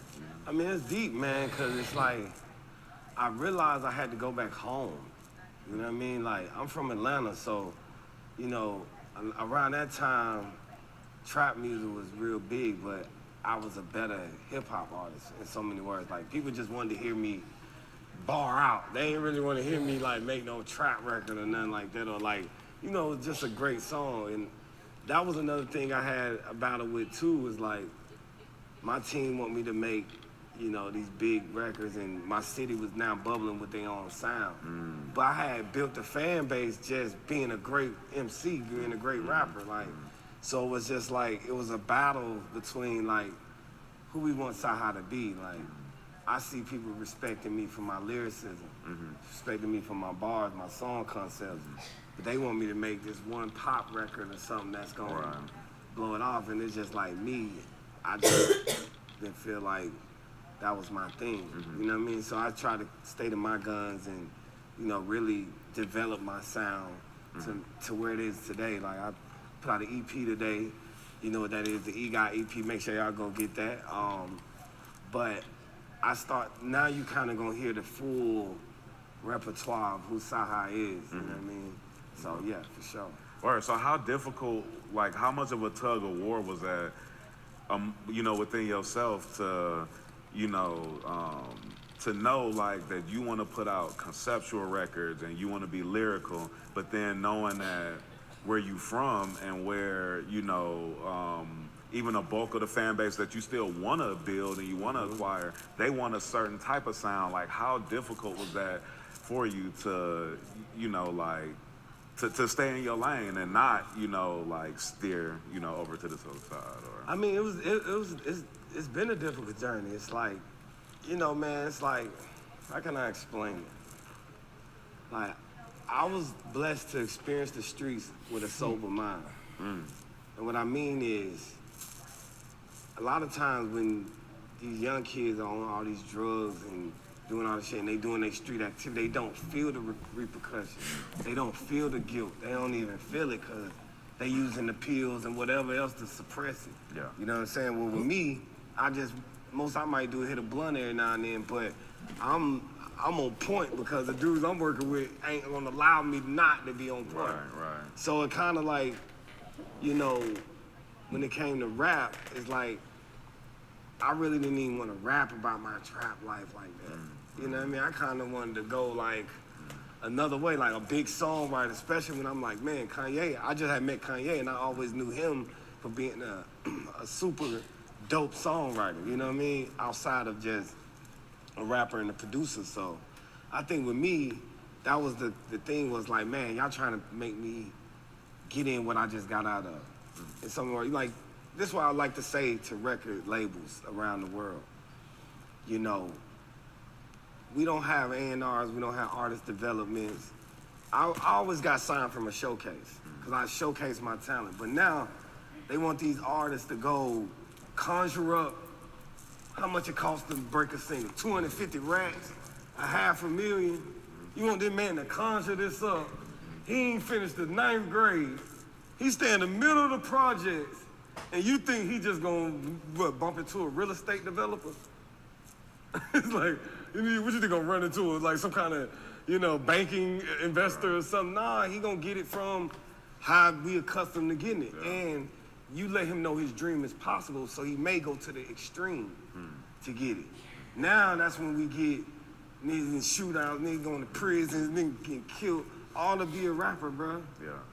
It's like, it's crazy. So to me, that was the thing that I was upset that I had to, like, what y'all mean? I gotta, nigga, you can't rap if you ain't did this, you ain't did. I'm like, man, come on, bro. Let's go. Let's do this. Whatever we doing. Just get this over with so I can go back to the studio, do what I was gonna do. So in a sober mind, in a clear mind, that's what it really was. But you just think you just with the home, just what we do, we gaining our rep, we putting it down, you know what I mean? So it's like, really that just, like I say, for one great rapper that come out of Atlanta, it's 50 in prison and 50 that have been killed behind trying to conjure up enough money to pay for the studio session, shoot the video, get some marketing dollars, get some ads, you know what I mean? It's like, man, you sending us out here for destruction. So that's why I used to ask, my label all the time, like, what you mean go get my buzz? Like, what you really mean by that? You know how the guys is doing it in Atlanta, like, oh, you wanna, well, come with me then. Let me show you how we doing it in Atlanta. Oh, okay. It's like, yeah, exactly. They ain't ready to come. So it's like, that's what I really want to speak on. Like, I want to be that outlet for young brothers, especially from my city, that feel like they art is more important than they street rap. You know what I mean? How they really paint these pictures, and cause we got those type of artists. Like, I say all the time, like, ain't no reason I'm signed from a nigga who ain't from, well, my guy is from here, you know what I mean? Kanye is from Atlanta, y'all didn't know that, but, you know what I mean? Like, he was in Chicago, he came and got me. Like, how G is with Cole, my guy Grip is with Eminem, you know what I mean? It's like, it's guys coming to get us outside of here when they feel like we don't fit the status quo of, oh man, we ain't dragging a chopper around. Right. You know what I mean? Yeah. Drugged out and got that serving everything, robbing everything, moving. That's the only thing we respect. So I think I want to be that outlet, and that's why I started my own label, E.Got Records, too, for those type of artists, R&B, producers, rappers, hip-hop artists, and show them how to do it the organic way where you ain't really got to, put yourself in the line of fire just to be a musician. You know what I'm saying? So if you see what's going on in our city today, we're losing a lot of great artists just for that. And it might have been something they did 5-10 years ago just to get to where they at, but it still follows you, you know what I'm saying? So I think that was the mindset I was in. I was just battling that struggle of like, nah, y'all ain't finna trick me off the streets. I'm gonna do this shit the long way. You know what I mean? Even if I gotta go get my bag up doing, songwriting, it's like, publishing dollars, different things like that. So that's kind of where I gained my notoriety as well. Word. And touching on that, like with just everything that's going on in Atlanta right now, I mean, it's definitely sad to see, you know what I mean? Like, and not only in Atlanta, but just a lot of, hip hop artists, catching these RICO cases and, you know what I mean? Like, have possibly, getting some penitentiary chances, and it's like it's sad to see that, man. And like, what are your thoughts, like, even on just like what's happening here in Atlanta? You know what I'm saying? Yeah, man. To me, I go deeper than that. Like, I would like to let all the artists know, and it's just for our culture. To me, if you black, you a street nigga to me. I don't care if you was 4.0. I don't care if you was. Man, you still had to go to that party that got shot up. Yeah. You know what I mean? You might not be the nigga in the car, but one of your partners is just, and the dudes who pull up don't care you ain't with it. You gonna get it either way it go. You shouldn't have been over here. You know what I mean? So we all had those plights in life that the black plight is just a rough plight, bro. So when you make it to the music industry, you don't gotta show me you a real nigga. You know what I'm saying? Like, don't do that. That's what niggas do. It's like, niggas be trying to impress the internet to show them they a real nigga. Bruh, you made it, bruh. You ain't no way you gonna be able to come from your community and come from your side of town and be a successful artist and ain't nobody gonna like you, or people gonna like you, some people ain't gonna like you. But from where you come, enough people liked you to let me know you was official. So I'm gonna take a listen to you. Now, if you good enough to keep my attention, that's neither here nor there, that's different. But You ain't gotta prove to me no more that you that dude from your neighborhood. Yeah, if your neighborhood told me about you, if I heard that you was bubbling in South Carolina, I'm gonna take a listen to you, cause you got to be some kind of cool cat with some kind of charisma to be able to have people talking about you. But it's like a lot of times they want to still prove it every weekend. We got to prove every weekend that we still this type of dude. It's like, that's the weirdest shit to me. It's like, man, it's like you seeing football players like go back to the hood to show they're a real dude. It's like, nah, man, he played for the Vikings. Like, bro, you play for the Vikings, bro. Like, relax, you made it. You know what I mean? So I think that's the biggest thing is like, we pressuring each other to show each other that we real or we tough or something like that. Man, I don't care. Outside of the black race, you a threat. Yeah. To any other race, you a threat. So you a street nigga to me, cause that's what they gonna treat you like when they see you. If the police run up on 4 college black kids in the car, they ain't gonna assume you in college. They gonna assume you with the shit.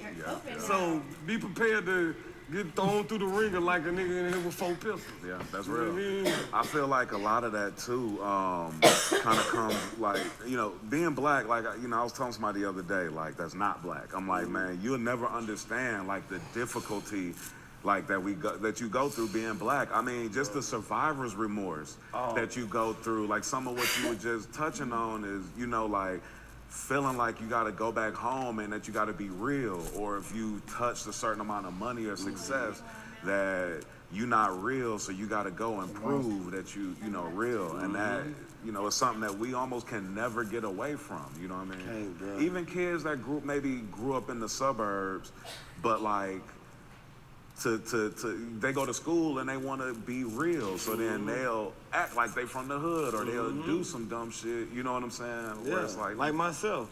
Shit, I grew up in the suburbs, but it wasn't that we was trying to act like we being real. It was like, it don't matter where you at. The only reason I was in the suburbs because my mom and daddy was still together. If they would have split, I would have been the project. It was just 2 incomes coming out. That's the only thing. But I ain't get no Jordans. I wasn't getting none of the, like when I was in school, when all the kids would come to school at lunchtime, you know, because they all didn't come the first part of school because they were getting the Jordans. Man, I'm in here with the Scottie Pippins. These motherfuckers $39.99, bro. You know what I mean? So it's like, I bought my first pair of Jordans when I was 18. I bought them myself. You know what I mean? So it's like, that's the real thing is like, bro, you know, we can't escape our past, and that survivor's remorse, like you said. If you're not from that community, you know what I'm saying, people gonna be acting like, oh, you ain't that, and you gotta go prove yourself. You know what I'm saying? And I'm gonna tell you this, I seen a lot of suburb niggas whoop project niggas. I'ma just keep it a buck. Like, I seen a lot of niggas Stone Mountain, we go down the street to the motherfuckers so-called street and we whoop them, you know what I mean? But it's like, who cares? It's like both of y'all are not you one meal from being in the project, you one paycheck, you one layoff from your mama or daddy to being right in that neighborhood with them. So it's like, that shit with Stone Mountain and Decatur is like, that line is like very thin of, you know, so it's kind of like we was going through the same struggle. I still went to Killer Grove. You know what I mean? So it's like, it don't matter where you at in town, you gonna run into it. You know what I mean? So that's what it was. Okay, so jumping back into the music, bro.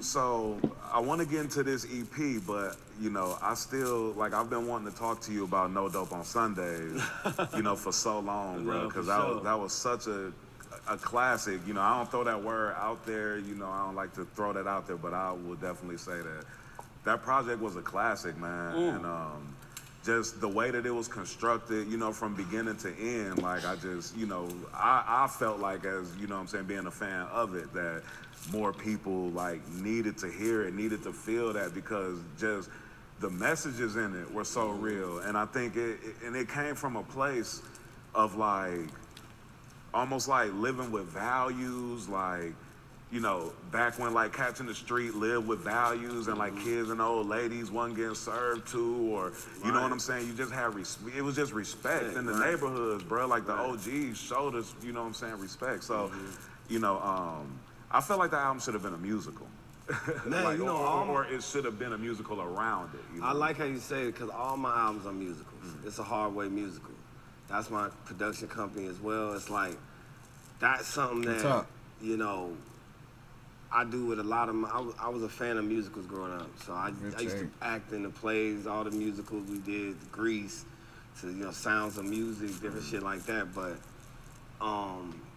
that was just like how I grew up, bro. I just grew up with some dudes from out of town that I was just being groomed to be something that I didn't want to be. But we had like we would be upset with you if you ran off on the plug. Like when we grew up, we would probably beat the shit out of you and be like, hey bro, my bad, my partner took these, here you go, bro. Like just keep it coming, you know what I'm saying? Just keep the motherfucker coming. But it was just like, this generation is different, so it's like, me, I just think, man, just being able, like I said, having a father, bro, that's so pivotal. Niggas don't know how pivotal that is. Like, it keeps you balanced. It's like, I told a story where if I did something and my mama was mad, like if I had a girl in the house, my old man wouldn't really be mad. My mama would be mad. So I'm like, oh, okay, mom, dude. I appreciate seeing the center, not in the paint. Yeah, if I stole something, my mama really wouldn't be mad. My dad would be furious, because he know a nigga kill you behind it.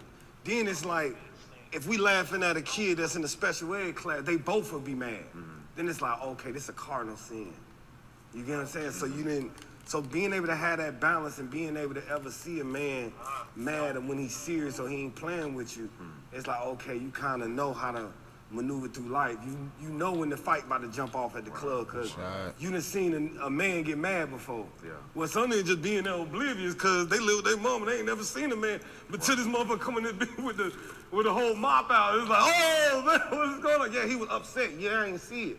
You know what I mean? So it's like, I was just always sharp like that because I had that universal teaching.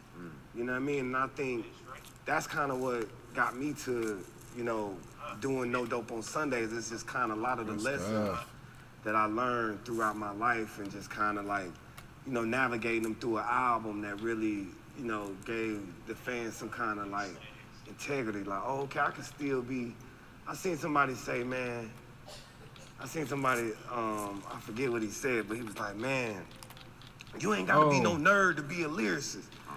And he was just talking about me, like, he could tell that, like, I'm a real dude, but I study my craft, I do my thing, but it's like, nah, it's like, you really gotta, just be yourself. But in my instance, I think No Dope on Sundays just gave off a integrity vibe, like, okay, he's still from the street, but he got integrity. He ain't finna shoot you, he ain't finna run you, you know what I mean? He ain't finna cap on you, nothing.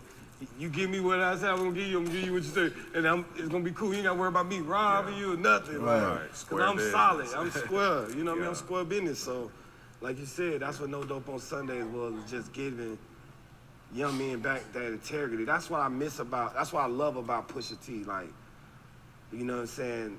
I grew up in somewhat the dope game as well, but the lessons that it taught you of business, how to conduct yourself, how to be a man. Like, even though this drug is destroying our community, it still taught us integrity, how to carry yourself, you know what I mean? But now it's just like free fall. It's like, GTA or something like that. So. It's like, unfortunately, that was the only resource that a lot of us had around us to show us how to be businessmen. And, not forever trying to make the excuse of, the black man's plight and, the drugs put in our neighborhood, we were forced. But I mean, that's a reality of it, you know what I mean? And for some of us, that was our first time having any kind of understanding of it. Man, you just said something that was really pivotal, man, with, talking about like growing up with your pops. And like a lot of us kind of, take that for granted. A lot of pops who don't, stay and take care of their kids, take that for granted. And a lot of us that may have never grew up with them take that for granted. Not take it for granted, but I think you don't see it like how, you were just saying, like some of our first time, like even dealing with a man, is somebody of authority, somebody telling you what to do, a police officer or something like that. And if you ain't grew up with a pops, like you said, knowing when a man is upset or knowing when you just need to like sit back and chill, most of the time when that first man say something to you, you automatically popping back off at him. And that's a big thing, because it's like, man, growing up as a young man, when you start, like when you start crying when your mama whoop you, that's when you kind of know your mama really can't tame you. So now you feel invincible. Right. You know what I mean? So now it's like you ain't never had, cause like I said, if your mama had you, she gonna drop you off of your auntie house when she want to go out. She might leave you with your sister or something like that. She ain't gonna leave you with your uncle. She gonna feel like, oh, they gonna be over there smoking, they gonna be over there. But that's really what he need to be. Yeah. You know what I mean? Cause at least he gonna still see how the men maneuver in the world and they mannerisms and shit, bro just got his head, but damn, you can't talk to my uncle like that. Okay, now you know when a man of authority talk to you a certain kind of way, you like, okay, bro, you good. I done heard that before. I know what you want. Yeah, go on and do what you gotta do. Run my plates. You know what I mean? Versus, bro, what the fuck, bro? What you do? Hey, chill out. Now he looking at the rat, and now y'all got guns and now it's all bad. You know what I mean? So it's like that type of, you know, training growing up, and then having OGs. We don't have OGs no more because, like I said, they lock them up. They take them away from the community. So it's different, bro. It's like that's why music is so important. Like this is our only way to like giving somebody a different perspective. You know what I mean? Right. So that's why artists are, you know, what they say is really pivotal when they say it. It's like, yeah, you can tell me about your street story, but add a little to it. Right. Let me know how it made you feel after you did that, or you know what I mean, different shit like that, where it gives perspective on, you know what I mean, the plight that we gotta live growing up, so we could change lives ultimately with it, not just financially, but you know what I'm saying, mentally. Right. Yeah, bro, talk your shit, bro. Do you ever feel like it's like on the songwriter aspect of things, like you know, written like some top hits and have gotten like those accolades like that. Do you feel like as a songwriter, like have you overshadowed almost yourself in terms of like releasing music? I don't know if that makes sense. I get what you're saying. I mean, not really, because I thought I did. Let me say that. I thought I did, but to hear what, like, people won't let me forget how great I've been in their life. Like, not just as a musician, but like you saying, No Dope on Sundays, to hear, like, the concepts of it and understanding, like, I'm touching on things that a lot of people are going through in rap form and in music form. They won't let me forget. Like, I'm almost forced to put out an album at this point. It's like, bro, you can't even come out the house if you ain't got an album out. Yeah. We don't want to see you in the grocery store. Don't come to the club. I'm like, bro, like, relax. He's like, nah, bro, we ain't relaxing. Put that shit out, bro. Yeah. So it's like, I think, you know, I had a situation not too long ago, and it really put that in perspective for me. Gotcha. You know what I mean? It's like almost going through a near-death situation, and then, you know, kind of living through it and just looking at all the support and rap lines, people quoting from my first mix CD ever. It's like, bruh, he's like, man, I got that shit tatted on my arm, bro. It's like, bruh, okay. So now it's like, okay, bro, you mean more to the world than what you just do with other artists or, you know, your A-list artists that you writing for. It's like, they not gonna speak on the shit you gonna speak on. They not gonna say, they ain't gonna jeopardize their fan base to say what you gonna say. So you gotta be the one to put it out. Like, you look at the Bible, it ain't just about Jesus. It's about Matthew, it's about Moses, it's about Job, it's about, you know what I mean, Ezekiel. It's so many different books and writers in the Bible. It's like, which one are you? So I just think I'm one that's, you know, telling my story as well. Wow. So you just touched on it. February 2021, you experienced a near-death experience. Can you speak on that? Yeah. I mean, I just think, you know, in the pandemic, man, you gotta kind of like pipe down a little bit. I'm not saying I was piped up, but you know, I'm blessed. You know what I'm saying? To be in an advantageous situation. So I'm riding around and, you know, I'm a little bit, I'm probably going somewhere. You a whole hater. You know what I mean? You run across some guys who probably just, that night was just starving and looking for something. You know what I mean? I don't know if it was on purpose. I don't know if it was somebody after me. I don't know. But I just, you know, did the best I could with my Navy SEAL training to motherfucking get the fuck on. You know what I mean? Yeah. So, I mean, I'm blessed to make it out of it. It was just I'm not gonna say, I don't like to say I was somewhere where I wasn't supposed to be, like wrong place, wrong time. Like, I should be able to go in this motherfucker where I want to go. But you just gotta understand, man. It's like, Damn, y'all niggas our community is struggling, bro. It's hard, bro. And sometimes they find a rest haven in evil. You know what I mean? They find comfortability in that and knowing they could possibly get some money out of it, release some aggression from it. You know what I mean? Like, they might have lost somebody and they may be looking for somebody that they thought I was that person. Damn, you a hater, dog. You know what I mean? Because a few street dudes might got my crew.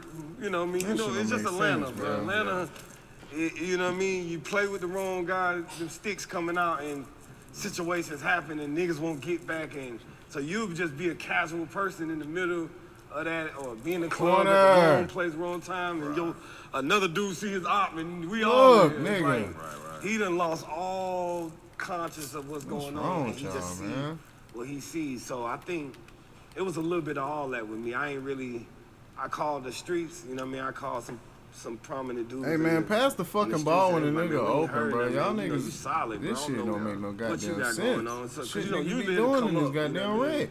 You put something out there, it'll come up, but it just niggas didn't want to take responsibility for it because they felt like, I think they felt like it was me. It was like, damn, at home, man, we fuck with bro. So it's like, to be able to have that reputation too is beautiful too. So I know I ain't did nothing outrageous to nobody, so I just kind of try to keep positive spirits and move forward and make sure I leave my mark and do what I'm supposed to do on earth, because at any time it could be a car accident, it could be you can get sick, anything that can happen, and you know, it could be over with. So I just make sure I stay positive and stay working and give the people what they want. That's what's up. That's what's up. And do you, did it make you, like, did it change your view on life, or even change, like, just the way that you move? No. Because, like I said, that wasn't my first one. So it's just like, it just had me frustrated. Like, damn, I thought this shit was over with, bro. Like, you know what I'm saying? You know how you be like, man, I'm on, I'm going with you, nigga. You get over there, shit like, da-da-da. It's like, shit, I thought they were doing that over there. I didn't know they were doing that over here. So it's like, I felt like, bro, I made it out of that. And it's like, it's frustrating. I gotta, like, still be on S. Like, I gotta still be on, I gotta ride around with 2 joints. It's like, bro, I thought I was a backpack rapper. I mean, that's what y'all made me feel like, you know what I'm saying? So it's like, now I'm just out here on S. So it's just like, but, you know, I'm still respectful, but, you know what I'm saying, I just make sure I take care of myself and check my surroundings and make sure everything's smooth. And they keep that head on the swivel. Yeah, for sure. Yeah, man, that's what's up. All right, so the story of EGOT, man, can you please break that down? The EP just dropped today. What exactly does that mean? Well, EGOT is an Emmy, Grammy, Oscar, Tony. It's an acronym for some of the most prestigious awards that an entertainer can, you know what I'm saying, accomplish or, you know, receive. It's something for me that I always grew up wanting to be an actor, singer, dancer, rapper, you know, comedian. I just wanted to do it all. You know, I grew up in the, like, Living Color, you know what I mean? Like, Martin Lawrence. It's like, these guys, Jamie Foxx was talented. I even tried to take piano lessons. I played in the band. So, you know, you just always try to work on your talent because, you know, if you wasn't an athlete, that kind of what was going to prepare you to be somewhat successful in your community. Jesus Christ, box out. Yeah, like I said, I ended up veering away from it, but, you know, being able to come full circle with it. Man, what in the fuck? To have a chance to accomplish those goals. I would say, I think I'm like 7, 8-time Grammy nominated. I think I won a Grammy this year. You know, the rules are kind of like, you know, pending every year they change or something. So I'm just waiting on the mail to come. If it come in the mail, I'm good. But so I'm working on, you know what I'm saying. But now it's time for me to work on my Emmys, my Oscars, and Tonys. So, you know, I'm shooting the story of EGOT. It is a musical. You know what I mean? So I'm doing that as well. So I need the Tonys to come in and kind of, you know, make sure they take a look at this. I want to. No, nigga, you one of those, nigga. So I'm licensing a lot of my songs to films and different things like that. So hopefully that'll be something you guys will be hearing. So we're gonna find different ways to accomplish that, but that's the goal. You know what I mean? That's the, you know, I want to be like the Ice Cube mixed with Kanye kind of vibe. It's like I could do film and television, but also do look at that shit. Musicals and that's music your homie? and really be able to shouldn't make no goddamn sense. Look, nigga, become that full package of artist, then move on to being executive and different things and open doors Why? for younger Why? artists that may be coming into the music industry. Why, bruh? What is wrong with niggas? Shout out Q. Why are we this stupid in the world? Probably Slide with Big Bank, and then yeah, that's my guy. Shout out to Big Bank. I got Big Bank on the song. Yeah, bro. Yeah, I know Big Bank for a minute, man. Just growing up, you know, he was a legend on the East Side. So it's like you heard about Big Bank when I was young. It's like, bro, Duct Tape, Big Bank, you know. They was around moving with. I used to know Alley Boy growing up real good, so. Alley Boy was somebody I knew, you know, just as a young nigga, you know, 14, 15. Yeah. So, you know, just being that and then him just becoming, you know, who he is, his own personality is just bigger than life at this moment. And for him to, like, you know, going to my career. You know, take time out of his day to come like, yo, what you got going on? Let me hear it, woo woo. And he's like, man, this shit fire, I'm about to sing this. And I knew, Baby Girl, that was up with this pimpin'. I'm really from Atlanta, so when that came out, it was like, I always remember that song. We used to be in the club with that. So I was just like, man, I just wanted to bring that nostalgia back to the city, you know what I mean, with Big Bank. So yeah, that's what's up. Slide hard. Yeah, him and Candy had one back then. Yeah, for sure. Nah, that's what's up. Extra was another one that I was really feeling too. Yeah, that's that MF Doom flip. Yeah, that's shout out to my producer Ed, man. Ed Exclusive. He's nigga can't never get in the game, Miami, this shit be wild as fuck. Louisiana and Miami, but you know he's just been in the music industry so long and just been doing great music. He's been behind the scene, in front of the scenes, and we just kind of just cultivated this sound. Me and my guy Tane Runo. I work with Slim Wave, Bungle by the Way. We got Grizzly on it, so it's just like, you know, it's just building that sound of my favorite producers, putting them all in the room and we just jam out, have a jam session, and that's what y'all hearing. That's just a sample, like that's just a warm up. When y'all hear my album, good luck. When can we expect that one? When can we expect the full album to drop? Next month. So give me about. I'm just waiting on like a couple samples to get cleared because I gotta get these on the album, but. No later than August, early August, you'll have it. Word, that's what's up. For sure. Yeah, that's what's up, man. I'm piping up now. Y'all already see it. You know what I'm saying? Then when I put the album out, I come back to y'all and be like, I told y'all nigga I was a shit, nigga. Yeah. Absolutely. Why is he open, man? What the fuck? We need like these concepts and you know what I mean, like for the thinkers, for people who you know want to like listen to music and it. You know, take them somewhere visually, like, you know what I mean? We need that, man. Yeah, that's what I offer. So that's why I said I didn't know how important it was. Like I said, until I had my situation, my accident, it's just like, you seen the love pour on my album or on Tears, the song I got with Jacquees. Yeah. I said it's like Corner, being bro. at your funeral. It's like seeing everybody like, yo, man, I hope you okay, man. We love you, bro. I can't believe this. And, you know, you just seeing all my partners like, bro, where we got to go? It's like, bro, nah. We good. You know what I mean? It's just like everybody's just like showing that bro, care, stop that letting love the AI score, man. Paramount to me. It's like, damn, I gotta really make sure I leave my mark and give them something they can remember me by. Come on, but also change other people's lives in a way, cause I do help do that through music. Crazy. So it's like I'm like a young OG right now. I'm like a mentor to a lot of young MCs and young brothers around the world. So I just make sure I do my part. Word. That's what's up, man. Yo, can you talk a little bit about like your relationship with Pusha T, man? Because I mean, one of my favorite just hip hop concept records was from you with Pusha T and Peel from years ago on that Royal Flush 2, that 1,000 Pounds. That was probably like one of my favorite like conceptual records. I almost put that in line with like, you know, Jay and Scarface had a song on Last of a Dying Breed.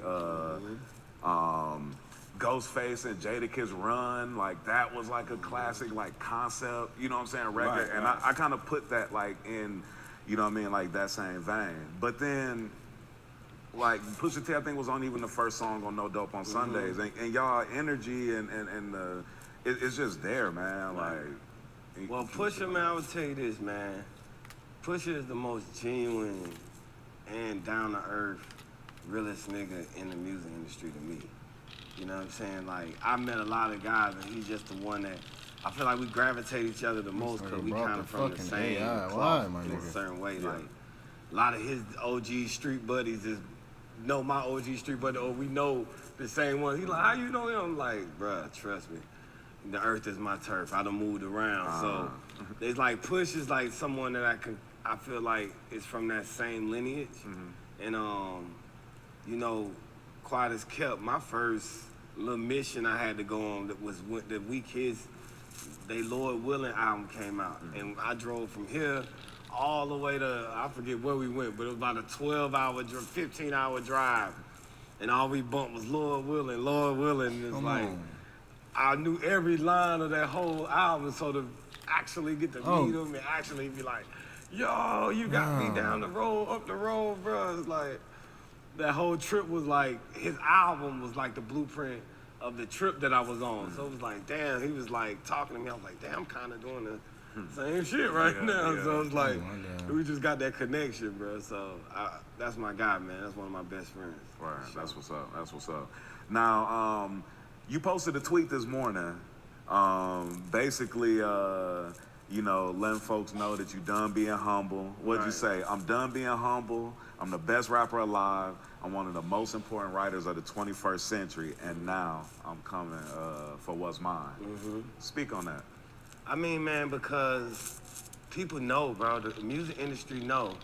Music industry, I've been in the music industry my whole life. Every record exec done tried to sign me. Every record label done tried to sign me.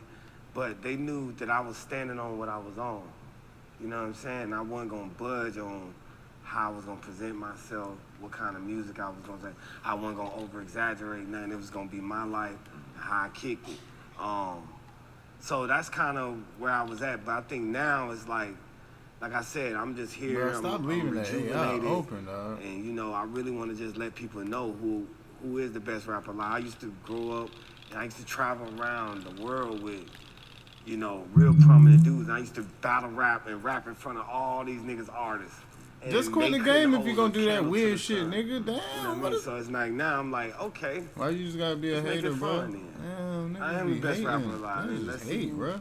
That's who can raise the hand, you know what I'm saying? So I feel like, you know, LA Leakers, I just did that. I mean, I've done, you know, freestyles before, but it's funny, people just act like, damn, this shit is like incredible. Brother. Like, you can't shoot I was like, oh, okay, all right, I got you, nigga. Okay, here go another one then. So y'all gonna be seeing more from me. I think that's just the mindset I'm in right now. I just wanna be able to prove that I am, and I'm not just the best, I'm important. I'm not just out here saying anything. I'm giving you Jews. I'm giving you understanding. You know what I'm saying? I'm giving you trials and tribulations. I'm giving you pros and cons of it. You know what I'm saying? I'm making it suspenseful. Man, what the fuck is going on? You know what I mean? It make it spooky. It's, you know what I mean? It's religious. It's spiritual. It's like, where y'all want to go with it? How y'all want to do it? You get what I'm saying? So I can be on beat, off beat. We don't need to have a beat. It could be on record, wherever y'all need want to do this at now. It's almost like I used to say, man, I used to be playing on my goal in my neighborhood, and I knew I was a good basketball player, but all the other kids down the street playing. And it's like, man, y'all don't want to come play on my goal? Okay, well, I'm going to bring my ball down. Oh, I'm going to come down there and play on y'all and drop 40. So that's why I'm at. I'm on a motherfucking Rucker rap tour. Can you quit? I'm going to everybody's playground, and I'm going to perform on your playground then, since y'all don't want to come to mine. So I think that's what my mindset is right now. Okay, nah, that's what's and forevermore. You say what? And forevermore. Nah, I mean, you showing improving. No, so you know what I'm saying, like that. I mean, the LA Leakers freestyle was crazy. I mean, over the years, you've had some legendary freestyles with Sway. And you know, some really like dope vibes. Yeah, my last Sway one didn't go right. It was a technical problem. I just, you know, I mean, we had to, you know, forgive us for that one. But every other one, exactly. That's what's up, man. Do you have a video coming from the story of E.Guy? Any visuals? Oh yeah, we shot a bunch of it. They about to. My first visual is Tears. It's coming out next week with Jacquees. Okay. We got that servicing everywhere. Then we got Slide coming. We got a bunch from the album. I got you know a star-studded album too. So you know Ye is on it. You know we got Jack Harlow. We got 2 Chainz, we got Bro. Pink Sweats is on the album. See, Russ that's on the the shit. album. That's why niggas be You know what I losing, mean? So it's bro. a bunch You of just people. stupid. He got the EP is out right now. There's Make no sure way y'all go nigga get like you that. got friends, You know what I'm bro. saying? Oh, You and we got the dumbass merch shit, coming. nigga, You know what I'm stupid. saying? Real slick. You know what I'm saying? So make sure y'all get that. I'm collabing with Roy G. Biv. That's my guy. You know what I'm saying? We come from the, you know what I mean, from the bottom Why of he it in the in this back? industry together. So I'm proud of him as well. So we got a lot of collabs going on that. And, you know, y'all be seeing more videos, more visuals, and, you know, we'll be back to chop it up again. Absolute haters, boy. All right, bro. That's what's up. Y'all stupid. Y'all dumb as hell. Cyhi, hey. It's 2 a.m. at the hookah spot. Told my bitch we can slide whenever. Little mama got on the dress so tight. She'll be rubbing her thighs together. Shut up, my play out. Shit, that's stupid, man.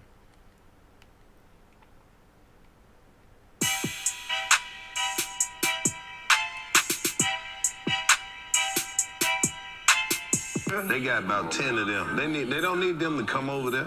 Yeah, bro, we need all that type of entertainment. They already got the resources for that type of shit. Yeah, they don't need no Magic City. They Magic City. But I don't know if they know how to. You bring some girls from Magic City in there, We they be know like, why are how they to, we so know how sick? to run a strip club.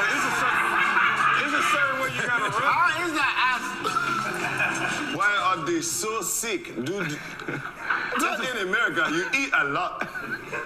These girls, they're not direct Yeah, ones. that's fat, but their legs are small. They're small. Why her feet so small? The ass is fat, but the legs, they're so small. How are your legs so small? Hating ass nigga. You like this?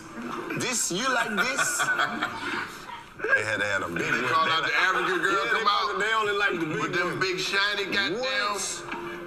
Yeah, but it's like it's a certain way the club ran. Well, shit, run the club like Magic, but keep their talent over there. No, They we're got gonna bring, you know, anybody all welcome. We, you know what I'm saying? We're a tourist country. We're a continent. You know, is it a continent? Is Africa a continent, right? Yeah. Of course, yeah, All right, yeah. exactly. See? You gotta be careful. You say that wrong. Motherfucker be like, Africa is not a fucking country. It's a continent. Yeah, it's.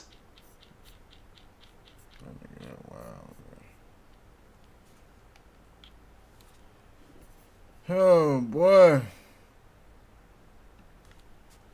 If you're a producer, you need high quality melodies like these.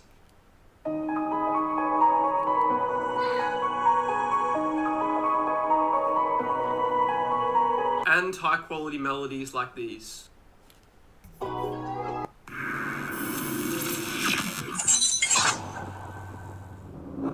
All right, here we go. Cyhi the Prince, welcome back to Vlad TV. And I remember I was actually going through my notes. You did your first interview with Vlad TV as a rapper. Absolutely. 10 years ago. 10 years ago. 10 years ago. And here we are, full circle. Yes, you've grown a lot since then too, so congratulations. You as well. Thank you. You as well. And we're going to talk about all that. But before we do, we have to talk about what happened on February 14th, 2021, Valentine's Day. Right. So, Fuck, you're in Atlanta. bro. You're driving your Bentley SUV. What happens next? Well, actually, it was a few days before February 14th. I just wanted to, I didn't want to come all the way out with it. But I knew the news station showed up and everything, so I knew it was eventually going to come out. So I kind of just wanted to put my own message out about Bro, it. you're horrible. This But shit I wild, was headed bro. to Why? headed to a Just- club because I was we were actually going to celebrate the death of one of my friends. It was his anniversary of his passing. So we got on the highway and I was on the way to this club and I noticed a sedan pull up next to me in Maserati. So I'm like, usually when I'm in my Bentley truck, people try to race you because I guess they feel like the car Bro, is you fast. good? Why y'all And, niggas gay, bro? Go play twos. So, I kind of like move over Go to play the right twos. to kind of get away from letting. I ain't trying to race. It's Fuck. raining a little too. Apples and bananas. So he pulls next to me again. So I kind of like pull over to another lane, but a little further up. And he pulls next to me again. So I'm like, So I kind of pull up, like off a little bit and grab my joint. And I don't know if they seen me grab it. I'm thinking they did because they never pulled next to me again. They just stayed on my bumper. So I'm like, just, going through lanes, they right behind me. So I'm like, man. So So they not trying to race me. These guys is like either trying to rob me or something. That's what I'm thinking in my head at the time. So I start going fast for like, I hit 100, then I smash on the brake to try to like do a maneuver where they would just pass me. And they stop on the highway, and we all about to do like a pile up. So I'm like, man, so what's going on? So I kind of like try to get to the other lane, to like the far left lane so I can go faster. So I book 100 again. They on me again. I try the same maneuver. But this time I pull to the shoulder, and they stop. We almost do a pile up again, a wreck. And I put the car in reverse, and I start reversing back up the highway. They bust a U-turn on the highway and start driving towards me. So that's when I knew, okay, this is deep. This ain't just a regular little, why would you try to carjack me on the highway?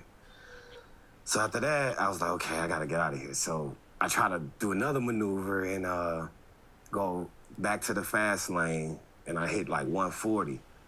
And I knew this area a little bit, so I tried to get off at this next exit, and the driver was just a great driver as well. So he was like right on my bumper. So at this time, like trying to look back, trying to, you know, do my thing and still drive.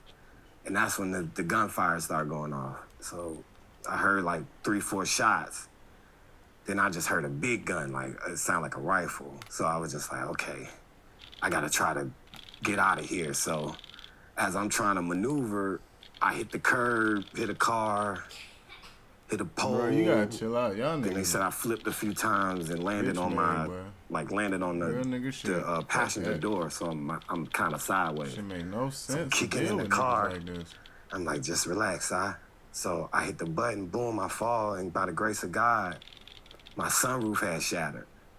So by my sunroof shattered, I was able to get right out, run to these people's backyard. I jumped a bunch of gates and fell down a hill, landed in a creek, all type of foolishness. And the witnesses said they bucked a U-turn, jumped out, shot the car a little bit. They was thinking I was still in there. And when they seen I wasn't in there, they looked back at the car, was like, nah, he ain't in there, fuck. So they just ran back to the car. So I'm like, I'm sitting in the woods for like 45 minutes until I see like enough police cars out there where I felt like it was safe enough for me to return to the scene. And then when I realized I got to the scene, my hands, everything, I had blood everywhere. So that's when the police came and, you know, he's like, Cyhi? I'm like, oh. Like, boy, what you doing there? I'm like, man, I don't know. But I'm not this type of rapper. I'm like a hip-hop conscious rapper. Like, they was like, man, you a rapper. So it's like free season, open game for all rappers at this point. So, you know, they put me in the car, wrapped my hands, and then they eventually put me in the ambulance and took me to Grady. Okay. So it was a Maserati that was chasing you the whole time. Right. Did you see the people in the car when they pulled up? The windows was tinted. Yeah. Okay. Do you know if it was multiple people or just one? It had to be multiple because 2 guys got out the car. Okay, so you saw that. I didn't see that. This was from the witnesses. 2 guys got out the car, and they looked back at the car and said he ain't in there. So I guess it had at least be 3 or more. Okay. And, you know, this is a Maserati, so it's not like this is a Nissan Sentra trying to rob a Bentley. Right, This is someone who's got money already. Exactly. So it doesn't really sound like a carjacking. That's what I said, too. But in my head, I'm trying to think, like, what have I done in the past 10, 15 years that were warranted? Like, even when I was in the streets, bro, y'all I'm an honest hustler. I don't run off on the plug. I pay you how I weigh. You know what I'm saying? I didn't never have to really get into nothing because my ultimate goal was to eventually be in the music industry. So I never did nothing too crazy to make me, you know, put me on the radar or put me on, you know, police radar or anybody. How badly were you hurt? I wasn't really hurt that bad. That's Your hands are still bandaged up. I mean, yeah, I got stitches all in my hand. That's from the glass of trying to get out, but I didn't get hit, so that was the blessing. That's why I wasn't too, what would I say? I was upset about the situation, but I didn't want revenge because a nigga ain't hit me. Now, if a nigga hit me, then we got a whole nother situation. I lost the vehicle. I got some stitches, but that's about it. the police couldn't believe I was bleeding from both ears. He was like, "You mean blackout?" I was like, "Nah, man, I'm an athlete. I played football growing up. I felt that type of hit before, but niggas gonna have to work hard to get me out of here." Well, he said, "I just want to let the people know who are trying to kill me that I'm not a bad person. I don't want revenge. I just want understanding and closure. So everyone that's in Atlanta right now, please protect yourselves, stay out of the way, and be careful because it could all be over in a split second. I understand there's a lot of beef going on in my city between different crews that is fueled by the music, but it is time that we all have a sit down and have a peace meeting." And some other stuff that Mel said in your, in your post. I mean, when I saw the post, because like I said, you and I go back 10 years, it freaked me out, because you're not known as this type of guy. You don't beef with people on the internet. You don't clout chase. Right. You don't, there's just no level of messiness around you. Exactly. You do your work. You go home. You go home. You work with, the people you work with. You have a long, exceptional career doing that. And there was a lot of other people that I would say, that I would guess would be in that space way before you. Right. So it really, really surprised me. There are witnesses, though, based on what you're saying, that identified the car, unless... I think they had on ski masks, though, so they couldn't really see their faces. Did the car have license plates? No, they didn't have a license plate. Oh, really? That's in the thing. front or the both sides? Neither. Oh, so they were planning on doing this. That was the scary part. Like, hold up, like y'all got a certain vehicle. This is called a striker, or they call it a slider, where that's what they slide in it. Yeah, but usually not a Maserati. Nah, but in Atlanta they do because most rappers got cars that's gonna get out on you. So you got to be able to chase them. You got to have a Hellcat or a car that's going to go 120, 150. Okay. So that's the, Yeah. I do know the politics of my city, unfortunately. Yeah. Well, have they, have police caught these guys? They have leads, anything of that sort? Hood politics is usual. I know they try to investigate a few politics people, and everything, always.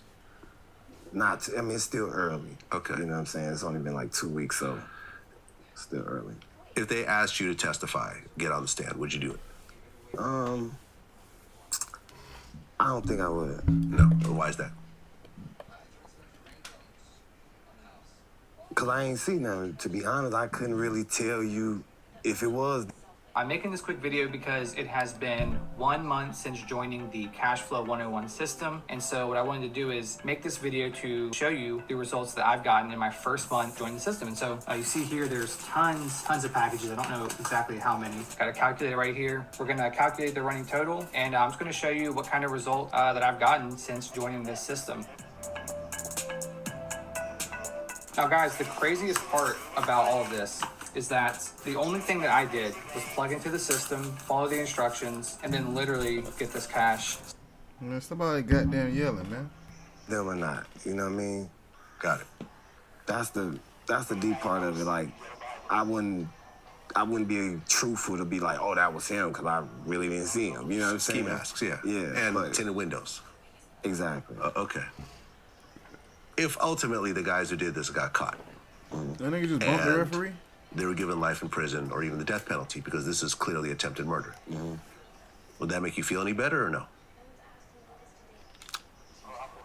I don't know if I thought that far into it. Nigga, I threw it to the wrong corner, but I did go. My biggest thing about it is like, I'm a community activist, so I really don't like seeing my peoples in jail. I got enough dudes in jail that I'm trying to get out of jail now. So I don't really know them like that. I wasn't hit.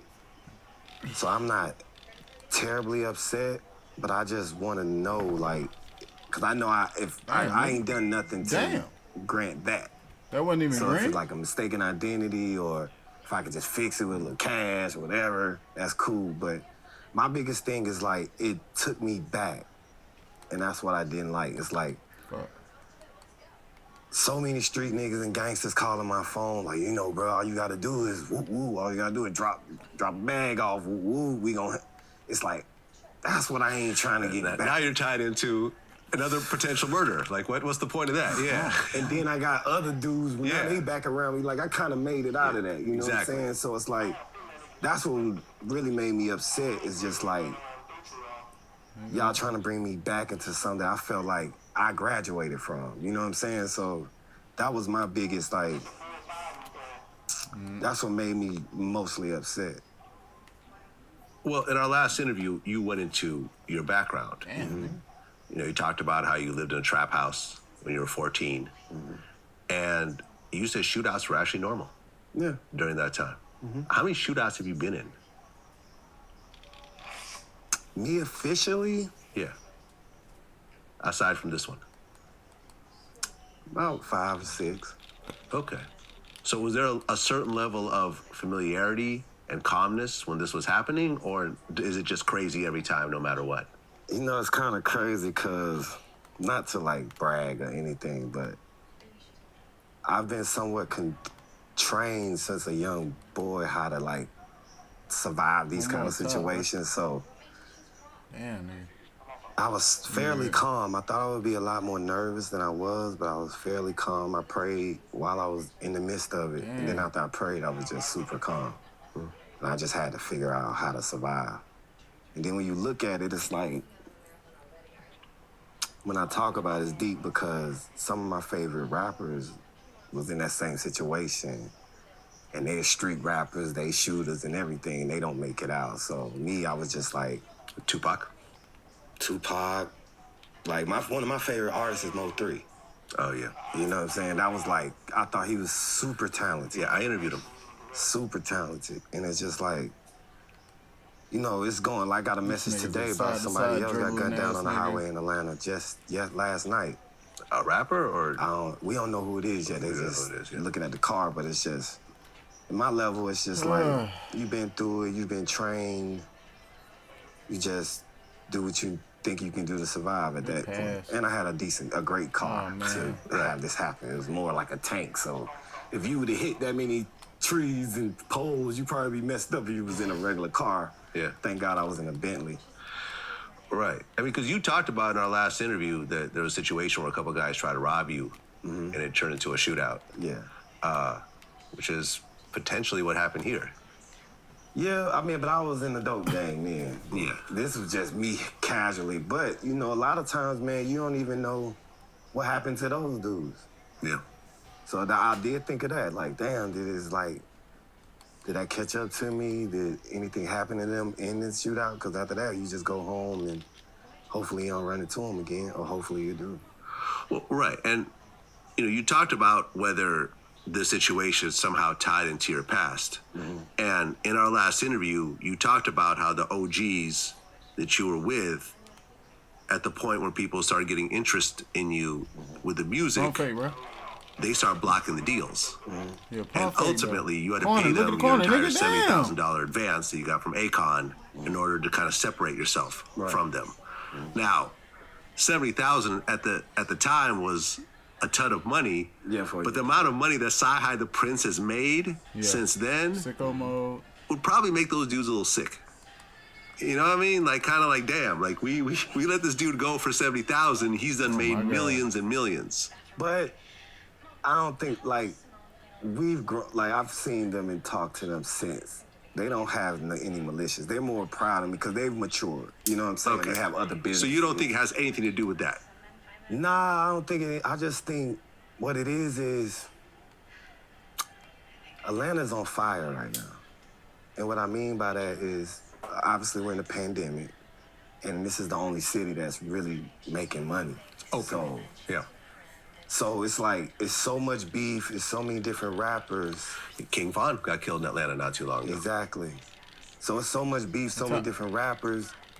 Dudes got money on their heads, and you got guys that's neutral that'll collect for anybody.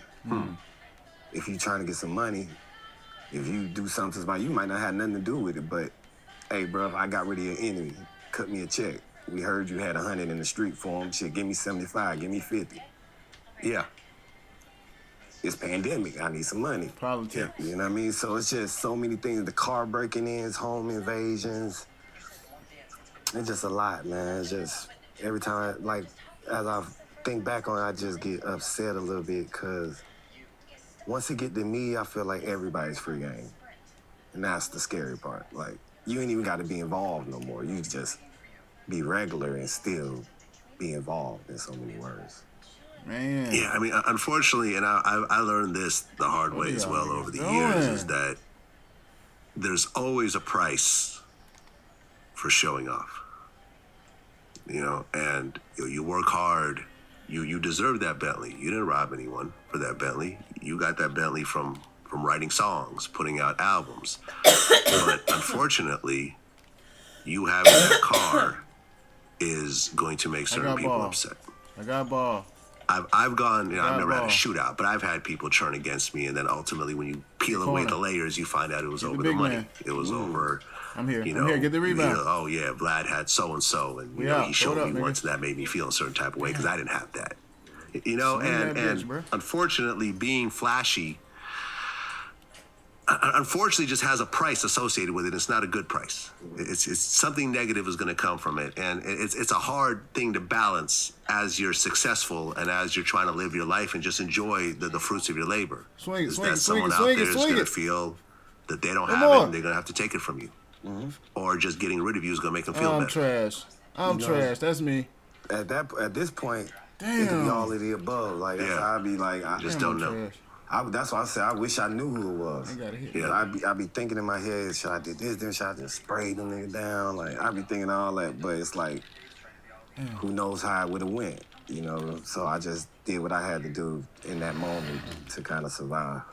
Well, ultimately, I think it went the best possible way it could have gone. Exactly. You walked away from an attempted assassination. Like, I remember when I said that, I put that in my headline, and everyone kind of ran with the Vlad TV assassination tagline. You ran away from you got away from an assassination attempt, lightly injured. Your car has insurance. You could stay out the city. You don't live there and have to go back to your house and potentially see these guys tomorrow. Right.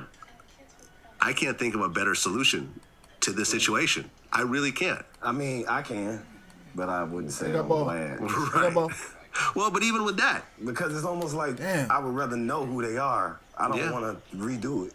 You know what I'm saying? I'd rather nip it in the bud. I still feel like I haven't nipped it in the bud. So that's where I'm at with it. Like, what a big man. Look at the big man. That's the paranoia in the... Big man, stay in the corner, bro. Keep that. Keep the big out the paint. If you can shoot, bro, just shoot that bitch. It's like, let us drive and kick to you. What it was. So I'd rather know what it was, even if it went bad or stay on the wing, big man. Versus just being oblivious. What the fuck are you two doing? I think eventually you'll find out. Y'all learn. Exactly. And then you could deal with it however you want to deal with it. Oh, I'm gonna deal with it in a positive way. There you go. Like when you said assassination, I was like, big man, go to the big man. Swing it, big man, up top. I'm a real activist. Okay, never mind. When I got a strap. Never mind. Good shot, boy. When I'm rapping, I'm just not rapping no rah-rah. Like, I'm really empowering. I'm really educating. So, you know. Hey, Big, you got to guard up, bro. That nigga can shoot too. Come on, y'all.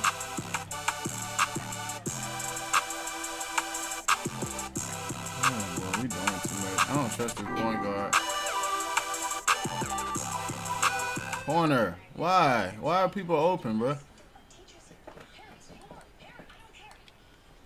Swing it. Nigga, this nigga is stupid. How old are you, bro? Let me check how old you are before I call you stupid. Cause you might just be a young nigga that don't know no better. The devil do work twice as hard for doing, bro, guys like me. Sense. Yeah. That's really trying to make a change. That's really gonna, you know, be able to influence the youth, be able to change laws, get guys out of prison, etc. So you ain't thinking correctly. He working hard, but we, you know, I tell people all the time, I got the same wounds Jesus had. There you go. He's the only one I got. There you go. There you go. Let's switch gears for a second. Are you still signed to Kanye's Good Music? Unfortunately, Vlad, I was never signed to... You were never signed to Good Music? Never. That's crazy. Okay. Why did people just assume that? Because I was over there and I was part of the crew. But like I said, I was in... The music industry has been bittersweet for me. It's like... he kind of just saved my life again, because I was in a messy situation. Because, you know, coming out of Atlanta, most dudes sell dope to get on, just to be all the way honest. I kind of rap my way to. Hey, I don't like this point guard. So, you know, I was in some messy situations, and instead of me not making no money and not being successful, Ye took a liking to me from like some of my early mixtapes and just put me under his wing and just was like, yo, come work with me. Wild. You a wild boy, dog. The fact out, that you had to think about that shit, my nigga. I'll make sure you straight. You know what I mean? And I helped him. A lot of people don't know I helped him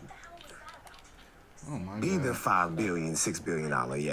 You know what I'm saying? So listen, when I listen to modern Kanye, I hear a lot of Cyhi the Prince in his sound. Facts.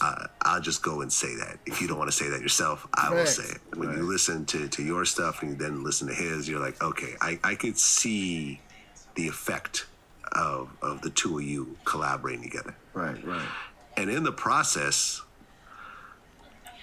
you've had, 5 Grammy nominations from just Kanye songs. New Slaves, Bound 2, All Day, Famous, and Ultralight Beam. That's crazy. Yeah, that's fucking crazy. Well, I'm talking about the Grammy. Y'all hear this nigga track record of songs he's, you know what I'm saying? Just the Grammy now. I know last time we talked there was like 30. So I'm assuming since then it's a lot more. Yes. The song Famous, what was your role in that song? I would say, like, a lot of times, it's different with Ye. I don't want to say I wrote anything. And I would give people a little insight on the secret. Most of our writing sessions is about 80% of him speaking and talking and brainstorming. So I'm just a good, like, recorder. I can kind of, like, remember a lot of things he say in a 8-hour studio session. He's like, yeah, this dude did this and this dude didn't do this and I shitted on him and da da da. So I just be like, okay. Then he goes in and be like, he gives you the cadence. Why you gotta be that person, bro? He just go in the booth and just start going crazy. And I already kind of know what he's saying due to the conversations we had. And sometimes I just demo it for him. Give me that. And sometimes I just be like, nah, say it like that, yeah. Ooh, tell him that. You know what I mean? And sometimes I'm just in there just egging him on, like, that's crazy. God. Like, say that. Nah. Like, so it's just a lot of different things. Then it get to the point where if you bring some coffee in the room, you may end up getting some publishing. So if he feel like that coffee helped him at 3:30 in the morning finish this song, you'll get a call from his staff and be like, what's your publishing? And if you don't have any, set up a publishing company. Wow. Okay. He's like he respects every process of the dirt, the roach on the ground, the lighting, everything. So he's a special individual. When you saw the video that had like him in bed with like Taylor Swift, Donald Trump, Rihanna, Chris Brown, Ray J, Amber Rose, Caitlyn Jenner, Bill Cosby. Were you expecting that at all when you were putting this on together? That's me, dog. That's my dumb ass. Video to be like that, but I gotta hit the big. He's I always thought I was gonna dunk on him. unexpectedly surprised. So I just, you know, I feel like he's the Michael Jackson of our time. He's the biggest, one of the biggest human beings to ever walk the face of the earth. So he got the ultralight beam. I don't try to stand in front of it. So. Well, there was word of a joint album with you and Kanye. Remember when he was kind of knocking them out? He had the Nas album and the Tiana Taylor album, and I forgot who else was around during that time that he was popping stuff out with. And there was talk of a Kanye Cyhi album. Right. What happened with that? The labels, you know, to me. Look, bro, come on. I think I don't want to misstate myself, but a lot of people rather me make sure he is where he needs to be versus like me putting my own thing out. And then I'll be like gone. Ooh, that boy got it's like, yo, we need these songs, man. We need these ideas out. And your biggest collaborator is on tour with Travis Scott somewhere, and we're not getting the Kanye album. Three. So That's you. Let me go to the a lot of times I think it gets to that point. But, you know, it's almost like being Quincy Jones or, you know, I'm Quincy Jones. Like, do you guys have a bunch of songs? We have a bunch of songs together. Like how many? Probably about 7. Okay, so not enough. Maybe for an EP. Yeah, I mean, stop you know, leaving like that even when he man, did the joint dog. albums, he's not on every song, so he might do 1 or 2 songs. I see what you're saying. And the rest of them be. But I have a bunch of beats that he's done that I've rapped on and different things like that. Yeah. Well, you mentioned Travis Scott. At one point, your name was trending because you were involved in the writing of Sicko Mode. So, what was your role in Sicko Mode? Glad. I mean, it's the same way. You know, I'm known for that guy that's gonna I'm like a proofreader in so many words. I'm like the guy where, yo, I gotta make sure I'm rapping to that level. Fuck. So if I want to do something to that level, I need to bring Cyhi in. He's gonna make sure I'm at that level. So that was my role with Trav. It's almost like the same role I have with Ye. Because you gotta think, man, these guys have 20, 30 different business ventures. So they don't have really the time when you're like a multi-platinum, multi-millionaire in the 100 millions. They got stuff to do. You know what I mean? So it's guys like, yo, I want to do this. I want it to sound like this. Can you get with this producer and see if y'all can make me something like this? Give me some ideas like that. But all the ideas are definitely created by them.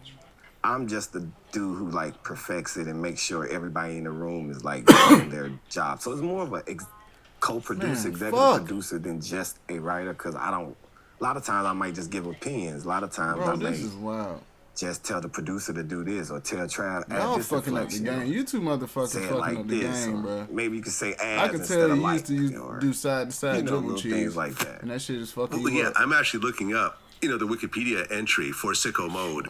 Between the writers and the producers, there's 40 people involved in that song. Yeah. 40 people. And I don't even think your name's even listed on here, so I think they've excluded a few on accident.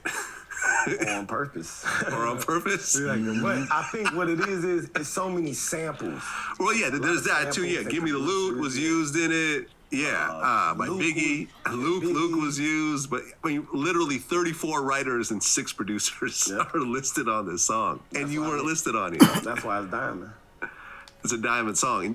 Didn't you work on 4 songs on Astroworld? A little more. A little more than that. See why you're driving a Bentley right now.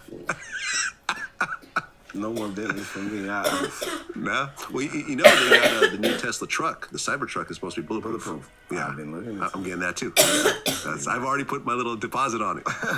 Yeah. Oh, you can put a deposit on it? It's $100 or something. It's nothing. Yeah, should do it. Yeah, absolutely. Yeah. You got to get the windows right, though, because I've seen you beep, beep, and the windows went out. Yeah, I know, but it's still bulletproof, I heard. The final version will be bulletproof. Okay. What's going on with Travis's new album?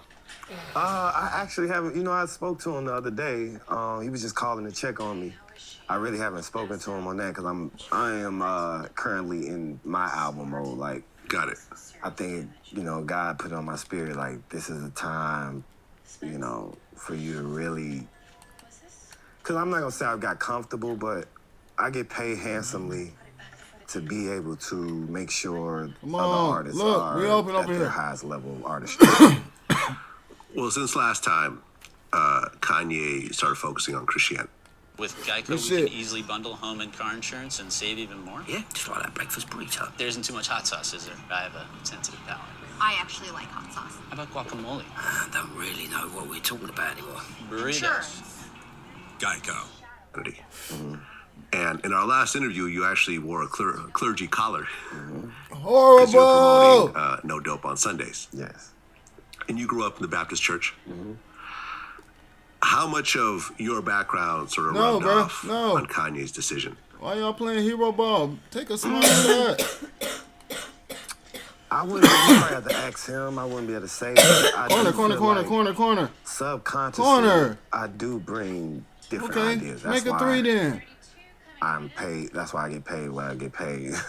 But I do bring certain energy, certain ideas, may spark an idea. He might have seen me in my outfit and just, but I think that was something that him and God had going. Because you got to think, he wrote Jesus Walks before I ever wrote a Christian rap or anything that had to do with God. Yeah. Are you on, did you work on Jesus is King?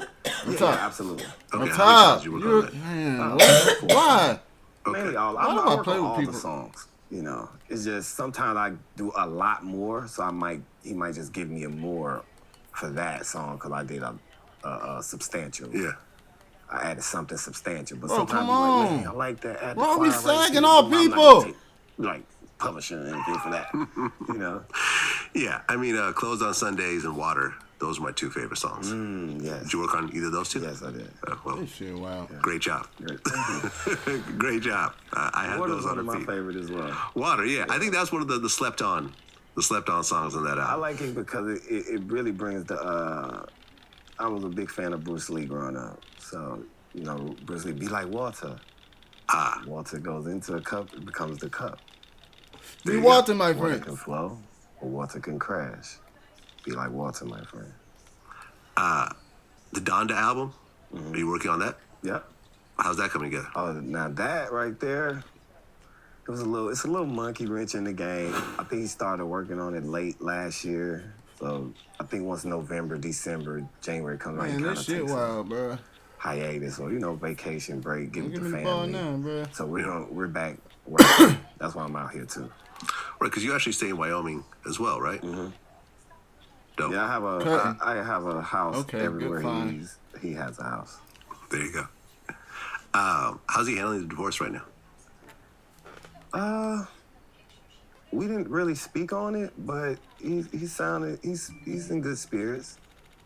I know how much he loves his family, so it has to Yeah, I mean 4 kids. Yeah, it has to hit you some kind of way. You know what I'm saying? As just a human being, but you know he's getting Look, through it. bro, swing the ball.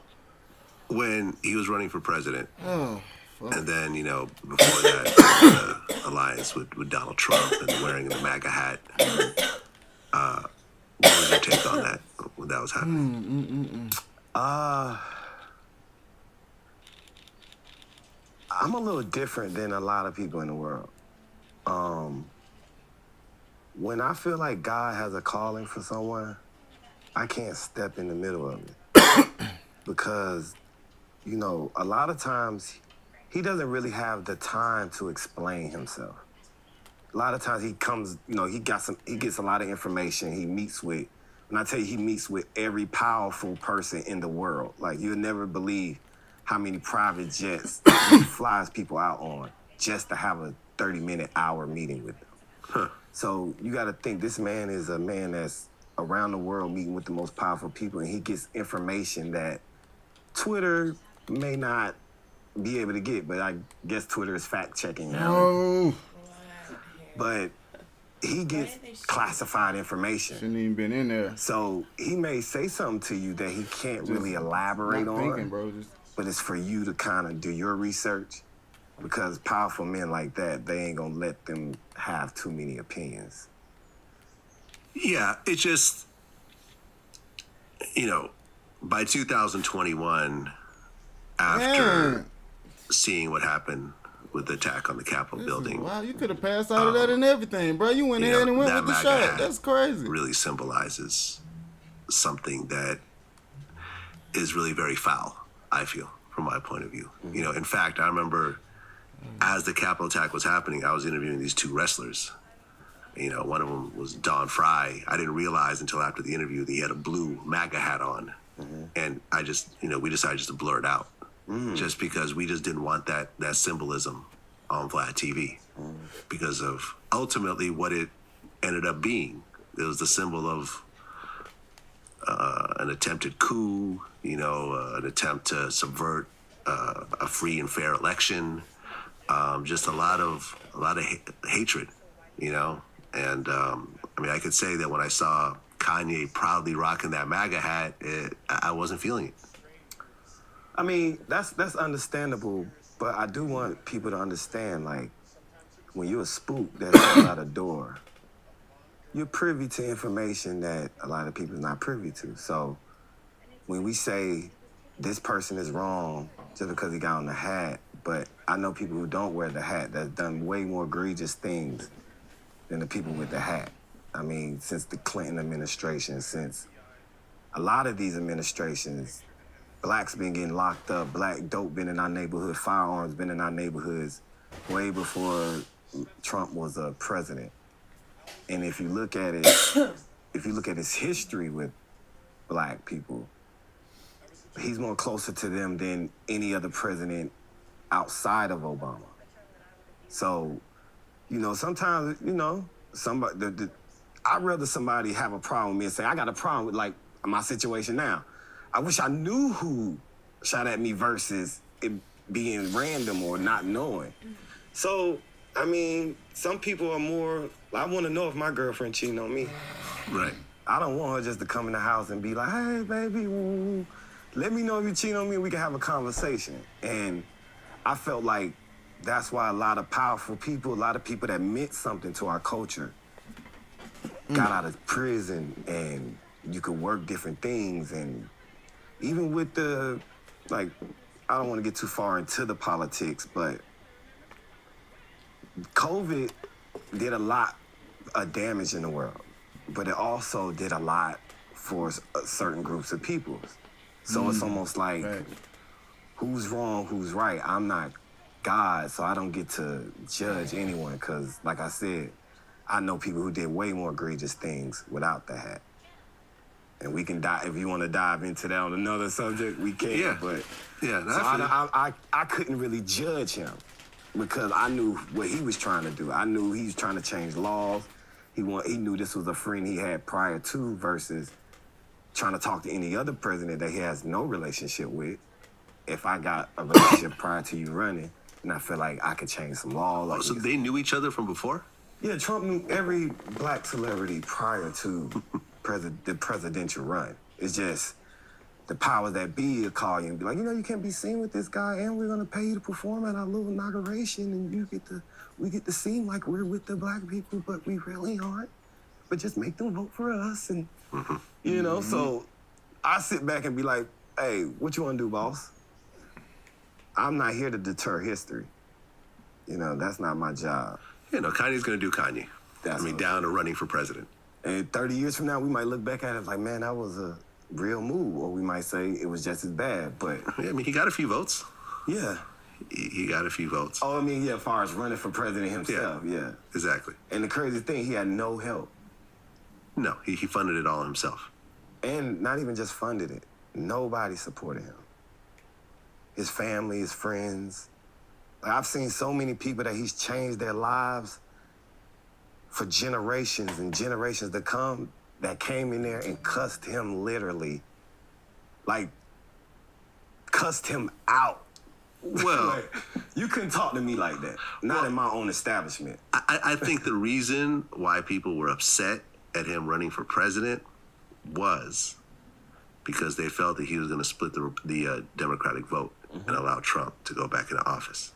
Yeah. Which is why Trump was fully supportive of Kanye running for president. Because look at this guy's technically running against him, and Trump was like, yeah, go ahead and run. Because ultimately, I think more Kanye fans are Democrats than Republicans. That's what I think. Let me tell you something. You don't think that's true? When I first signed to Kanye West, I did albums called the Black History Project, right? Mixtapes and stuff like that. Yeah. When I come on stage, it's nothing but white people. I don't see black people at my shows. I don't see black people at a lot of rapper shows. Well, I'm not saying it's a white-black thing. I'm saying that even the white people who listen to Kanye are probably Democrats. You don't think so? I mean... We are a different type of traveler. Curiosity is our compass. Our desire to live fully and richly unites us. We are the explorers. Join us and enjoy 50,000 bonus miles with the United Explorer card. We could differ, we could disagree. I mean, there's no way of actually knowing, but that's what I'm saying. I'm just guessing. To me, when I go to these shows and when I see his fan base, first of all, I don't see a black demographic that really supports him like that. Huh. Not to when I show up at his events, you might have 5-10% of them be black. 90% of people is white. So if you saying most of the 90% of those people are Democrats, then I mean, I see what you're saying. Listen, the slavery was a choice. Harriet Tubman didn't free the slaves; she just took them to go work for another white man. Makes it a little hard for some of his black fan base to be 100% behind him. Let me ask you a question. Yes. Did a boat come from Africa to come to us? Yes. Did a boat bring? A boat brung, but nobody came from Africa to come get us. Oh, to bring you guys back? Exactly.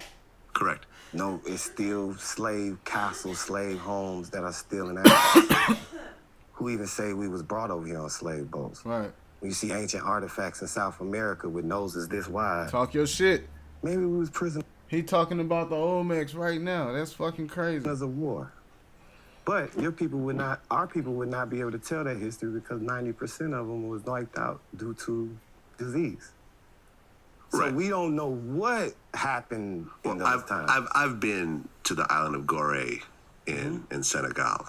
Me and Akon talked about this. This was like a one of the largest slave distribution centers. It was called in the West slave Africa. trade, right? The slave trade, yeah. Not the slave war. No, it was a trade. Not the slave kidnapping. Yeah, it was really just one of the most depressing places I've ever been at. The fact that you could take human beings and just, there's huge cannons there to protect the property of the slaves. You know what I'm saying? Like, it was just so disgusting on so many different levels. I was watching this, Will Smith has that new series on Netflix where it talks about the 14th Amendment and everything else like that. And there was this interview that really fucked me up. And it was an interview with a black man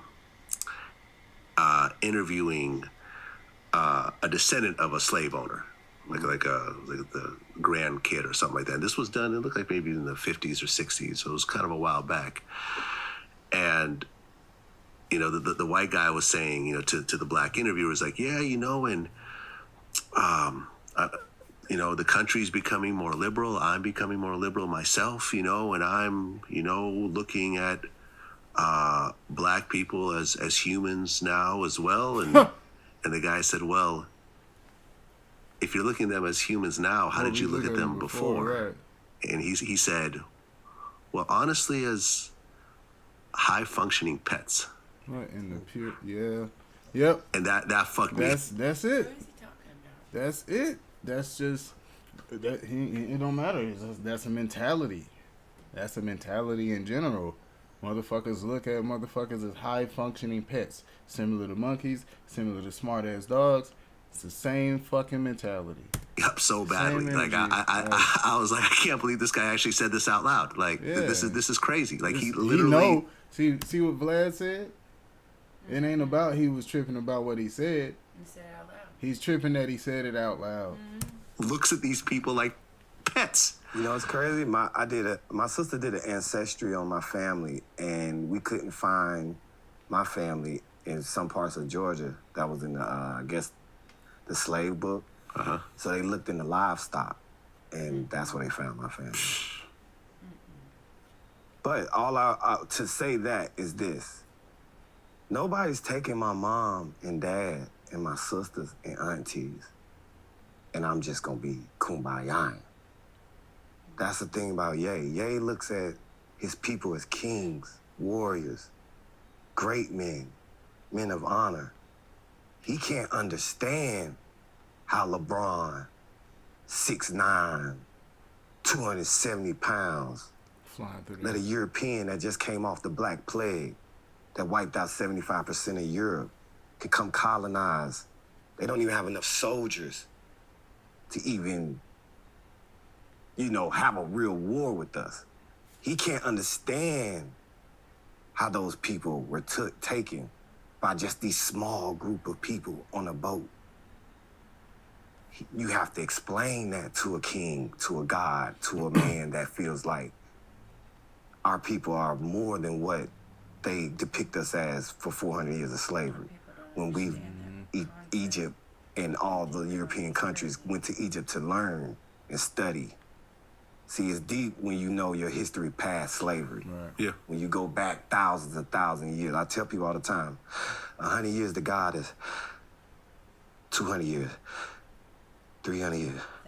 Just because you only live for 100 years don't mean that our people didn't reign for thousands and thousands of years. You just living in a time where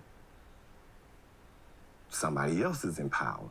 Mm-hmm. So we have to look at the earth and the humanity in its entirety before we can ever say who's right and who's wrong.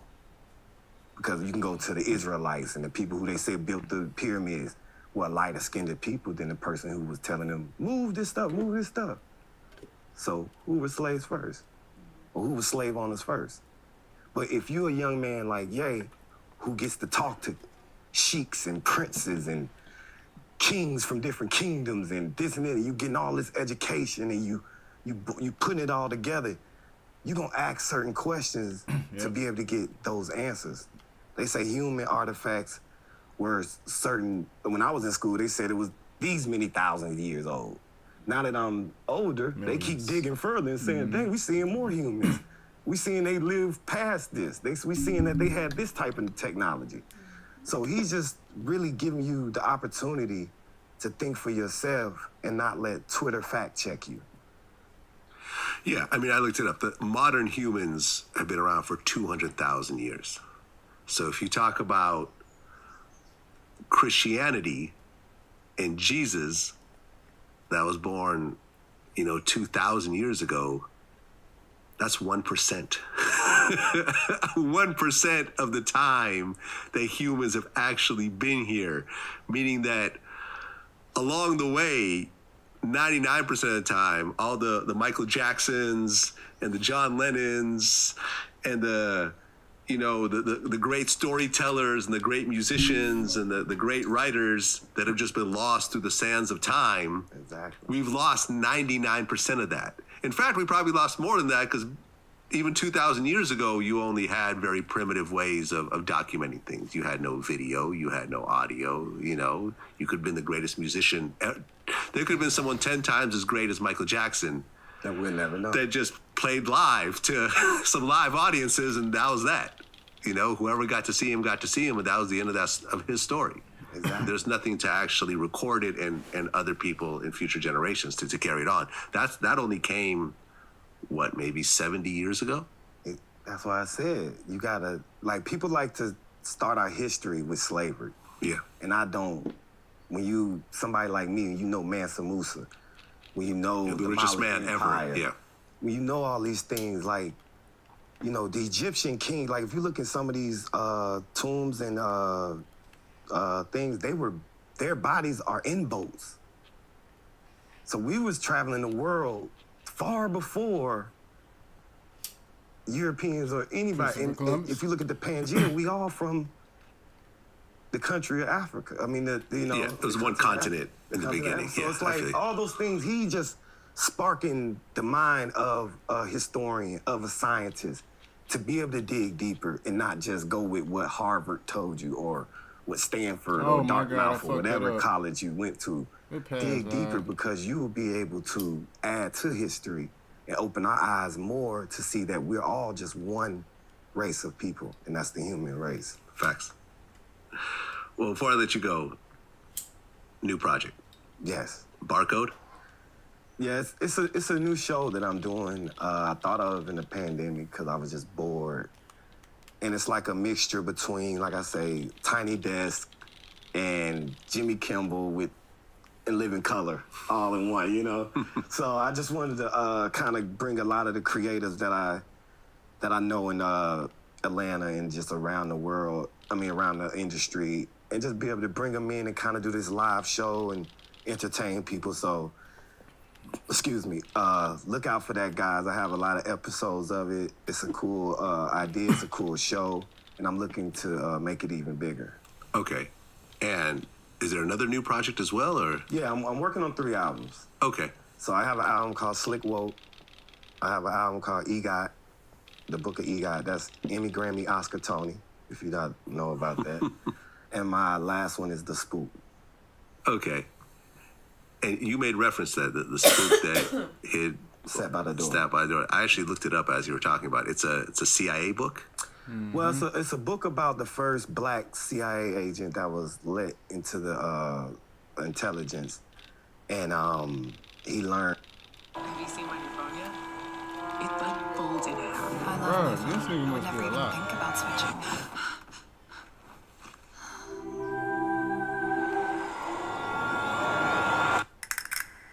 Why is he open though, man? What a the lot fuck is from that? being. They put him in the file room first, and then he got to, eventually move in different divisions. And he came home. He retired and came home and turned the local gang into freedom fighters. Huh. So that's dope. like the premises of the book. But I'm the spook that's set by the trap as well. That's So dope. I want to be able to take the information that I learned to be able to, I sit with guys like you, have conversations, people I've been with around the world that I had in-depth conversations with, and just kind of give my people that education to let them know they're more than just a trapper or a gangster, a drug dealer. You could also be a business owner, an activist, a scientist, lawyer, all those things. So I just want to be able to open my community's Pass the mind ball. and perspective, but also keep it cool, keep it, in the vein of what we do in the culture of hip hop. You had 6 Grammy nominations, because Sicko Mode was the 6th one that I didn't mention while talking about that with you. 6 Grammy nominations. You've been part of so many massive projects. Is there a certain level of frustration where when you come out with your project, it doesn't get the same level of love as these projects that you're a part of? Right. No, I mean, Basquiat became Basquiat after he died. Well, he was Basquiat, but he wasn't Basquiat until. I mean, he was pretty big when he, him and Warhol were doing stuff together, and he was. But he's like, to be big and appreciated is. I mean, he definitely got bigger after he died. Yes, this is true, but that's true with every painter, every prominent painter. Yeah, but I felt like you could almost, something I think probably the better comparison would be Van Gogh. Van Gogh really wasn't anywhere when he was alive, but then after he died, he became the biggest thing ever. Sometimes, man, I'm from Atlanta, and I'm a little unorthodox, and I do a little, I'm like the polar opposite of what people expect me to be from Atlanta. So I heard a quote, they say, a prophet never gets love in his hometown. I'm a real deal prophet. So sometimes I put some of my, my ideologies, my thoughts, and my, ideas into other music, and I sugar it up and give it to the public. So however you get it, you get it. If I do it myself or you hear it through somebody else, as long as you get the message, that's all I care about. I'm not into. I've been that guy since I was 5 years old. So I had enough fame even if I don't get any more. So I'm content. But I do think now my message is more important than me being successful. So whenever that reward comes, whenever that, people decide to say, hey, Cyhi, you do deserve this. Cool.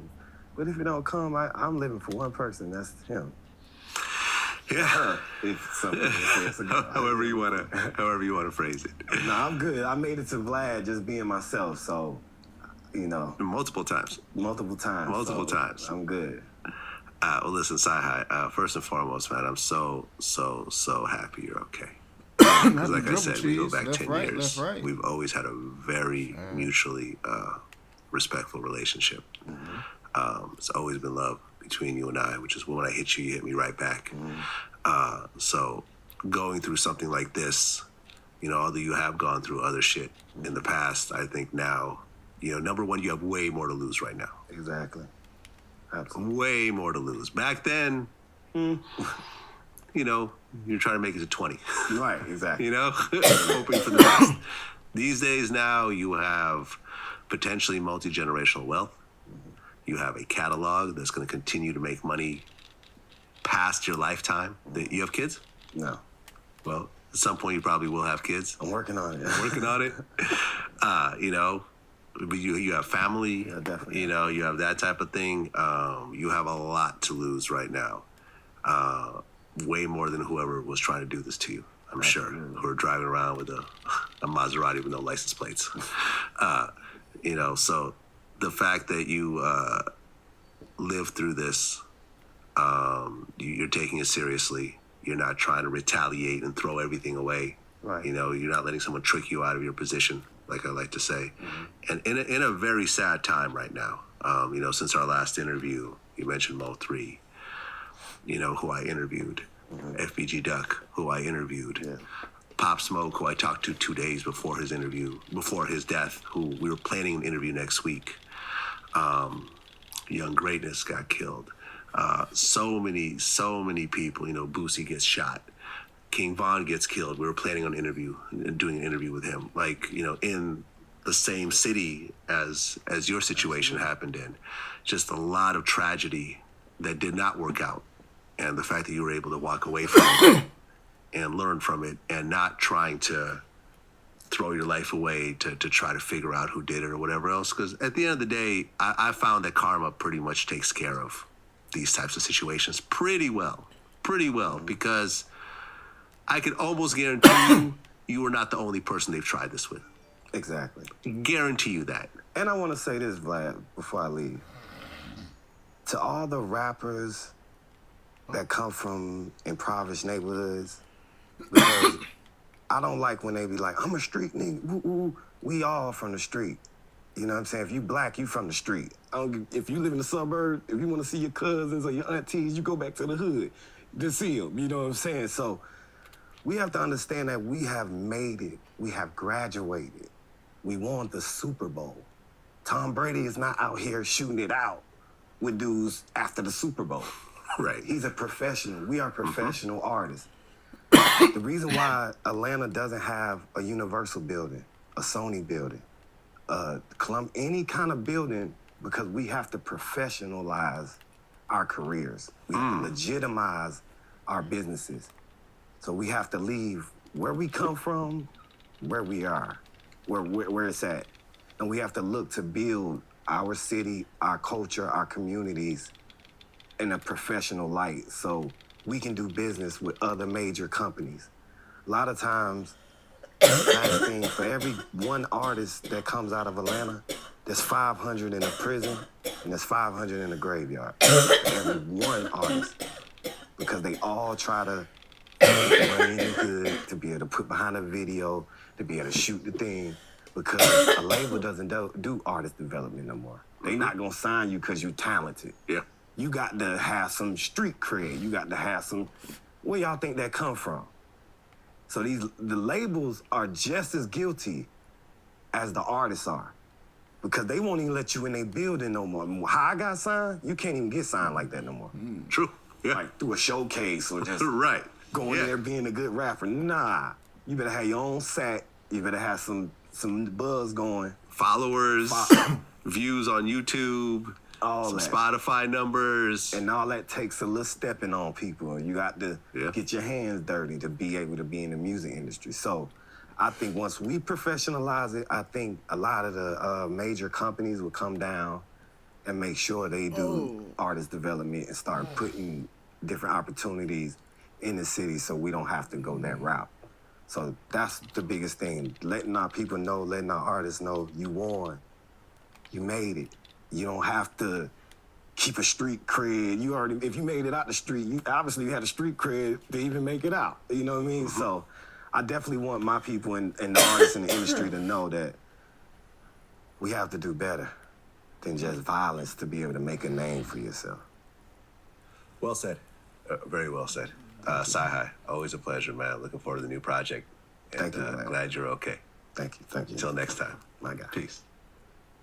We are a different type of traveler. Curiosity is our compass. Our desire to live fully and richly unites Oh my us. God. We are the explorers. Join us and enjoy 50,000 bonus miles with the United Explorer card.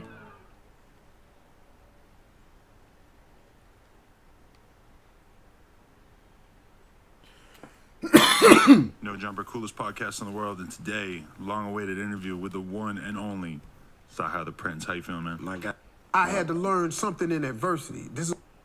What we tend to not understand is that time really doesn't exist. Clocks exist. Time doesn't exist. Right.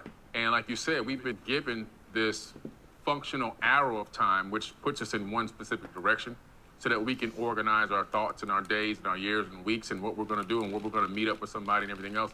So we have this ability to coordinate and collaborate with each other, like how we're here today at this specific time. However, if you understand that time is also an illusion, it's something that you can use as a tool, but if you also understand that it's an illusion, then you can actually master time and you can maximize what you're doing on this planet.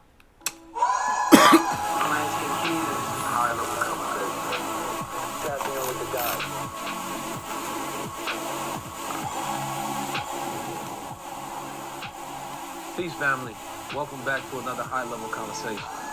Today we have a powerful presentation, a very powerful energy, spirit, man, guide, scholar, polymath, intellectual, executive, actor, producer, author, you understand me, TV host, academia, a man really whom those who have seen needs no introduction. You understand me? A very extraterrestrial intellect.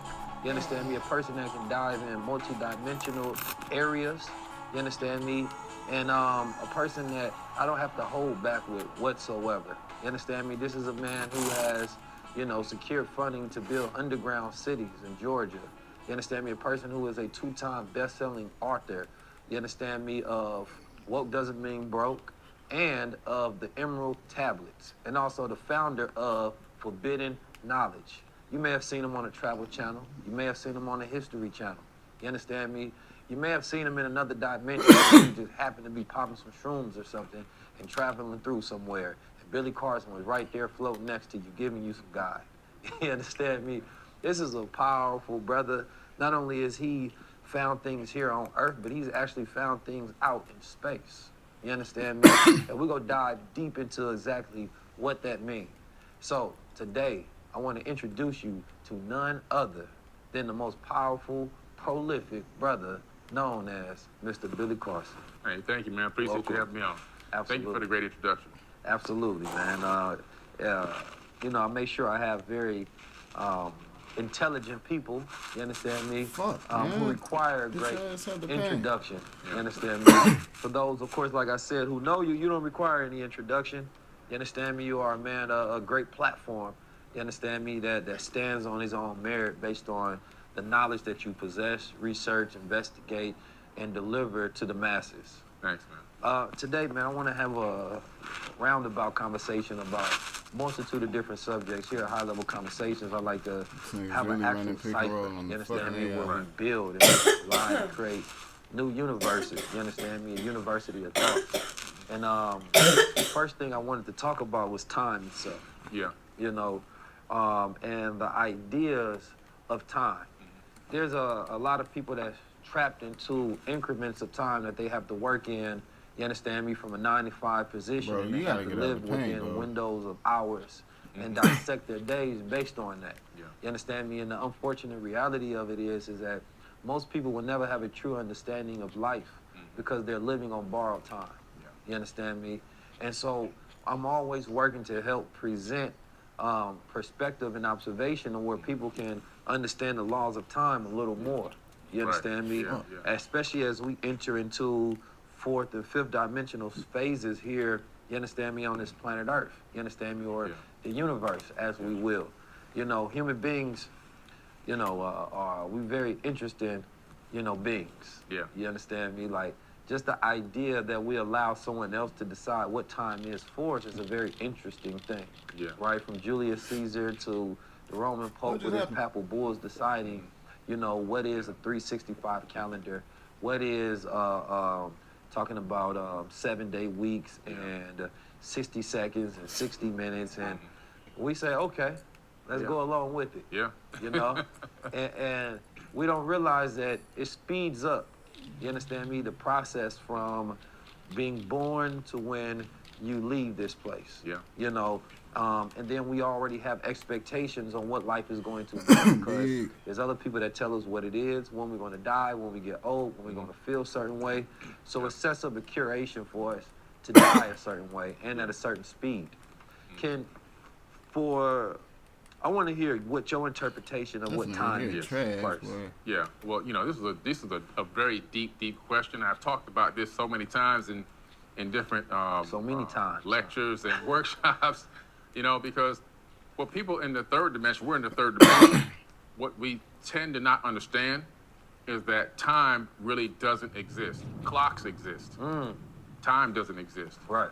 And like you said, we've been given this functional arrow of time, which puts us in one specific direction so that we can organize our thoughts and our days and our years and weeks and what we're going to do and what we're going to meet up with somebody and everything else. So we have this ability to coordinate and collaborate with each other like how we're here today at this specific time. However, if you understand that time is also an illusion, it's something that you can use as a tool, but if you also understand that it's an illusion, then you can actually master time and you can maximize what you're doing on this planet.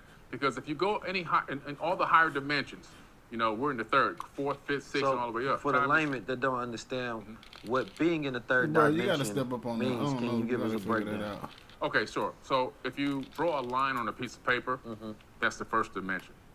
If you then connect those lines and create a house on a piece of paper, that's a two-dimensional structure, or you can move it into a computer. Anything you see in a computer that looks 3D is actually 2D. All right, so, and because we're in the third, we can see down into 2D, we can see all the way down, obviously, into 1D, and we can manipulate those dimensions from our higher selves. Now, now there are beings in fourth, fifth, and sixth dimensions. There's people above us.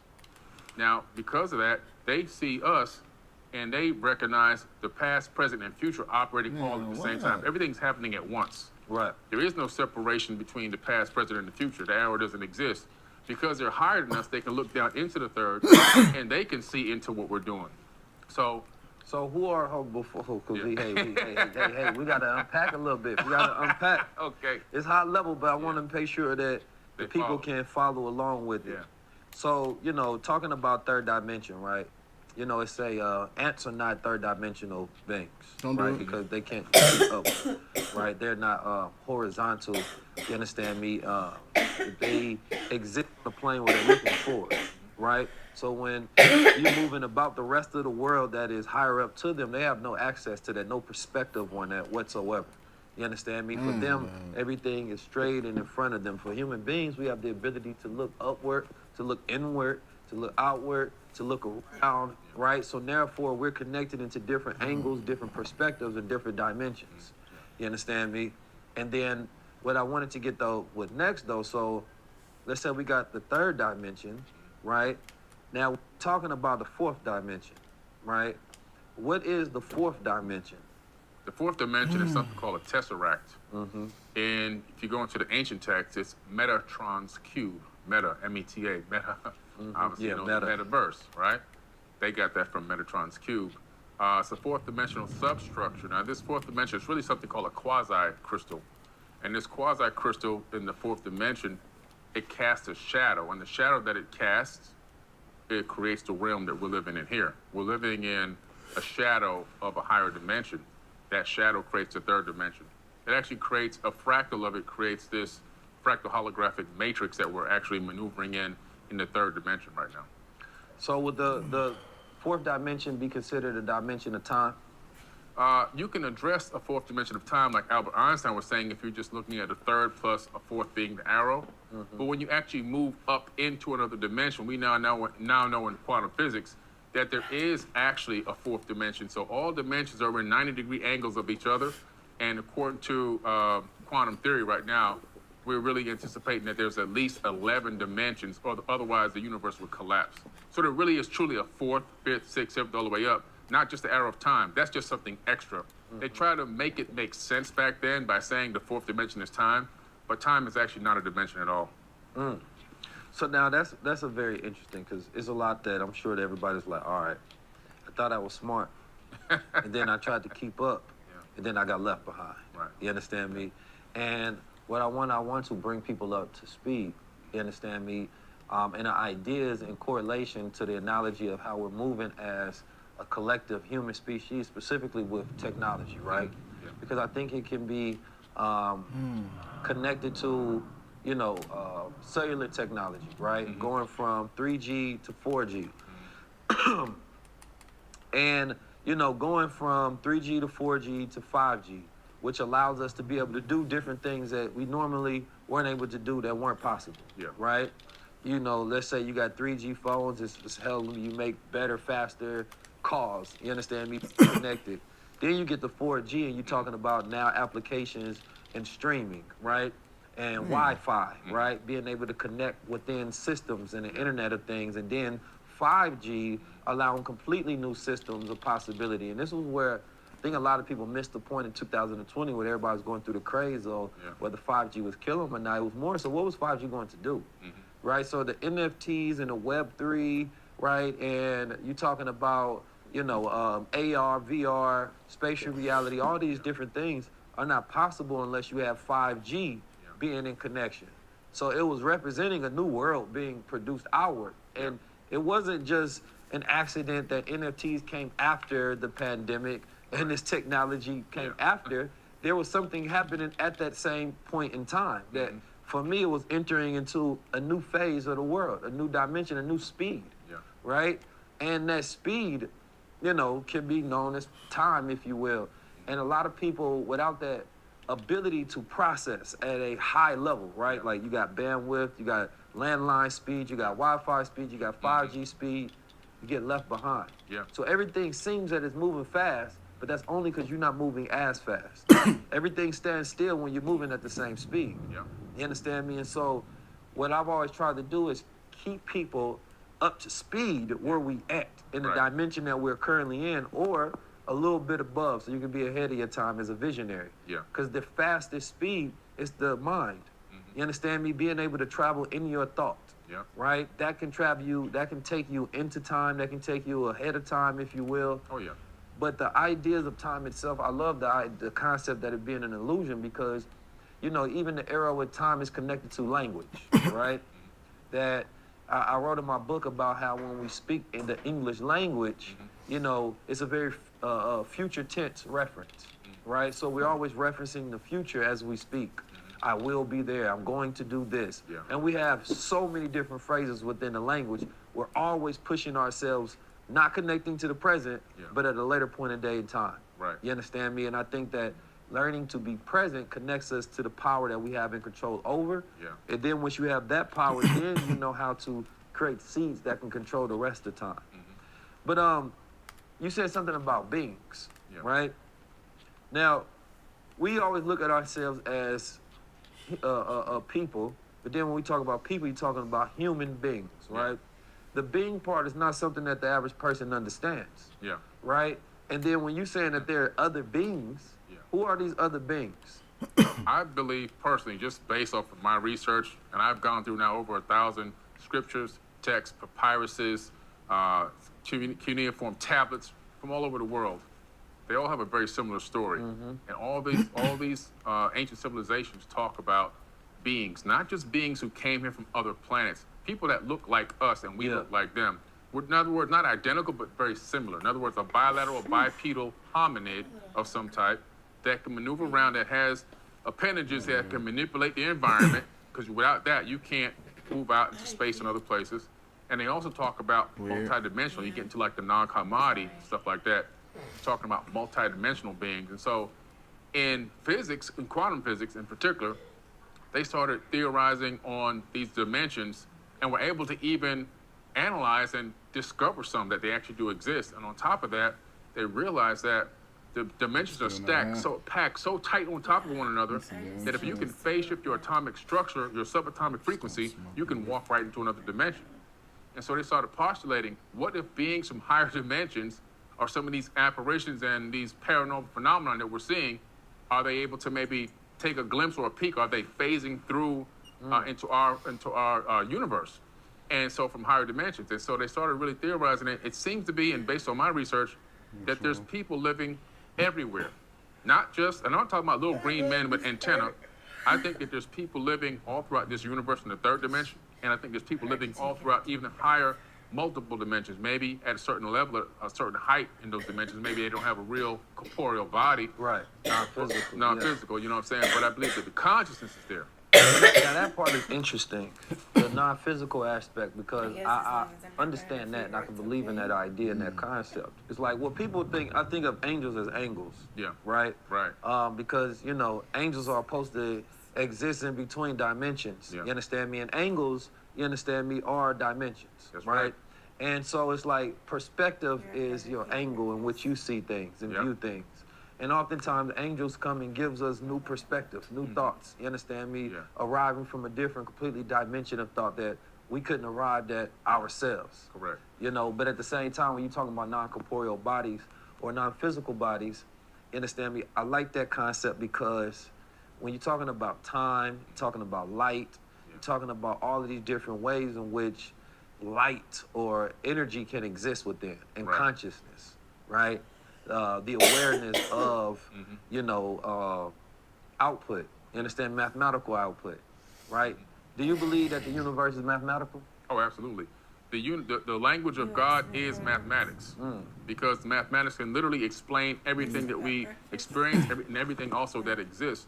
Even the fact that we're existing in a light matrix can be proven through mathematics. So we're living in a matrix that's basically written on mathematics called Adinkra codes. And these Adinkra codes go all the way back to the Dogons. Dogon tribes out of Mali, Africa. They actually originated these codes, and they were given these codes by the Nomo, and they learned them. They drew them out as art forms. But now, and they put them on clothing and blankets and everything else. So the Dogon tribe, very interesting tribe, you know, that was able to discover, you know, systems before telescopes and things of that nature. Yeah. So how did they arrive to be able to, because I know a lot of people, I posted about this not too long ago, people want to understand how the hell did the Dogon tribe arrive to it, right? You know, I just subscribe to, you know, us being, you know, gods, melanated beings on this planet Earth. We connected in a way that we just don't understand anymore. You understand me? And being multidimensional, I think about physics in that aspect where you're talking about things being entangled. You know, not Will and Jada entanglements, you understand me? But quantum entanglements. Right. Yeah. And, you know, once you understand that, being multidimensional to me is easily understood from the fact that you can break us down to atoms, right? And then cells, and then we get into our skin and we see our physical. Yeah. But from an atomic level, those are different laws. Yeah. Right? And we're made up of atoms. So that an aspect of our existence is obeying different laws of the universe. Yeah. And then our cells are obeying different laws of gravity and magnetism, right, and flow. But then we as human beings are obeying different laws, right, of gravity and magnetism in the universe. And then we forget about the universal laws of our multidimensional self because we only know man's law. Exactly. You understand me? So I think being multidimensional is easily understood as above, so below. You understand me? But the idea of the Dogon people being able to chart systems, how were they able to figure that out? You understand me? Before the Europeans had an idea of what was out there. Right. Well, to be honest with you, if you go all the way back to the ancient Dogon history, before they got to Mali, they were in the land of Kem. They were the original inhabitants of the land of Kem before it was called Egypt. And so... Kem meaning the land of blacks? The land of blacks, correct. Exactly, land of blacks. Kem was black, it's all black. That's in the tablets. So Kem, there's so much Jews in here, but so in Kem, you understand me, that's Africa. Yeah. Right? I know everybody calls the Middle East as if... No, it's Africa. The Middle East is the most funniest made-up concept, magical idea on the planet. Because it's like, you have in Africa, but no, this is like the Middle East Africa. It doesn't count for Sub-Saharan Africa, Northern Africa, and East Africa. Like, but it's Africa, right? It's Africa. Yeah, so for those who don't know. Cairo is in Africa. Cairo's in Africa. Yeah. You know what I'm saying? I know, people still get it wrong till this day. That's crazy. It surprises me. But so they, according to their records and their handed down verbal history, their records are etched into caves and stuff like that. The Nomo came here from Sirius B. Okay, so there's a trinary star system that we know of called Sirius, the Sirius star system, A, B, and C. Yeah. B is a failed star. In other words, it ran out of fuel, turned into a white dwarf. These beings were orbiting on a planet that orbited that star, according to the Dogon, not me. Came here, they're called the Nomo. The Dogon called them the Nomo. Taught them all about the star system, the orbital pattern, our entire solar system, the names, the shapes, the sizes, the colors of all the planets in our solar system, all the planetary alignments. And they even knew that that white dwarf star was so gravitationally heavy that one spoonful couldn't be lifted by over 1 million men. They even knew that. We learned that in quantum mechanics and quantum physics in the 1970s, 1980s. We hypothesized it. And obviously we couldn't even see that star until the 1980s, 1970s, wow. Sorry. So when did they record it? Thousands of years ago. Thousands of years ago. It's like, we're talking about over 6,000 to 7,000 years. They've had depictions of them and everything else, and they taught them how to make these Dogon masks, but they also gave them the Adinkra codes. Now these Adinkra codes look like designs on clothing and patterns. When you turn these designs into three-dimensional structures, they become something called error-correcting codes. And Professor James S. Gates, a black professor who used to be the science advisor for Obama when he was in office, he's now the professor, I believe, at the University of Maryland in supersymmetry and theoretical physics. He discovered these Adinkra codes. He rediscovered them, obviously, and he turned them into three-dimensional objects. And then from there, he found the error-correcting codes. Yeah. He was analyzing and accessing information about the ether of space-time, and he discovered that the entire ether, in other words, everything this soup that we're operating in throughout the entire universe, is running on a specific code. It's called an Adinkra code. It's called error-correcting codes. The same exact kind of codes that run search engines and web browsers. That's what's running the universe. So listen now. At certain points in time in the interview, the glasses got to come off. This was one of those points in time when we're talking about Adinkra codes and going into multidimensional aspects of thinking. You know, Facebook is taking action to keep its platform safe. $16 billion was spent in the last 6 years. Enough to build 7 pro stadiums. All to help create safer connections. Real talk. What this does is to prove once again how powerful. This episode is brought to you by Goldwater.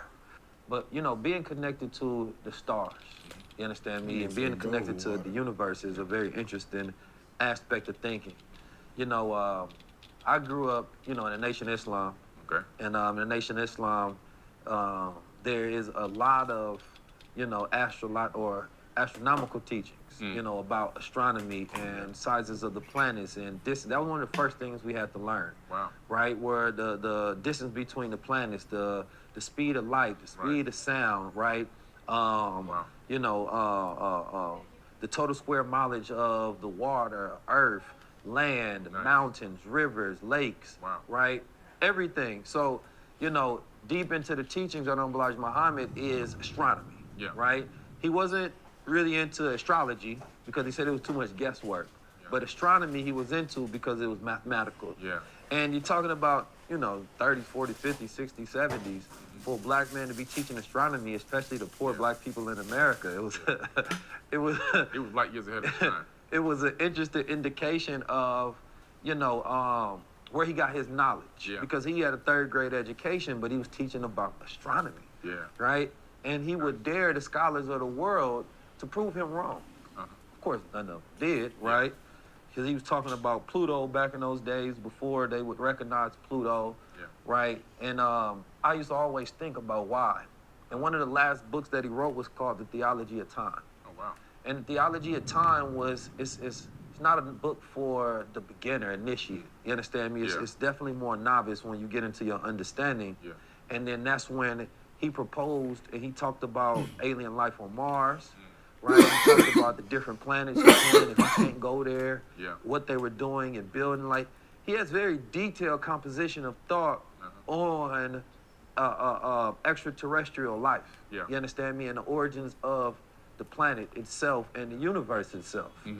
You know, and it's very interesting because we often believe that our connection to, you know, the way that the Dogons were able to chart the stars is lost. Right?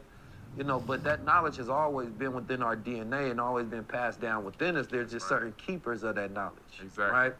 And those keepers of the knowledge are not often listened to because, especially today, we in a very static, distracted, low-level way of thinking.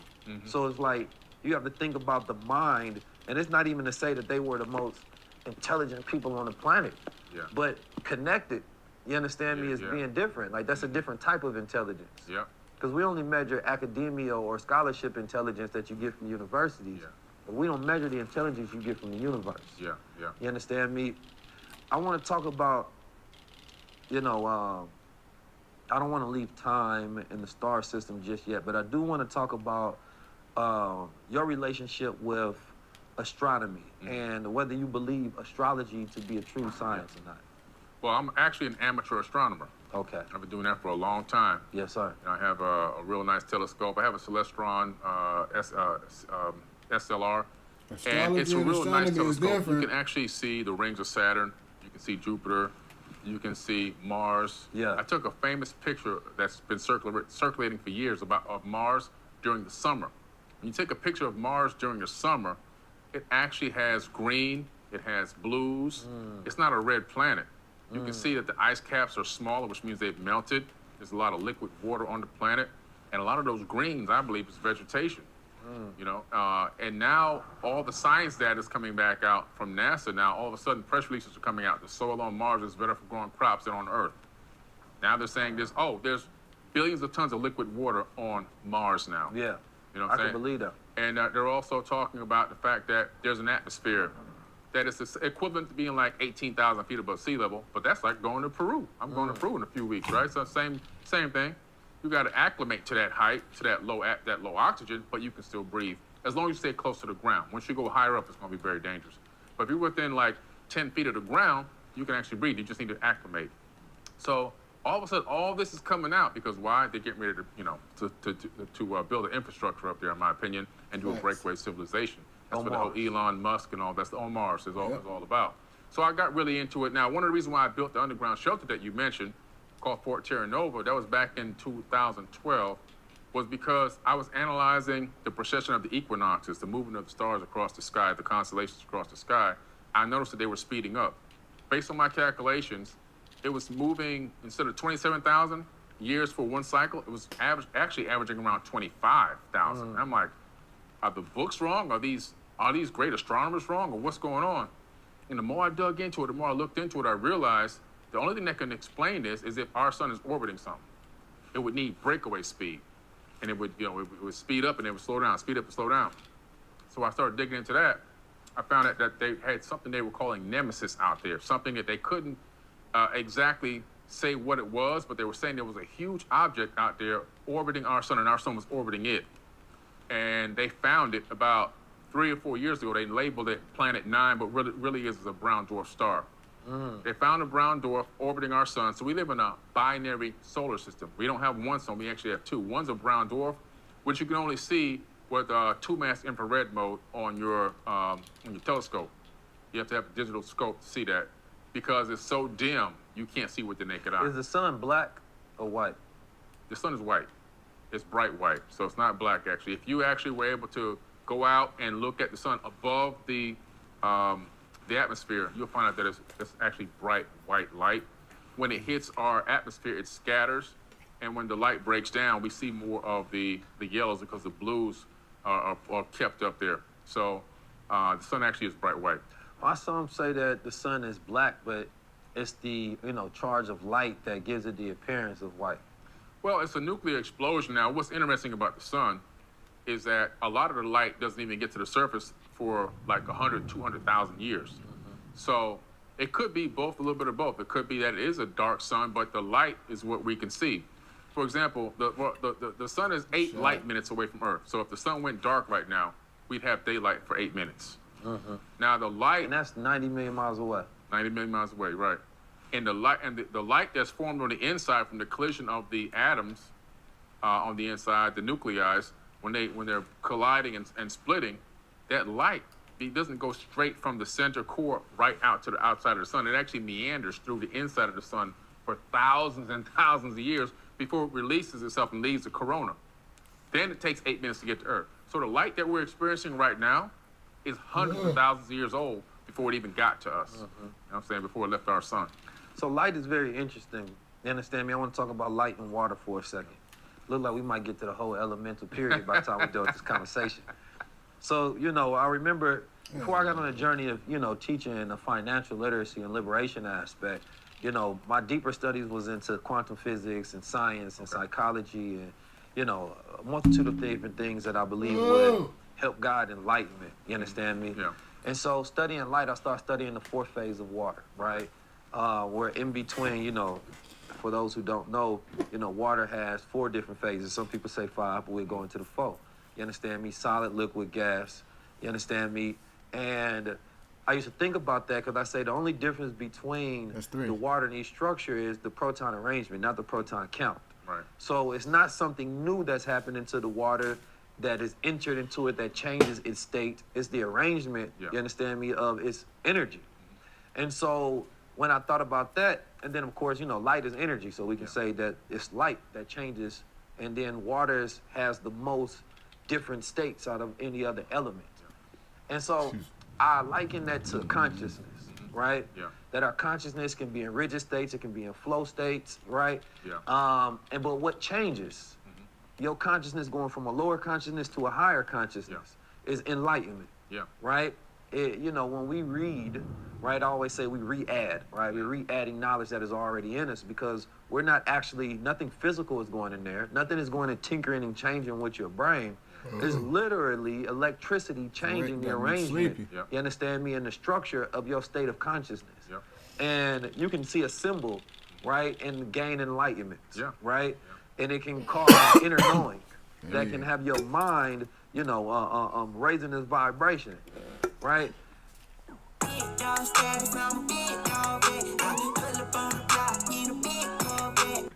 And, you know, that's not something that we often think about. And a lot of people gonna be like, oh, this conversation ain't gonna high level for real, right? But I say the 4th phase of water on purpose because, you know, everything around us emits energy.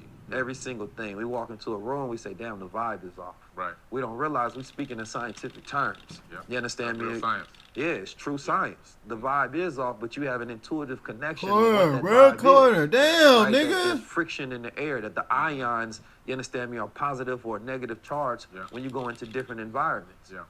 And so if we understood that, then number one, we would create a more conscious sensitivity to the environments that we go to.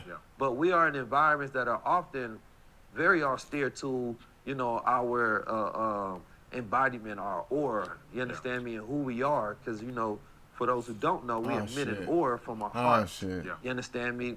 And when that is pierced, that's when we start to get sick.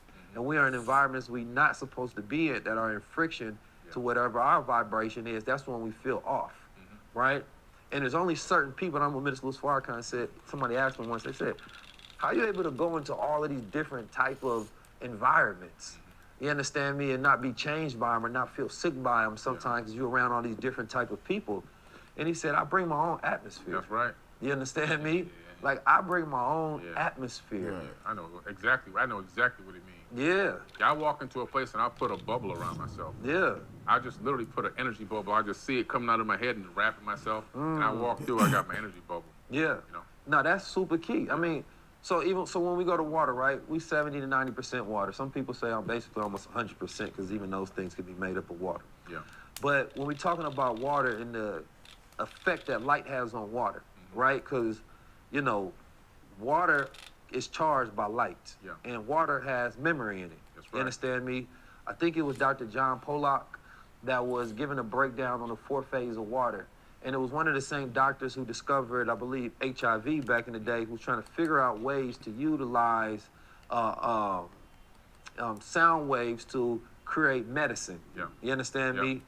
And basically that every disease has a frequency, and if he can counteract that disease with a dominant frequency of the cure, then he can cure that person. Right. Because water traps frequency in its protons. Yeah. You understand me? So that if our environment is a certain vibration, then we take on that vibration of that environment. Yeah, absolutely. It's the same study about rice and water. When you speak over certain things, you're trapping that, right? So that's why nobody who's angry should ever serve you food. Exactly. Or they dislike. If you make a waiter mad, don't eat the food from there anymore. No. Got to keep them happy and pleasant. Otherwise, they can give you food poisoning just based on their negative energy. Right. Right? Exactly. But I bring that up to bring this. You know, as human beings, the things that we should know the most about, we know the least about. Yeah. And that's being a human being. Right. Right? Yeah. You know, water and light, right? We are light beings and we are water beings. Yeah. You understand me? Wholly. So I studied that to understand the effects that the environment has on myself. Yeah. That's knowledge of self, to the knowledge of self. Knowledge of self. So, you know, what is it about light itself as a messenger of information that is important that we observe from the things that we eat, besides the breakdown is gay, Yeah. right? Where we go to, but at the same time being a way for our brains to be able to travel, Yeah. right? Like, and then can you correlate it into biophotons? Damn, brother. You understand me? You know, when I be thinking, I just be having thoughts, so they jump over. That's why I had to call this show a conversation. Yeah, yeah. So, as light beings, what does that mean? Well, one thing people don't understand is that we are all made of actual light. Well, everything in the third dimension is made of light. Mm-hmm. And so we are light and light is us. Mm-hmm. We know that the illusion of this avatar body and this chair I'm sitting on and the table that you're sitting at, the illusion of it's there, but what is this? This is slowed down light waves. Mm-hmm. When you slow light down and then consciousness interacts with it, it collapses it into what we call solid matter. So solid matter is actually an illusion. Right. For example, the only thing stopping my hand from going through this chair is the repulsion of the electromagnetic frequency. No, I don't bro, actually take touch the the damn chair, so gun. I don't touch anything. Yeah. And so if I can phase shift the atomic frequency of my hand to match the same frequency of the atoms in this chair, I'd pass my hand right through it because atoms are 99.999% empty space. Right, like pouring liquid into liquid. Exactly, you know. That's why when galaxies merge together, like we're merging with a galaxy right now called Sagittarius, you don't see any real collisions happening or anything Shout around out us. to my Sagittarius out there. Yeah, because, you know, galaxies are mostly empty space, just like atoms. Everything's a fractal. So we are light beings, and also because of that, we're a That's fractal. me, bro. My We bad. have consciousness, which is also light. And What is a fractal? A fractal is when you take, for example, if you look at a hologram, and you go to one part of the hologram, one tiny piece, and look at it, you'll see the entire image in that smallest piece. The only thing you lose is a little bit of resolution, okay? And so it's important for people to understand that this entire realm is a fractal of a whole. In other words, as above, so below. So if you look at an atom, it gives you the whole thing. It gives you the whole thing, absolutely. So human beings, would you consider a fractal? As above, of the so universe? below. We're a fractal of the universe, and our consciousness, even though it's one consciousness, it's also a fractal of the main master consciousness. And it's really incredible that every thought that you think in your skull, it leaves your skull as a form of a light wave. Every time you think. Yeah, man. Every light wave, every time you think. We know this because we can put a cap on your head at a laboratory, put a little electrodes on it, sensors, and tell you to think about something, and it's going to show up on the computer screen because the computer's reading the light waves coming out of your skull. We can't see those waves because we can only see 1% of the light spectrum as human beings. Right. We're limited. We don't see gamma rays. We don't see ultraviolet. What and- affects us the most? Yeah, exactly. Those are the things that are all around us that are really interacting with us all the time, and our brains too. Right.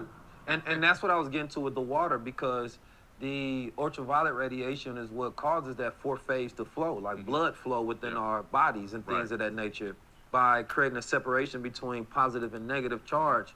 And in between that small space right there is where it creates that charge and flow. And they was doing a study where they tried to take two prods, put one on the other end to create energy. Yeah. Right? But go ahead. Yeah, so that's what it is. So, you know, we have this power of thought, which you were talking about, having the ability to even travel through light, leaving your mind and traveling light. You can actually connect to other realms, other dimensions through conscious thought.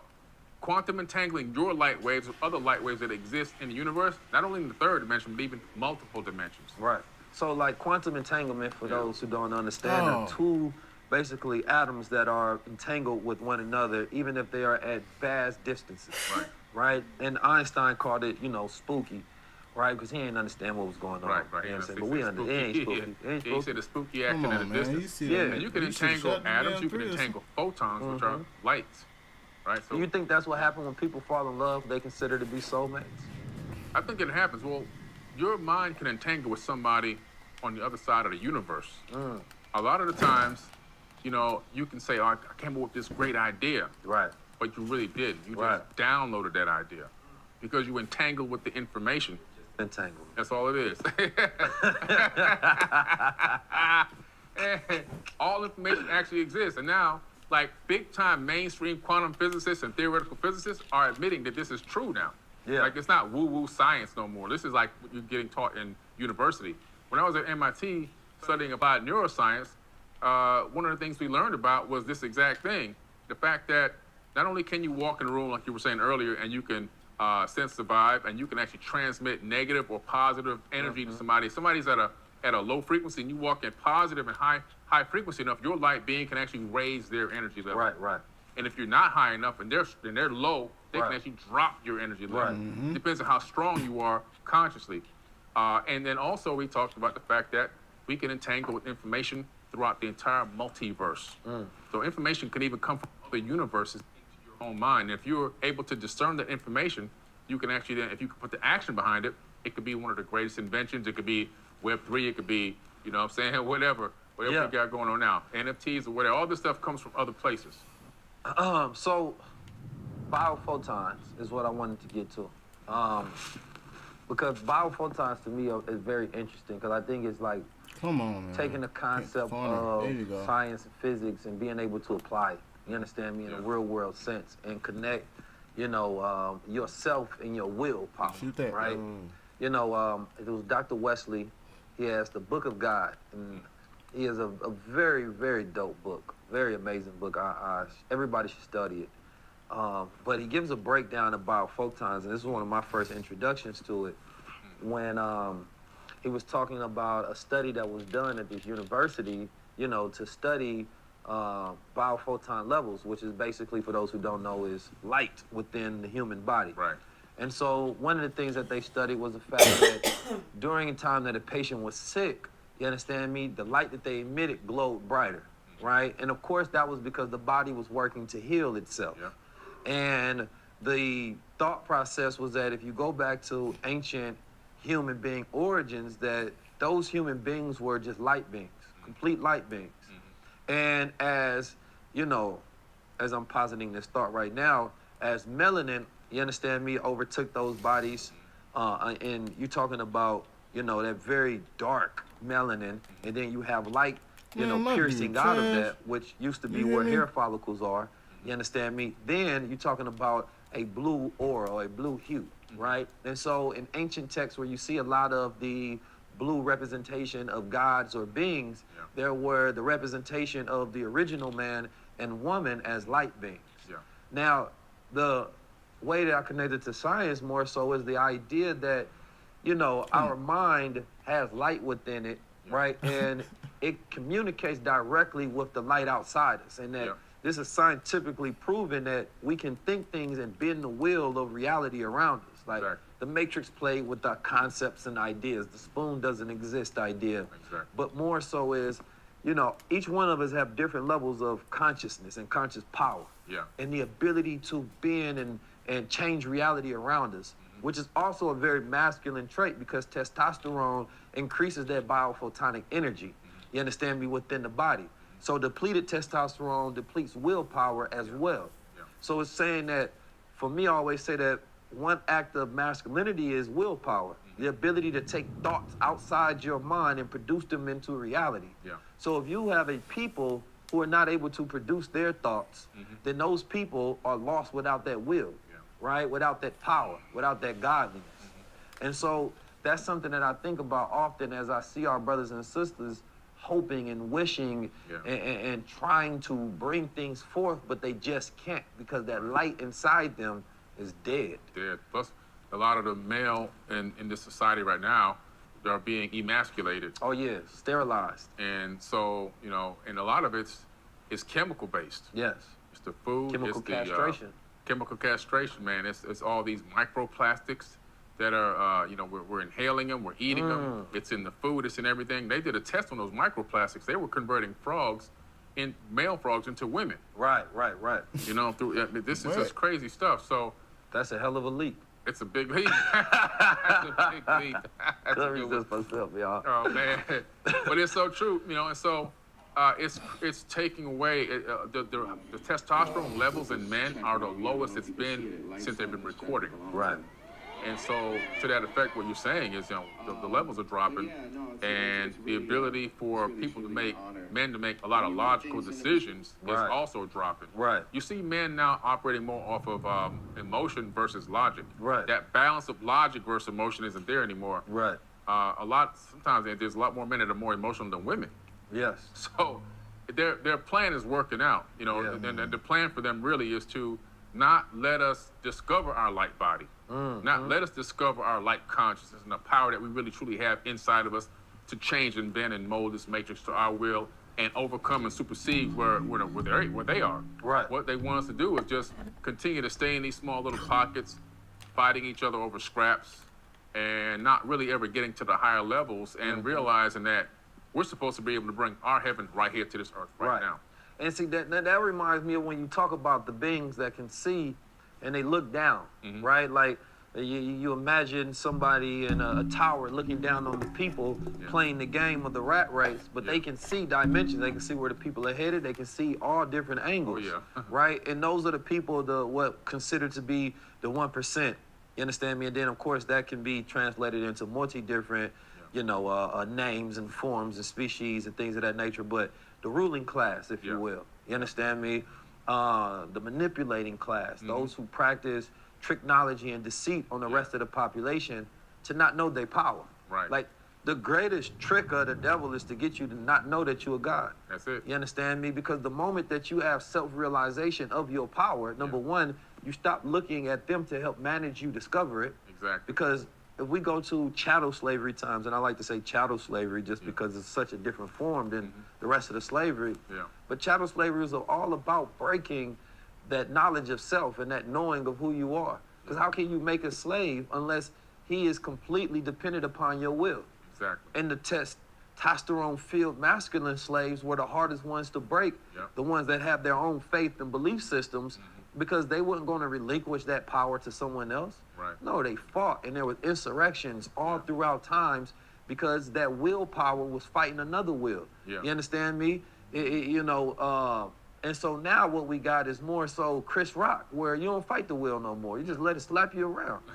You understand me? I just had to drop another one. I couldn't help myself. But the lack... Oh, man. I love jokes, y'all. I love jokes. I love comedy. But no, for real though, because, here we are in present day. And when we talk about chemical castration, man, this is very important. Like, we've went through so many different phases fighting those beings. You understand me? Who bring in drugs, who bring in guns, who bring in propaganda, who bring in, MK Ultra, you understand me? And toxins, poisons from the air to every single thing. It's not black people doing that. No, definitely not. we ain't got that type of control. No. Unfortunately, that's the issue. Right. So, like you can take that back to it's unfortunate that the greatest minds are producing destructive things. Their greatest minds are producing destructive things. Yeah. And now what we are in this phase of reality is figuring out who we are. Because that's still always the biggest key to all of this. Yeah. Because the hardest thing is to teach another black man or woman who you are. Right. Let me teach you whether you want to call yourself black, original, you understand me, Moor, Hebrew, Israelite, alien, whatever you want to call yourself. You can describe yourself as an Anunnakian. Yeah. But understanding at the core, you understand me, that being of godliness that you possess. Right. And that is unstoppable once you truly recognize who you are. Yeah. Not just from literature, not just through paperwork. I'm talking about through spirit, things that can't be taught that have to be known deep within. You have to walk in your own power. When I walk places, when I go places, I expect the universe to unfold for me. I expect things to open up for me and things to just happen for me when I walk into places. I can just be going to the grocery store. I'm walking in power. People, if they can jump inside of my body and feel what I'm feeling, they'd be like, God damn. Yeah. This guy really, you know what I'm saying? I'm walking, everywhere I go, I'm walking in pure power. I act like I'm commanding and wielding the universe to my will. And that's something that scares us. And the reason why is because we've been programmed to think if you do that, that's of the devil and that's evil. And you gotta beg somebody else to give you this power. You can't just walk in this kind of power. But the same power that created everything we see in this entire universe, in this multiverse, is the same power that's inside of my body. That's a fact. Yeah. You know, I want to talk about something, because when we talk about power, culture is probably, our culture specifically, which is getting to our spirit, powers this world. We are the battery. Yeah. You know, I mean, melanin is a battery itself. Yeah. Right? And when we talk about that, I was studying, you know, years ago, the Kardashev scale. Okay. Right? When we're talking about type 0 to 1, 3, 4 civilizations. And when I was studying back then, I would relate everything I learned in physics and science to black culture and how it could be an analogy to where we can utilize to liberate ourselves. So for those who don't know, the Kardashev scale is a model of, you know, how civilizations can grow, if you will, right? Into more efficient system and models, more control, right? So we are currently, what I believe, you know, like 0.5, but type 0 civilization. Type 0. Right? Type 0. Type 0. We crawling though. We trying to crawl. We try. The concepts are getting out there. Yeah, it is. But, you know, the politics are in the way, to be honest. That's what happened. The polytricksters. Yeah, the polytricksters. So type 0 is saying that we get our energy from dead coal and plants. Yeah. You understand me? That, you know, our energy systems, number one, are inefficient. You understand me? And that's why we steady have these energy wars. You understand me? That we are dependent upon these resources, that we don't have the ability to reproduce ourselves. You understand me? And or have control over supply. And so, you know, that's why human beings are always at risk for extinction, ideally, is because we don't control external things outside. You understand me? We can't control a meteor hitting this planet. We can't control the sun exploding. We can't control any of those things. So that's why man now just wants to jump to another planet. You understand me? Because he don't believe that he will be able to gain control before it's too late, right? Exactly. But a type 1 is more so talking about the ability to control weather, control earth, control the sun, or at least in a sense being able to absorb all energy from the sun and utilize that to power the world that is today. And then you have the analogy of type 1 type systems, right? Type 1 language would be what would be considered like English. English, you know, they're a language that's going extinct every day. Yeah. You understand me? And English is rapidly fast growing all across the planet Earth to become a type 1 language where everybody on the planet speaks English. So that is a method, you understand me, of energy transfer, communication, and translation that all beings on this planet Earth will be in understanding. Then when we're talking about systems like music, hip-hop is I consider hip-hop basically a type 1 system when you're talking about music. Because hip-hop produced beings, number one, and tones and frequencies and rhythms that are known all across the planet Earth. Yeah, it's mathematical. Right. And then you have other beings, the Beyoncés of the world, the Kanyes of the world, who are known by people all throughout the entire planet Earth. You understand me? From a one world system, these are very identifiable symbols, right? Because they're not, you don't know the person. So the person is, the brand is a symbol, which is a representation of a energy. You understand me? That has a translation that creates feeling, right? From each person that knows it in their perspective and their connection to it. But after I say all of that, I say all that to say, hip-hop culture is the most powerful energy that exists on this planet Earth. You understand me? Because it can move reality in ways that we don't even understand yet. Because it's a one-world communication system to all melanated people across the planet Earth. That we can literally put everybody on the same vibration and frequency, you understand me, by exporting culture throughout the diaspora. And if we understood how powerful that concept was, we have the ability to leap past and make quantum leaps over everybody with this system that we created called hip-hop. And this is why we have so many culture vultures, because culture vultures understand this expressway throughout the world. If I connect to a rapper, if I'm a white guy, and if I'm a smart white guy, I need to, and if I can afford it, I need to get close to the rappers. The rappers don't realize they have more leverage than I do. They're the big influencers of the world. Biggest. I've never seen a rapper. understood their value so much when they stand next to a white guy and give them their presence. Because what you're doing is you're giving them an culture and you're giving them an audience where you're spreading their message and connecting them to hip hop. Right. And it's wildly known that there are a lot of culture vultures. We just don't speak on it. Yeah. You understand me? Because people are, you know, favored for this, favored for that. But once you really understand it, there was I'm not gonna name a name at this point. Famous, he might be a billionaire, maybe a couple $100 million or whatever. But I was speaking in the same arena he was speaking in. He was speaking right after me. Yeah. You know, and he kept trying to rub shoulders. I'm giving him the cold shoulder. Yeah. And I don't want no pictures, no nothing. Right. Because what I realized that he would get more value if I took a picture with him than he would get from me. Right. Because now he's connected to top thought leader in the culture. He seems down. You understand me? He seems connected. Yeah. History will look at that picture and say, we had a relationship. Yeah. You understand me? How could he be other than, you know, in the way we trying to depict his morality if he was connected to 19 Keys at that time? Yep. So why wouldn't I utilize that as leverage? Why would I just allow somebody to absorb my value, connect to my culture, but we don't think about time? We don't think about our true power at all. Energy vampires. Energy vampires. Yeah. And we utilize our dead leaders as our coal and our energy. You understand me? Yeah. So we're not operating in the present system, controlling our weather, controlling our culture, controlling our time, controlling our language, our mind, our music. Yeah.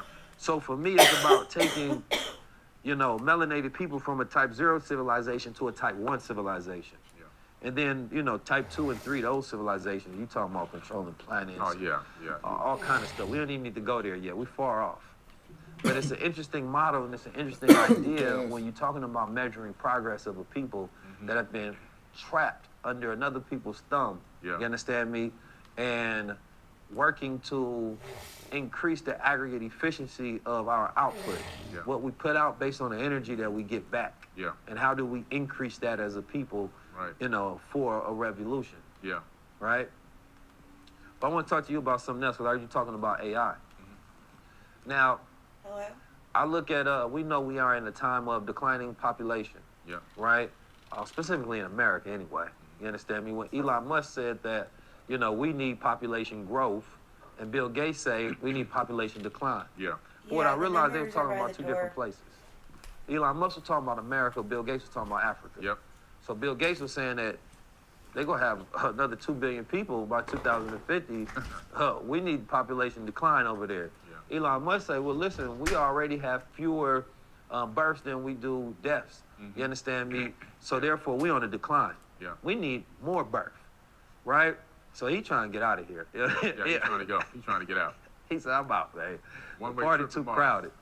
You feel me? He grew up in South Africa, so he know what it's like, where it's 7% of them over there. You know. So it's interesting because I look at those who are in power, of course, power wants to maintain power. Yeah. Right? So it only makes sense that the people that are in power wants to continue to cede power, and they don't want to concede power to anybody else. So when you're talking about playing God, that's what they want to do. If you can't have the population size, we have to figure out another way to maintain control. Yep. And AI, to me, is one of those ways to be able to maintain control. You won't have the brain trust anywhere because people outside are no longer just coming in and saying, well, we'll give our brain to America, spark invention and innovation. Yeah. There's decreasing innovation and invention in this country. Yeah.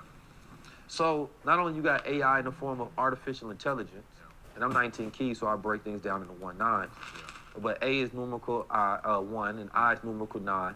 And that 19 is representation of male, female, conscious, subconscious, you understand me?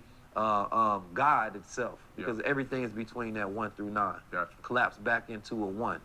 When we talk about artificial intelligence, it's more so not even just AI of artificial intelligence, artificial insemination, artificial ingredients as well, right?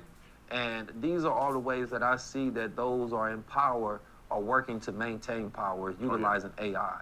Can you speak upon the future of AI and where we headed? Yeah, definitely. The AI is dangerous. If you look into the ancient Sumerian tablets, you'll discover in the Epic of Gilgamesh, who was considered to be half human, half god. They call him a demigod. His father was Enki, and he had a human mother, according to the tablets. Yeah. And they want to send Enlil, who was his uncle, sent him on a journey, a hero's journey, This is the original story of Noah's Ark, by the way. This is where the Bible got it from. So Sumerian, for those who don't know, the Anunnaki, first civilization? First civilization, the cradle of civilization, they call it the cradle of civilization coming out of Mesopotamia. What did they invent? Roads, city grid streets, bicameral Congress, plumbing systems. I mean, you name it, everything you could think of, schooling and chemistry and mathematics, and they even had a metric system back then. I'm talking about, thousands, hundreds of thousands of years ago, they had a metric system. And so they literally, the whole modern society we have today came out of Sumer. There's a tablet where Enlil is speaking, and he's showing his sister this crystal tablet, by the way, is what it's called. And he's showing her his plans for all time on this planet. He said, these plans I have here, these plans are gonna last for all time.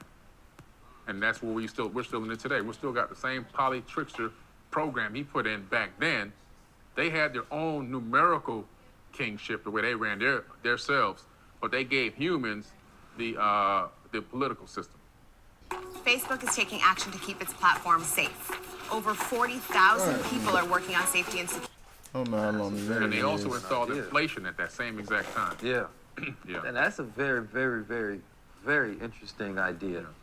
So in that system, right, I know that children who are born, and anytime you're born in any time, you succumb to a dominant paradigm.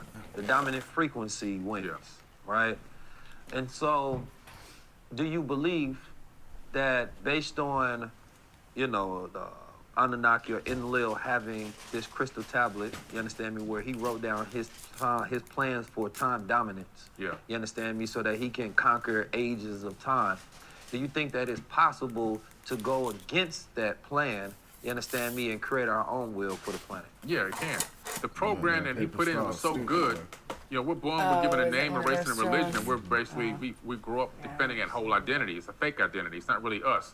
We've kind of forgotten and relinquished who we really are and given it up to this system, this institutionalized system that was put in place thousands of years ago. But if we really come together, that's the biggest part we got to do. We got to come together and stop all this divide and conquer. You're this religion, I'm this thing, or you're this light skin and I'm this dark skin. All this stuff, we got to, black men want to fight black men all the time.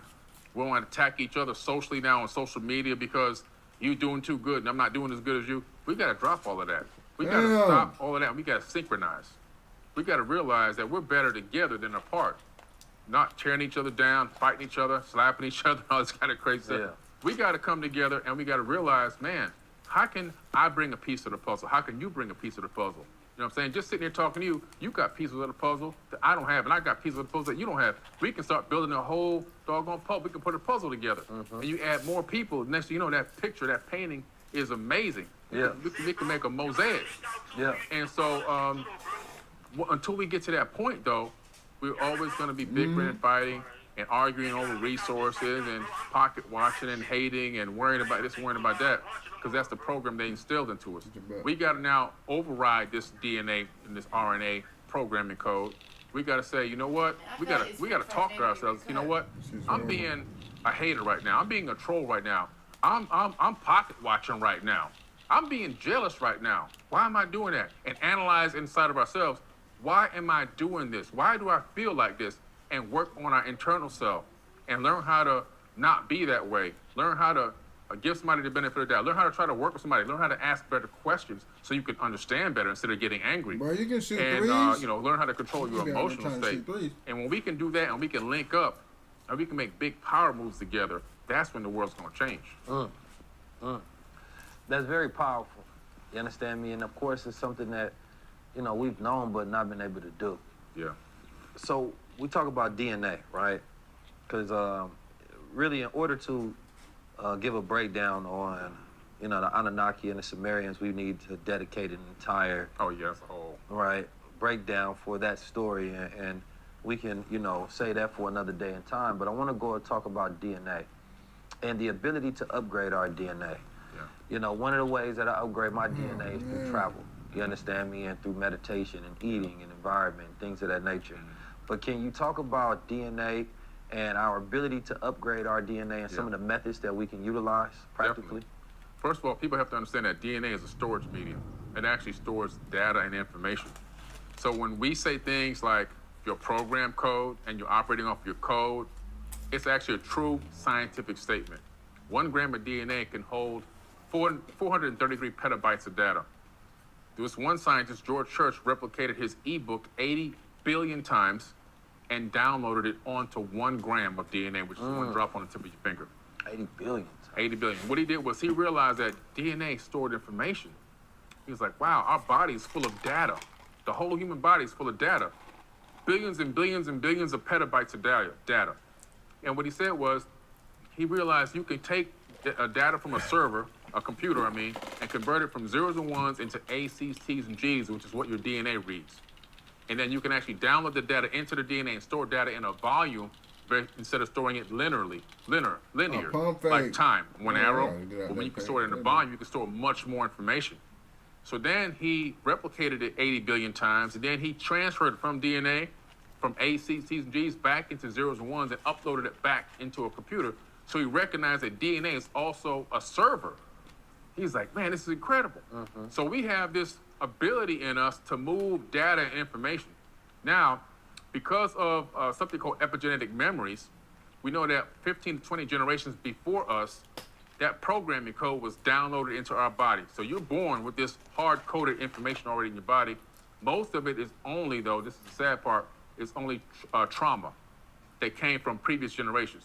All the slave beatings and whoopings and the separation of loved ones and the buck fighting and all that stuff, it's in your body. That's why when black people start feeling like I'm depressed, I got PTSD, but they don't know why. I'm feeling, I'm feeling down or ill or angry or whatever.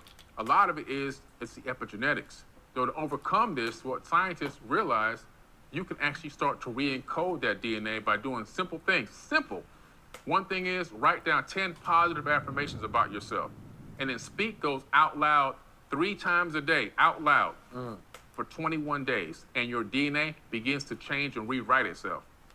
You begin to start to believe those cymatic frequencies coming out of your mouth, that your body is actually listening to the information. Like you said before, the body is mostly water. The water has memory. The water in your body speaks conscious energy. So when you are releasing that conscious energy into the atmosphere, your body is then absorbing it back into the water, and then that light force energy is rewriting your DNA. And so we can actually rewrite our DNA. We can change the way we think and see and feel about ourselves just by speaking out loud. Like you said, meditation, and I love travel. That's all I do is travel nonstop. You already know that. That's going to enlighten and open up, broaden all your horizons. It's going to make you see things from other perspectives and understand. It's going to raise your consciousness. Traveling, I tell people all the time, leave your zip code. You got to. No, that's a fact, because you got to think about the making of a slave. If I want to make somebody a slave, I don't want them to see the world. Right. You understand me? I need them to only see from my perspective. Yeah. You understand me? Because therefore they're going to have my same biases engineered within them, and I can control the radius of where they go. Yeah. You may think that, oh, if you walk over here, you might die. Somebody's going to attack you. But if you actually traveled there, there's no way a person can make up that lie that causes you to halt yourself within fear. Yeah. Right? And most people, God is fear. You understand me? Everything that they fear creates the radius, the circumference, the diameter of their thinking, their movement, right? Their entire being.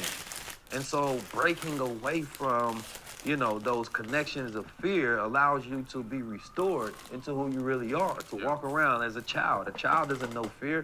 A child is programmed into fear. A child is programmed into civilization. You understand me? Coming under jurisdiction and code to operate in a manner of behavior that allows them to, be so-calledly free within a world of this social contract that we have. But the reality of it is that for us to be able to develop and to grow into who we are and to be able to transition out of these thought forms that control this world, you understand me? And to break these cabals of power, it has to start with this realization that becomes a field. Or you talked about unity. Elijah Muhammad say our unity is more powerful than an atomic bomb. But then when you think about what is an atomic bomb, you understand me? The breaking of those atoms. You understand me? And when we build, the guys always talk about, we cracking atoms. You understand me? We create new worlds. But when we think about all of that energy coming together, because, you know, human being energies are joules. Yeah. You understand me? And if we were able to bring that electricity together, it literally would be an atomic bomb. Oh, yeah. And that sort of energy has the ability to create atomic shift on this planet. Yeah. You understand me? That can create new paradigm shifts on this planet Earth. Yeah. So anytime anything is observed through the collective, a shift happens at that moment. Yeah. There's no collective observations or world events that don't change the world. Yep. Because once the whole entire world gains a collective perspective on something, it creates a new dimension, a new angle, a new inventions, innovations, realities. Everything starts to happen from that moment. And we've been through many of them in our lifetime already. Yet it's just in the last 10 years. Yeah. We'd have been through recessions, paradigm shifts, different new presidents. We'd have been through 9/11. We'd have been through so many different things. Yeah. Today, during the timing of this filming, there's a terrorist attack that happened. And April happens to be one of the most observant months of white terrorist attacks. Right? From Timothy McVeigh, from the Oklahoma bombings to the Columbine. Right? Wow. And it's a few other ones. April is one of those, you know, it's the 4th month. It's a lot of things that happen on the 4th. Yeah. And once we understand that we living in this world of a 4-corner contract, you understand me, that, you know, paperwork rules this world and it lifts us off of being attached to the land itself. Yeah. That when we walk around, we don't look down at our feet and say we own the land. We have dominion over the land. Yeah. We think that we are always on someone else's land. We are always under someone else's control. And that mental observation depletes the soul of being able to have a real connection with the earth itself. Yeah, it does. When you look around, there's somebody has sky rights and land rights. Yeah. Not ownership, but rights. Rights. Right? And once we realize we living in someone else's plans, as you say. Whether you believe it's the Anunnaki, whether you believe it's the 1%, whether you believe it's these families of control, you have to know that we're living in somebody else's time system, and it works very well. Oh, very well. Very well. They Very mastered this sucker. way too well, matter of fact. You know, and we are controlled by invisible forces. Yeah. And if you don't think you do, you stop at a stop sign. You stop when there's a street light. You understand me? And you don't cross that line because something may happen to you. An invisible force, no police around, no people, but you still listen. Yeah. You understand me? That is, I mean, you talking about some people, it may not be cars for miles, and they will still follow that system, right? I want you to touch on the ideas of systems. You know, because institutions is what I focus on, like the reality of we building institutions are only things that can dominate existing systems. Right. But what is the energy form of a system to where it actually has real power and control over human forms? Yeah. Well, the way that they built all these institutionalized systems that we have that are controlling mankind, they're all predicated on fear.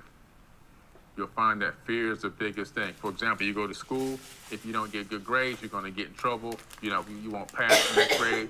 If you act up in school, you might get, you know, stay in line or whatever. You might get spanked with the ruler or the paddle or whatever.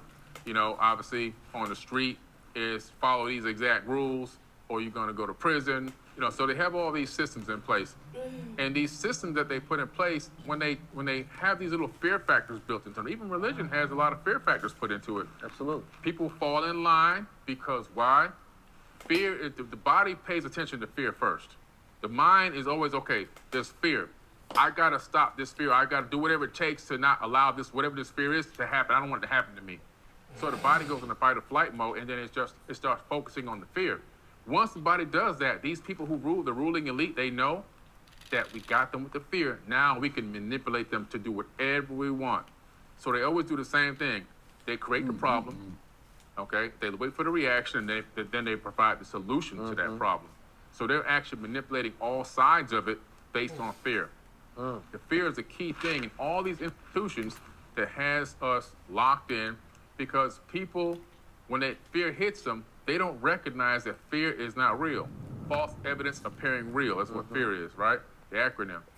But for them, it's as real as it can be. But in true reality, fear is a choice. Yeah, fear comes from ignorance. Yeah. You know, once you know something, there's nothing to fear because you have all the data. You know exactly how to move, what not to do, exactly what it is, what's not. You know, and once you come to that realization, it gives you so much power over all. Yeah. Right?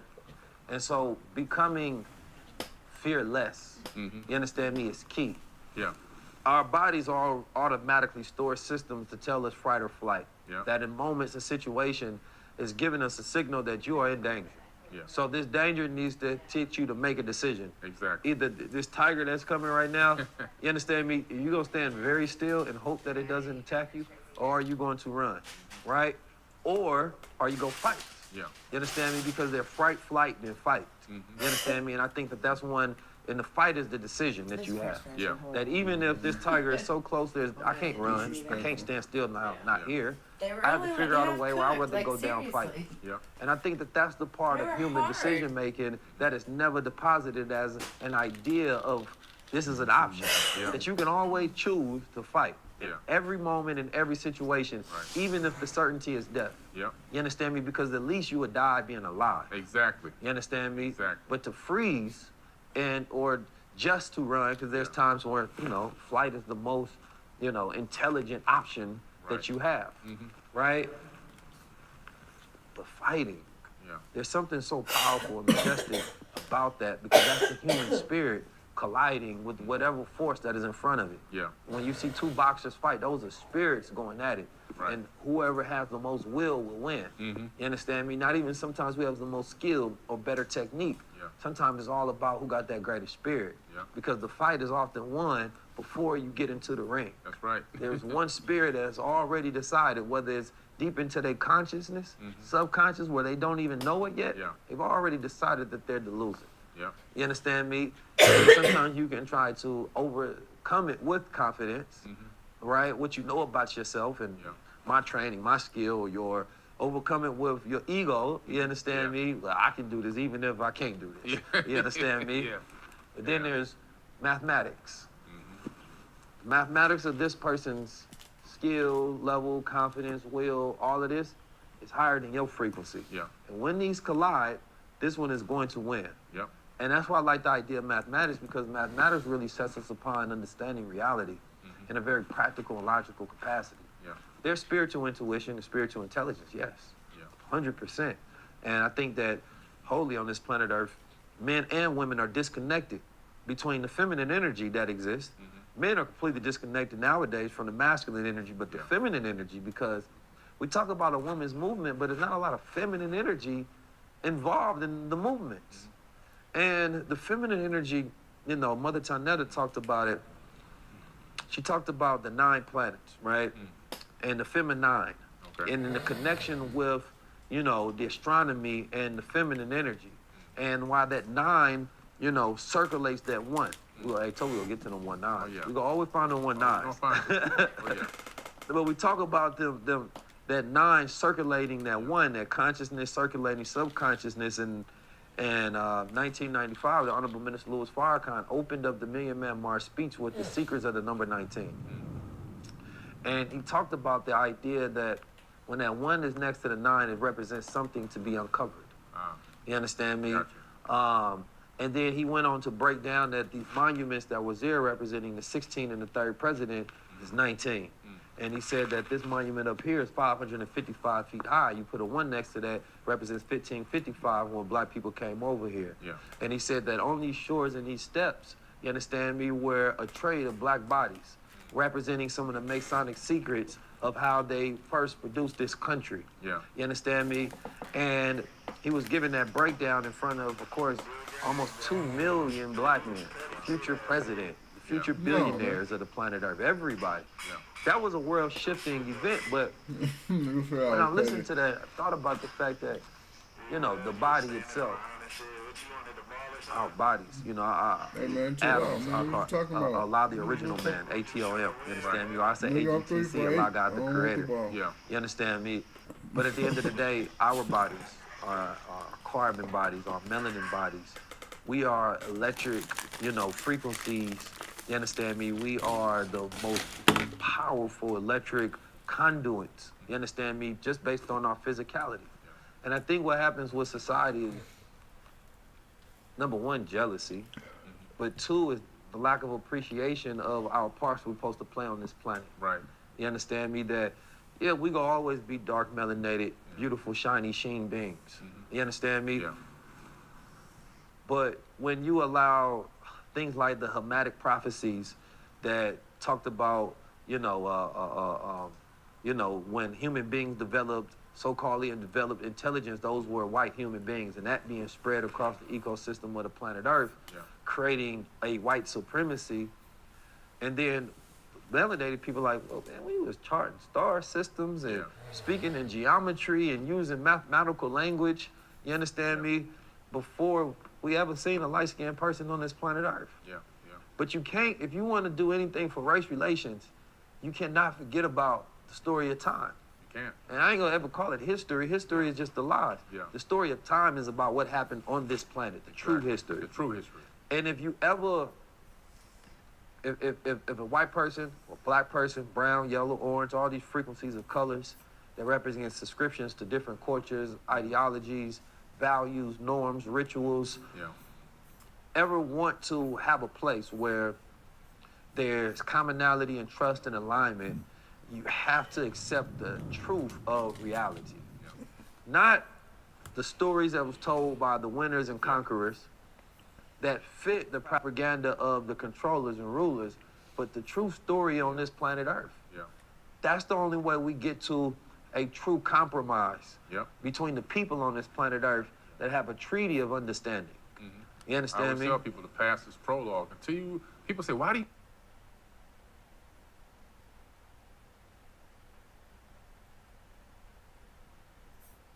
The hell?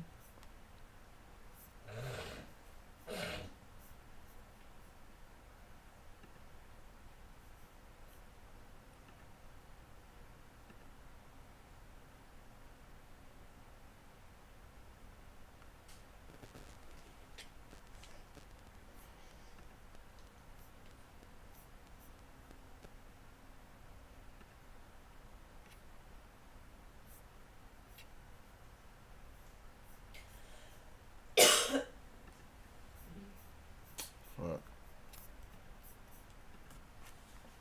Where's the remote at?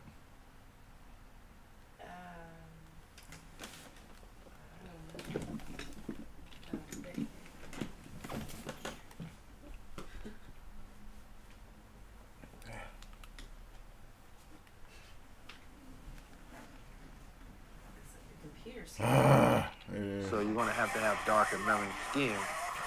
A lack of gravity, you will have a smaller, less dense body. So you're going to be a skinny, dark-skinned, big head, black man or woman. You understand me? So, these are spacesuits. I mean, we deal with radiation. That's what the melanin does. You feel me? Radiation and the heat. Absolutely. You gotta trust me, bro. What is, do you believe in aliens? I believe in aliens. Are you an alien? Well, we're all aliens. You know what I'm saying? So alien might answer like that. Some people say this brother be thinking, man, he might be an alien. A lot of people say that, but I think that we are the aliens. When you talk to the Aboriginals, I went to Australia. I went on a walkabout 8 miles out into the doggone nowhere, nothingness. I mean, just out there, man, with the fires. Okay. This is right before the lockdown came, and I'm out there looking for these ancient Egyptian hieroglyphs. In Carryong 9 in Australia, which we found them. We sent those glyphs to the Board of Antiquities of Egypt, and they authenticated them as being authentic Proto-Egyptian hieroglyphs. And so my conversation with the elders was, what is your homegrown, handed-down verbal history? I don't know what you said, but I don't like. And the Aboriginal elders said that they were seeded on this planet. They said that the Pleiadians brought them to Earth. And they were the first people on Earth. Those are black Aboriginals. Who are the Pleiadians? The Pleiadians, if you look up in the sky at night, there's this area of the sky where they call them the Seven Sisters. Homer's Iliad talks about them. They're talked about in the Bible, talked about in the Sumerian tablets. The Greeks, the Romans, they all look up to the Pleiades.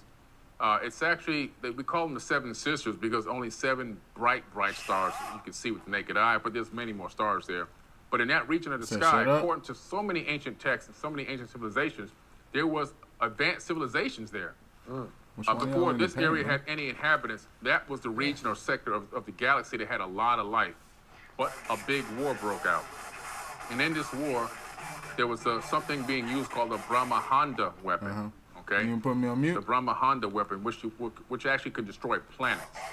And You this can weapon put me would, on mute, would bro. blow up planets. And imagine if you're in a star system, and there's planets blowing up, debris, planet-sized debris is crashing into your planet.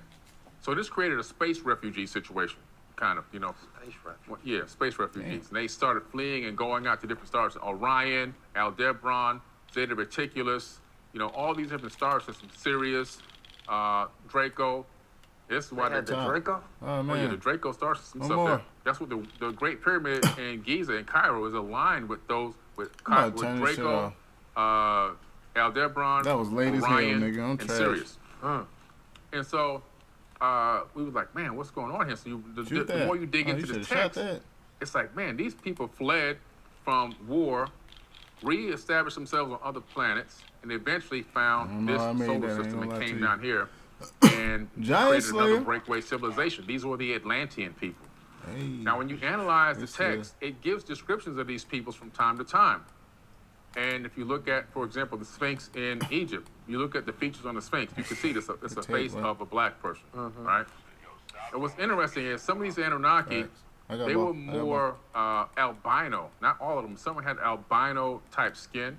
They weren't Caucasian white, but they had albino skin, but they had the African features. Some of them had blue eyes, but they had the knotted hair. Like Prometheus. Right, kind of like that. But Prometheus is still kind of really more almost like milk white. If you look at a black mulatto, or a black person that has that, you know, More that skin brownish condition. glow, yeah. On top. And but they had the knotted hair, knotted blonde hair, and blue eyes. A lot of them. Like the Aborigines. Yeah, like the Aboriginals, and also the people of Melanesia, right here, you know, in Asia. And so I did a whole story on those, a whole TV show on those before. So I really dug deep into it. I was like, wow, these people are really potentially not from this planet. And so the more you analyze and realize, wow, then other people from other star systems brought humans Anybody here. got M? This is like, this Earth is like parents abandoning their kids. No, what it was is like they were trying to find a place to keep their civilization going. Not it's like the species going. Okay, and so that's why you have people that look Asian and people that look Caucasian and people that look black and people that look. There's a mixture of people, according to what I've read, that appear to be dropped off here. This is like an abandoned seed colony, this planet. Oh, man. You know, and then after that, much later, these other people showed up. These other Anunnaki people showed up, took advantage of a situation where people were in a lower state of consciousness. They were not technologically advanced. We were more advanced spiritually. So when they were dropped off, you saying that the races were dropped off, or were they all dark-skinned, melanated people? The first people on this planet were all black, and then you find something interesting in the Emerald Tablets. After Thoth comes to the land of Kim to help rebuild civilization because the flood had destroyed Kim. As he does it, I mean, you can't do nothing about that, He dog. brought other planets, and they went around the planet. He said, go around the planet and duplicate what we did here. Now, this is my personal belief. This is not in any text. I always tell you the difference between what I believe and what I've read. We're losing Now, because I ain't made no threes. these people, for example, if I'm now going to be the king or the ruler of Asia, and I'm a being from a place that looks Asian, I'm going to brand those people. I think they genetically branded people to look. In other words, these are my people. Look at them; they look just like me. And the reason why I say this is because if you go and look into genetic books, the geneticists actually discovered that the difference between a black person, a white person, an Asian person, a Native American person, 2% variance in genes. But that 2% variance that makes a different race altogether couldn't happen in 200,000 years. That's the only amount of time we've been here. So they're saying it would have taken millions, multi-millions of years for that to happen naturally. Why? Now, from my studies, there's no records of Caucasians past 6,000 years. See, Caucasians are the newest race on the planet. They're the newest race. If you look at the Sumerian tablets, the Caucasians came from out of the Caucasus Mountains. It says something to the effect of when they were in the Caucasus, they then, he said, the exact terminology was that they, there's a certain term that they use for that. Not manufactured the Caucasian, but they said that they had, the word will come back to me. It's like they made them in a way. It's something, Wow. It's a Oh terminology my that God. they use. It'll come back to me. That how they made the Caucasian, but that They there's double a him. being on the planet according to these texts. The Son of other a- races were already here. Fuck, bro. You had blue people, green people. You had black. You had that's wild. yellow. I'm telling you, between now and April, Fuck, double him. no later than May of next year, Do you have to? there's like, going to no, be the I don't think you biggest catch y'all one. You just housing fly out opportunity there. You got a dope in house, America yeah. in the Good last defense. 100 years. And it might be the last chance you get to buy real estate, okay? Like this guy that did this property right here. There's a condo right here on the corner of, across from the Starbucks in downtown Clearwater. This place, like, they could never make money here. They couldn't fill it, didn't know what to do with it, couldn't, hey, how you doing? Couldn't keep it full. Like, the fuck? and this guy Bro, came in chill. here to develop. This will be a great movie.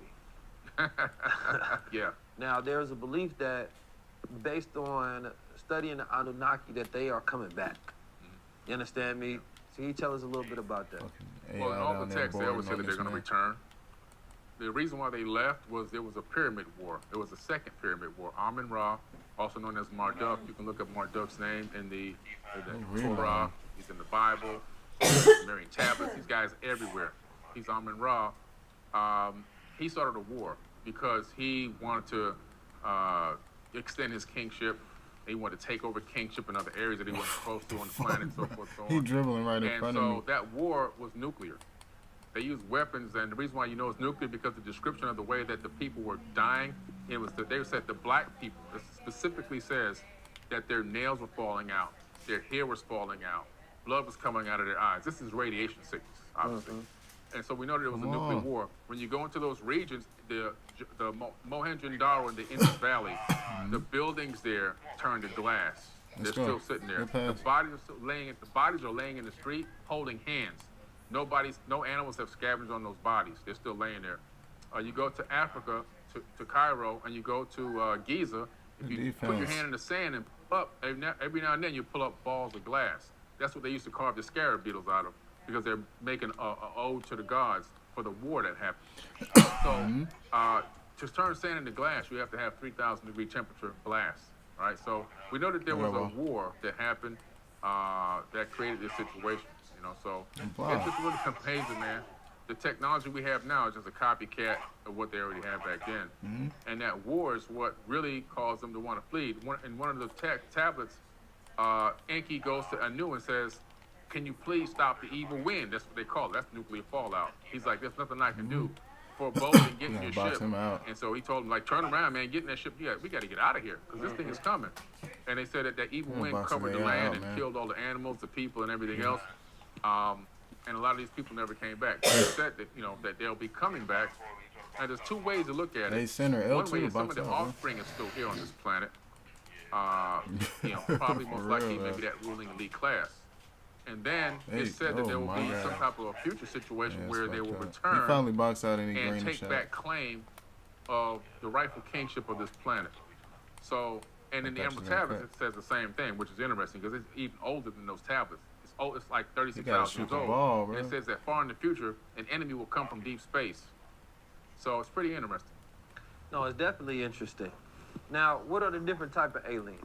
You know, because you got the grays, you got the blacks. I want to know what's the different type of aliens. There's all kinds. You have black people. I think most of the UFOs that are flying overhead are being piloted by black people. That's my personal opinion. Now, that's very interesting because Honorable Elijah Muhammad said decades ago that there was a mothership up there, you understand me? And he gave a full description of the mechanics of the mothership, how it was piloted, you understand me, how the people lived. Wow. And he said, I believe it was made in Japan, you understand me, during that time. And, you know, he was the first to introduce the concept of like aliens and telling the government, you understand me, that the mothership was going to destroy them with these different type of bombs that they had. And he gave a breakdown on how many baby planes that were there, and that there were black men and women up there. Like, it's a very detailed account. And then after that, the 1930s is when they started to create those programs towards observing UFOs, and then started to create counter stories of why they were UFOs, right? But the Honorable Elijah Muhammad maintained his knowledge of UFOs and the account of their existence, and so does the Honorable Minister Louis Farrakhan today. And number one, I don't believe the UFO community gives any real reverence and appreciation to what the Honorable Elijah Muhammad was doing back in those days. And he was ahead of his time. Oh yeah, for sure. Oh, he was ahead. He was breaking it down back then. You understand me? He was like, listen, man, here's the people of Mars. We got the mothership up there. You understand me? There's black people in the mothership. They got the baby planes. They got these certain type of missiles. When they drop, it's going to do this, that, and the third. I thought he had like a Bluetooth earpiece on. You understand me? And he told them this is how it worked. This is how they were able to build it. This is how they funded the sources to be able to build it. He was a collective of scientists that was able to come together. Like, how long it stays in the I got an interview Monday how long mustache. does it have to come down here? Like, it's a very detailed account. And it's funny because there's many things that are controversial towards the Nation of Islam. I've never seen any, like, I've never seen the government itself attack that aspect of the Nation of Islam. They don't say nothing about that, which I would think would be the most open part you would talk about. Like, hey, this man talks this, that, and the third. Let's attack this. He's crazy. But that's never been, you understand me, something that they use as a point of attack, right? Which is very interesting to note. So I've always grew up with the idea of UFOs and aliens, you understand me, just as, you know, a knowledge in the household. People just get scared. They think that we're talking about little green men. Now we're talking about men and women, people that look just like us. The majority, I think, of people that we call aliens look just like us, in my opinion. I would imagine, and if you gotta understand, if I'm an alien, I'm up there, I wouldn't want to come to Earth. It's ghetto. Like, if I got a alien TV, good pass. You know what I'm saying? And I'm watching the reality Earth, the reality TV Earth. That's what it was called. It's called reality TV Earth. And I'm flipping these different channels, and y'all tripping. You know, oh man, this what the Bloods do. This what the pharmacists. I don't ever want to come down there. If I get caught, they throw me in a prison for life. If I don't know all they rules and I trip up, nah, guess what? I'm not coming down there. You understand me? That would just make sense to me. It does. See, it was easier for them to interact with people when we had less technology and we were more green, so to speak, because there was no late. My bad, shooting guard. We could do. Matter of fact, we saw them as gods. Right. Now with all this technology and the military-industrial complex want to weaponize anything they can get their hands on. Right. They want to take them down. They want to shoot them down. They want to get their hands on them and see what they can turn into weapons. Right. What kind of technology can we convert into weapons for ourselves? How can we reverse engineer this stuff? That's all they're focused on. Yeah, I mean, human beings are not nice. Right. You understand? We want to steal their technology and then use it for ourselves. And if we get them, most likely you'll capture the science of their biology. Yeah. Who want to come to Earth with that? You put them in a zoo. Yeah, we wonder if aliens are hostile, but we're already hostile. We're the hostile ones. We hostile to aliens of other countries. Yeah, I know. So I know we're going to be hostile to aliens from other planets. I know. It's crazy. It's like, true. A guarantee. You understand? Be like, you don't want to let a human being to over one border to another. So you're telling me I'm coming from another planet and y'all going to let me come kick it and share resources in life? Ain't no way. No, not going to happen. Especially, but the whole saying is that, you know, if aliens have the technology in which we believe they have and the abilities to travel, and that means that, number one, they're more far advanced than we are, which requires a greater level of intelligence. And so they would have more capabilities of wiping us out than we ever could imagine. Oh, yeah. You understand me? In ways that we wouldn't be able to see, right? As much as the human intelligence has evolved collectively, because, you know, I don't think that the average human being is that much more intelligent than somebody in the 1800s, besides the fact we have more access, right? But when we talk about true human evolution, we're talking about upgrades of our DNA. Right. We're talking about upgrading the processing of information and how we output that to solve daily problems and issues. And the average person is not that intelligent. That's why we easily the smartphones control. are making us dumber. Yeah, that's a super fact. Yeah. You understand me? And the radiation is destroying our ability to focus. Human beings collectively need focus in order to grow. You understand me? Like, if you don't have no focus in your life, you're distracted to the point you can't give birth to none of your ideas.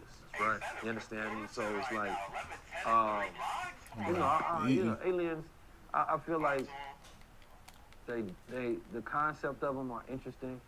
And I think that the world needs mysteries in order to give us more reasons to be alive. Yeah. You understand me? Because the moment we figure out everything else, there's nothing else to do. Yeah. You know, we know why the cosmos was created, how it was created, at every single point in step. No. That the reality of it is there's an impossibility for certain knowledge to be known. We can theorize based on our level of intelligence, but who's to say that the math that we have is like not baby's math? Right. You know, and then we discover a completely new type of math that allow us to phase through things and open portals and create different versions of reality, different colors to see. Like, I brought my man down there. That's my fault. Like That's my fault. That exists. But the same way where we can only see a certain spectrum of the light, maybe our minds can only compute certain spectrum of knowledge. That's so true. We can only compute to a certain amount because Find your man. it's only based on our level of consciousness. Right. But that also means to me though that I don't believe in the idea of impossible. You understand me? I think that there's something that exists that I don't measure size based on value. So it's like, let's say human beings are just a cell, you understand me, and the bacteria of the universe. You understand me? That doesn't mean we don't have value, because the way that we experience reality is our value in itself. Oh yeah, absolutely. You understand me? That we are energy, and that we wouldn't be in existence if we didn't have a level of value. Oh my God. It's just that I think we come up with more system to devalue ourselves than anything. Right. We think about how vast the universe is only to think about how small we are. Right. Human beings need to constantly downgrade themselves and constantly demean Come back, look at me. in their own place. Wow, dog, how did you even see the action? I know you saw my man jump you. That nigga. Sitting ourselves saying that humble yourself, humble yourself. What the fuck? That man was just looking at it, I just knew he was going to pass me the ball and wide open. Because that would mean to tell me that our brain is working to control how powerful we really are. You understand me? And let free. And really understanding who you really are, that's when you just start creating more and more. Everything, when you get to that level, anything that you think of, you just do. Yeah. I just bought an electric guitar before. Yeah. I'm gonna learn how to play the electric guitar. You know, my girl was like, "You bought an electric guitar?" I said, "Yeah, I just want to learn how to play it." You know? I bought a violin. I play the violin. Whatever I want to do, I just do it. Yeah. Because I see it as we are this, entity here, and the universe is vast. But I see it as I'm a part of something huge, where other people see it as I'm just a speck in the dark. Right. You know what I'm saying? But so let me ask you this. I should have threw that. You discovered a black satellite? The Black Knight satellite. I didn't discover it. It's already up there. But well, you know the rules on this planet. Yeah, I know. You know, we're going by Christopher Columbus law. Yeah. You discovered this, man. Yeah. Well, of course. And so what happened was I had heard about it and researched it years ago. Well, first, let's say, what is the Black Knight satellite? Okay, the Black Knight satellite is an object. Like Batman got his I know. It's crazy. This is real crazy. So this is an object orbiting the planet. And it's well documented. It's actually on the space agency servers. It's on the military servers. It's on university website servers. The object is that they've labeled it space junk. So what they're saying is this object, which was detected all the way back in the late 1800s by Nikola Tesla first. He picked up a signal from it. Then the 1950s, ham radio operators picked up the signal again and actually decoded the signal. 1960, no, I'm there, bro. I was gonna hit the man in the corner. He's a journalist. Let the chaos play out. Y'all niggas gotta calm down. Object. Niggas be scary. It made Time magazine. And then many more consequential articles came out about this object because why? It was changing its own orbits. It was in a first equatorial orbit, then it went to a polar orbit. When Sputnik was launched in 1964, it followed Sputnik to the moon. This thing is under intelligent control. It's about 15,000 tons. And so what happened was the United States saw it up there, Russia saw it up there. Russia thought it was us, we thought it was Russia. Then we both said, wait a minute, we can't launch nothing like this. We don't even have this kind of technology. And so they were like, damn, what is this? So they really started looking at this thing and analyzing it. And we finally got a chance to see it close up, personal, with STS missions, the space shuttle missions. Took HD quality video and photos of this thing. And they were like, wow, we're going to call it junk because we don't know what this is. They're afraid to touch it. They're afraid to move into it and try to, take a piece of it to see if they don't know if it's going to have a defense mechanism or whatever. They just know this thing is orbiting the planet in a way that it shouldn't be orbiting.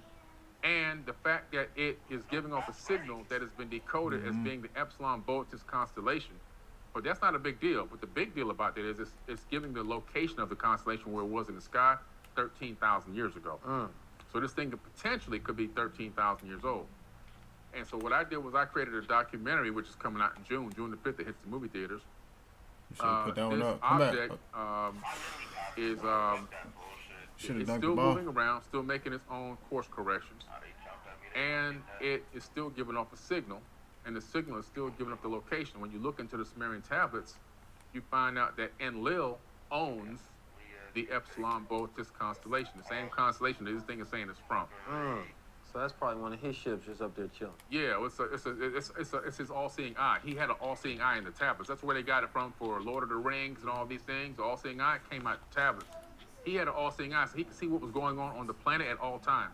See, when you have a planet That's why you spinning, consider it a Hey, the big man ain't when leaving the the paint. He gonna planet have to hit spinning the on three, its bro. as axis, and you have something orbiting this way, it's able to take scans of the planet in a way that can give you a view of Big the man, get entire out the planet paint. in Shoot so the many three. hours, right? Versus doing this way, you can only get what's going around the equator. But when you do this way, you can see the entire planet. And so he had that all-seeing eye. And what happened was Michio Kaku made an amazing statement that made me want to make this documentary. He said in Epsilon, it's about 10 years ago, there's a void. It's called the Epsilon Boötis void. What do you do? It's the largest empty space inside of a constellation that they know of in the universe. He said, but it looks like light is bending around something. He said, this looks like a type 1, type 2 civilization. Why are you right by me, that's bro? close. Why are you right by me? In Why are you right Epsilon. there? So when That's I so fucking weird. found out about the That's signal so coming from weird. Epsilon, That's some hater shit, and bro. Lil And then you owns don't play Epsilon defense. and Like, that Sumerian shit tablets. crazy. He's It don't make Anunnaki. sense. I said, I think this is all Stop linked. putting Then me I in found- with I niggas that found play those like scrolls this. that show the Black Knight. Like, I'm watching what the fuck niggas is doing. All this is Niggas going right in there the behind me. documentary. Coming out very soon. Fascinating, man. I got one last thing to ask you Swing about. it, bro. You know, you've searched through Y'all waiting. Why we waiting thousands on of shit, bro? pictures What we from doing? the Mars rover. What the fuck, bro? And Everybody trying to you score. Niggas actually ain't trying to win. found a face. Look at this nigga. Anomaly. That shit make no Famous sense face, to though. be this way. On Mars. Oh, yeah. They keep putting me in here with niggas Well, that there's I this don't know object what. in The Cydonia, nigga stops. ironically Nigga don't called score and just stop Cydonia playing the on game. Get Mars, this nigga the fucking ball here, you know, man. this area where Fuck, there's that this shit space make and no these sense. pyramids. On Earth, Cydonia in ancient times is Cairo. So they really know what they're doing. They're hiding the truth in plain sight for us. But there's a gigantic 4-mile wide face there. And the face is right outside of a city, a pyramid city with a 5-sided pyramid.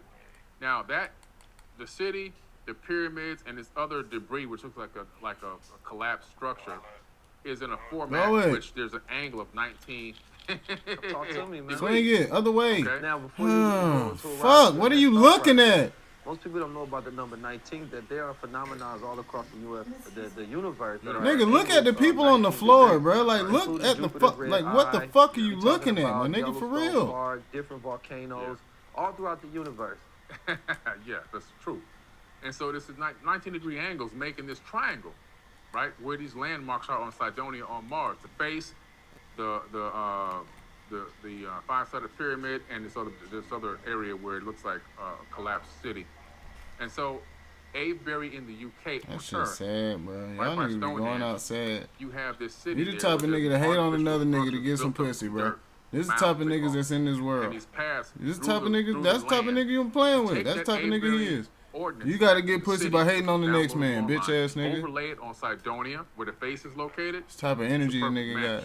got. So somebody Shit on weird, Earth dog. mimicked Hate what niggas was like already that. on Mars, but the only thing is this was like in the 1600s. You gotta hate on the next nigga so you can look good, bitch ass nigga, cause you a lame ass nigga. Replicating what was on Mars. Yeah, that's what was happening. Well, that's some interesting That shit dynamics makes no right sense. there. Yeah. I think one thing about play what we can defense, all nigga. agree about Stop this being a planet bitch. Earth is that we don't know everything. Look at him being a Understand bitch. me? And there are schools of mystery and thoughts of mystery that may be very mystery for Kick all it, eternity. kick it out. Understand me? Or Why maybe you we know, even pump faking, but nigga? Just kick we it don't out. have verification.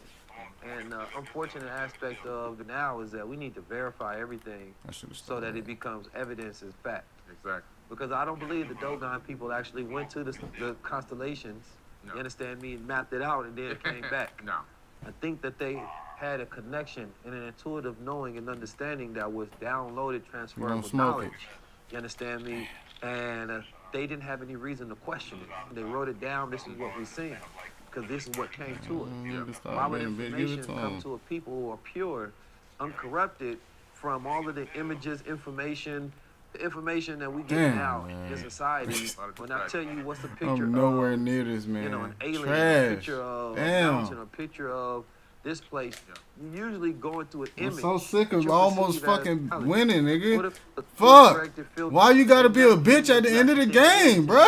Like, So, unfortunately, we have all of this data and information in our head, which doesn't allow us to truly think like human beings. nigga, if you want the ball, you got a microphone. Jump on this bitch and say something, nigga. Structures, and they inform us on what reality Don't actually fuck the is. game up, like. You know, but I I wanted don't to get jump it, bro. Like, off of Earth for a second. niggas act like they Understand me, can't look communicate above, without and see like things from a different killing each dimension. other. Like that shit Now, is one thing that I do unfucking know real. is that I don't believe we have a beginning nor ending. You understand me? I think that the beauty of human soul and human spirit is that it is limitless. And we find different ways to go through experiences over and over and over. Right and I think there, that memories are too heavy to be Niggas, carried motherfuckers over just into wanna win. whatever other phase that we exist throughout life as energy transfer. Do it make sense. So we go through those things consistently. But I believe that, you know, we are a source, you understand me, which gives us that same power. And that regardless of wherever you at on this planet Earth, whatever condition, level of wisdom, you know, whatever you believe in, you have the power to produce change. Yeah. And that can be measured scientifically, it can be measured theologically, it can be measured spiritually. There's enough evidence, if you need it, to showcase that you have the power to change whatever condition that you are in on this planet Earth. You understand me? And at the same time, we have to realize that there's a game being played on our backs. And the only way that it's going to change is if we stand up. That's it. You understand me? And we tap into that energy, that inner intelligence that allows us to rule over our spectrum of reality. Yeah. So my brother, I appreciate you tapping into a high-level conversation. You most definitely are an alien, but I appreciate your extraterrestrial presence. Yeah, man. You understand me? Can you please tell the people where they can find you? Sure. You understand me? And where they can tap into more of the knowledge that you have. Definitely. Well, they can find me on forbiddenknowledge.tv. Yeah. It's the website. It's a streaming TV platform. Yes, sir. 6,000 shows up there right now, 20,000 subscribers. Great platform if you want to go there and get a lot of knowledge-based content, conscious content, everything from cooking, yoga, esoteric wisdom teaching. My mystery school is up there, which you attended before in person. It's all up there on Forbidden Knowledge TV. And they can get my apps on Roku, Apple TV, Amazon Fire TV, the iOS Store, the Google Play Store, the Forbidden Knowledge TV app. And they can check it all out right there. Or they can go to forbiddenknowledge.com and see everything we have to offer. There you have it, people. I appreciate y'all tapping in. Till next time, make sure you're not over-consumed by low-level conversations, because this was a high level. Tap in. That was good. That was good. There was a lot of interviews today, you know what I'm saying? I ain't really responded too much, but it was a lot of interviews. All right, man. Y'all have a good one. All right, y'all be safe out here and pull